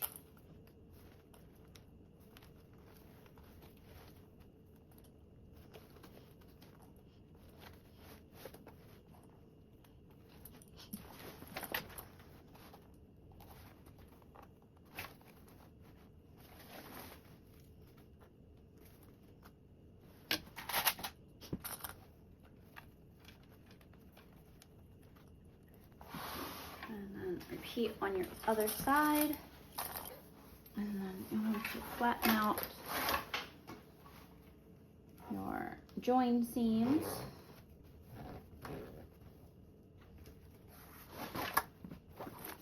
Make those easier to top stitch.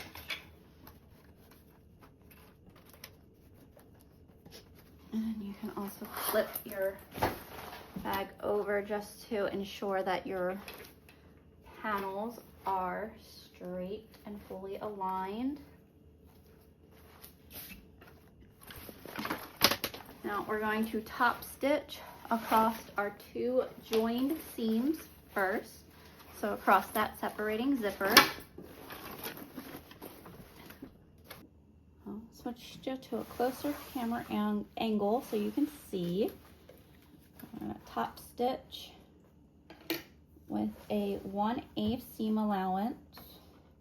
You can check your bobbin thread before you start top stitching to ensure that you have enough to make it across your panels.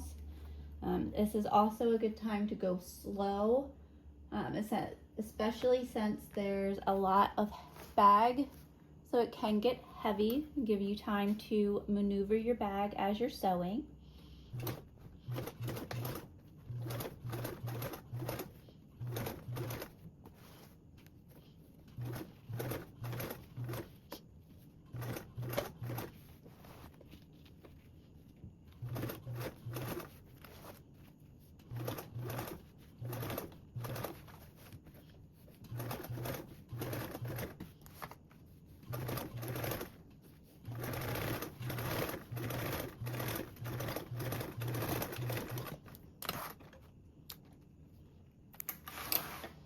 And then ensure that you're happy with your stitches.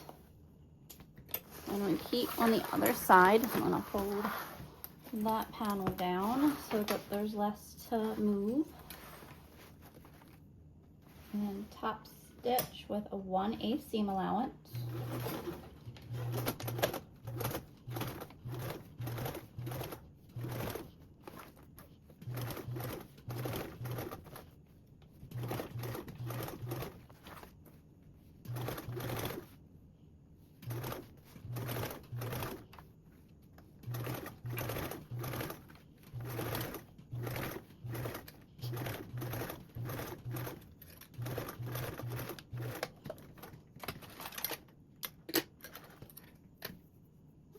Once you ensure that you are happy with your stitches, we can go ahead and baste along our two long edges.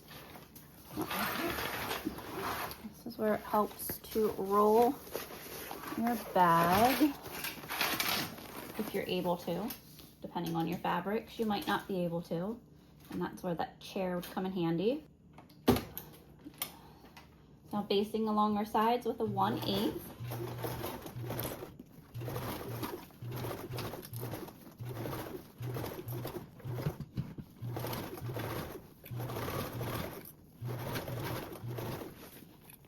When you get to your side gussets with the zipper pull. Make sure that you're careful about your zipper pulls.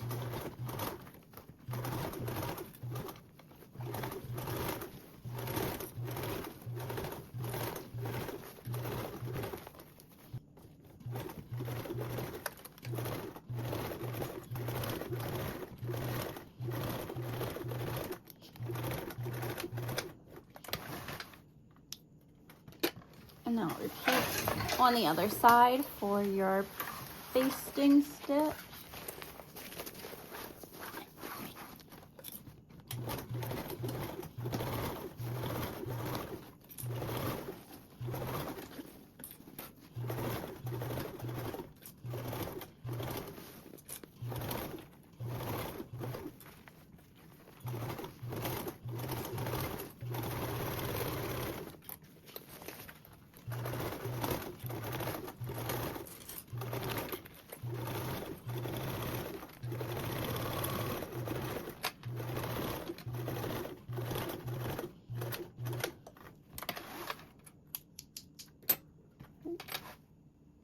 Now ensure that you are happy with your stitches by folding back your zipper tape and ensuring that you caught everything. Do that on both sides and along your whole panel.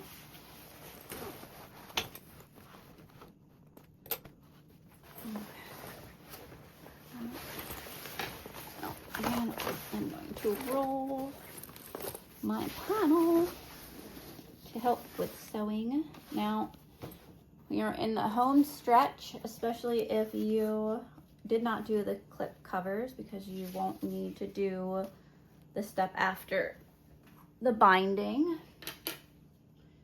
Now we're going to bind our bag. I'm gonna send the end of my webbing just to give it a little extra security. I'm going to fold this down and back so that it's a neater finish, and cover our edge a little bit above the zipper tape so that my stitches can cover the edge. I'm going to place a few clips down on my binding so it stays in place.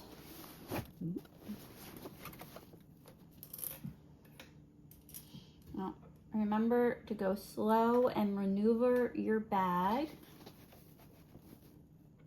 We're going to sew with a 1/4 seam allowance.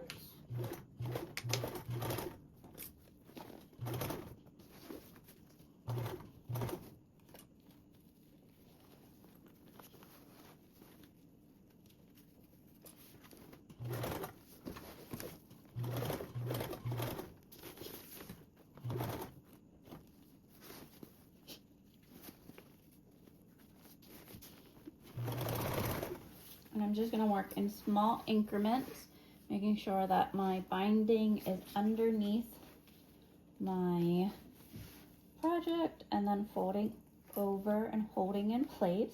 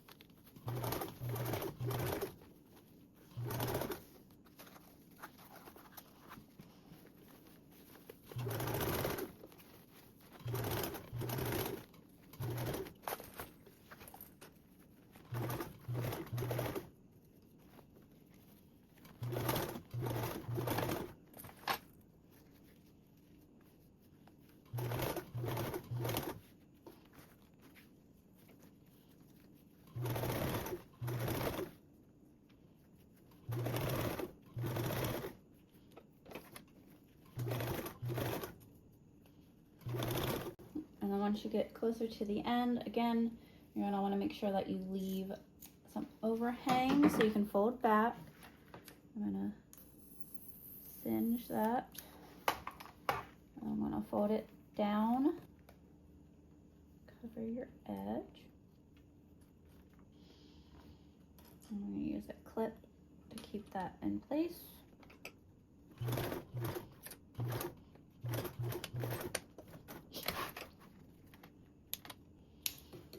And there's one side done, and then you can check that you're happy with your stitches and that you caught your binding on both sides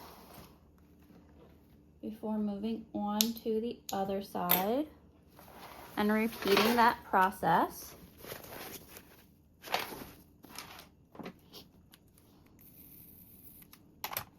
Folding that down a little bit, covering that end, and then sewing with a 1/4 seam allowance.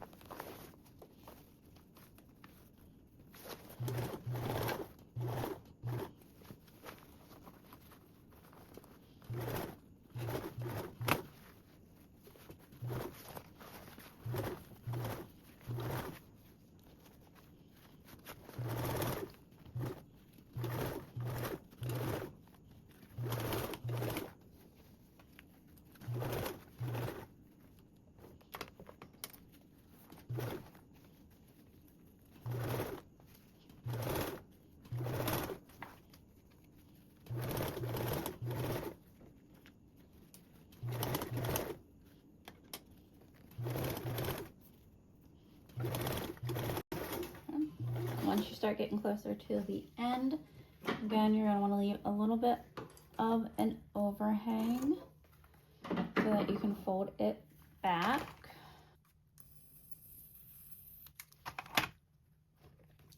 So you can fold it under and just leave a little extra over so you can cover the edge of your make.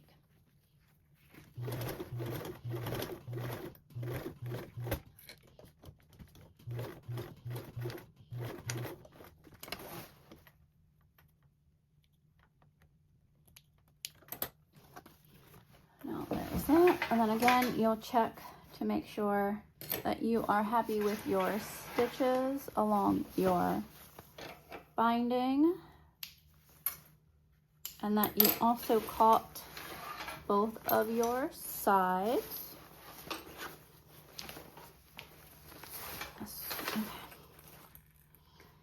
Now, if you did not do the clip cover, you are completely done with your make.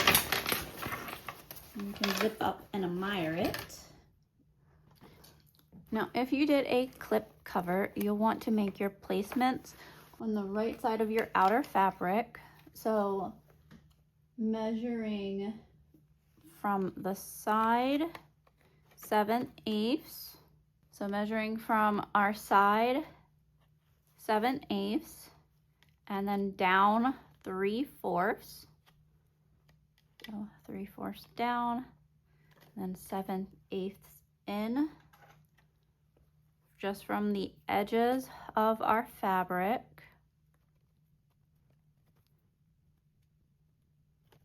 And then that would be where our clip goes. And you'll repeat that on the other side. Again, 7/8 in from your side and 3/4 down from the top. And these won't zip together. And they will be 2 inches apart. So we'll repeat that on the other side.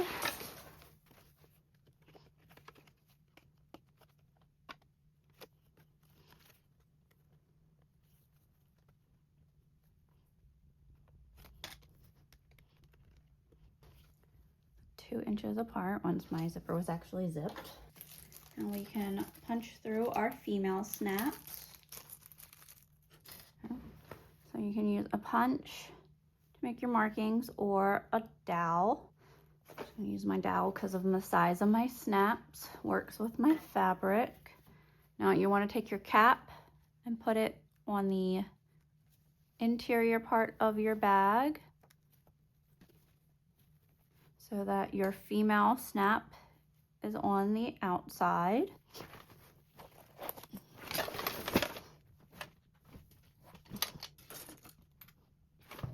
I'm actually going to stick my female snap on the top die of my press, just so I don't bend it. Okay. And then place my snap in. There's that one, and ensure that it is pressed firmly. And then you'll repeat that with your other 3.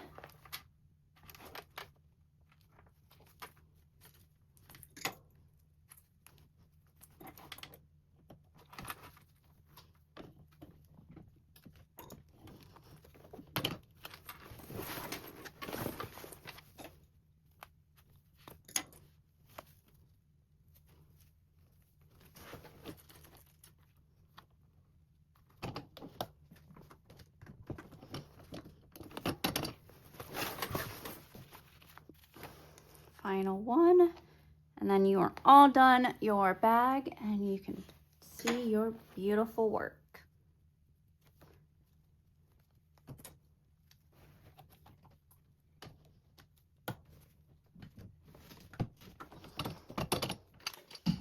Okay, now we are all finished our bag. I'm going to change my camera angle. Now we're all done our bag, and you can zip her up to see the final labor, the final love of your labor. This is the interior.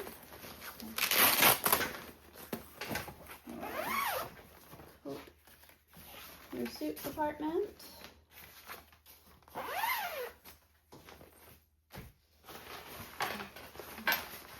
There's your shoe compartment and your other flap. Okay. Remove and unzip the panel to remove your clip cover if you have that. Okay. Up.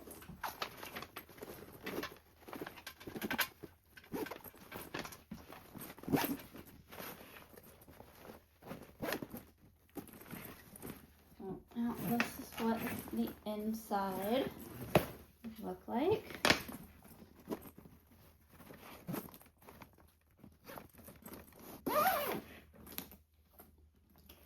And then you can snap your snap covers. It can take a little bit of time getting used to with how to snap them. I do recommend kind of starting off your separating zipper and snapping your one side close, and then you can go across and snap your other side closed, and then you can sneak in your zipper underneath. Or if you don't want to do that, then you can put your zipper end there and pinch the outside of your fabric. We'll secure that. So this is our shoe compartment on the one side. Complete it outside. And then your zipper pocket on the other with mesh. And there she is, completely all zipped up. Our front panel with our zipper pocket. And then the back slip pocket with luggage sleeve if you undo the bottom zipper. Now, hopefully you enjoyed making the Taylor Convertible duffel as much as I did. Please make sure to like and subscribe to my channel. Thank you very much. Happy sewing, everyone. Bye.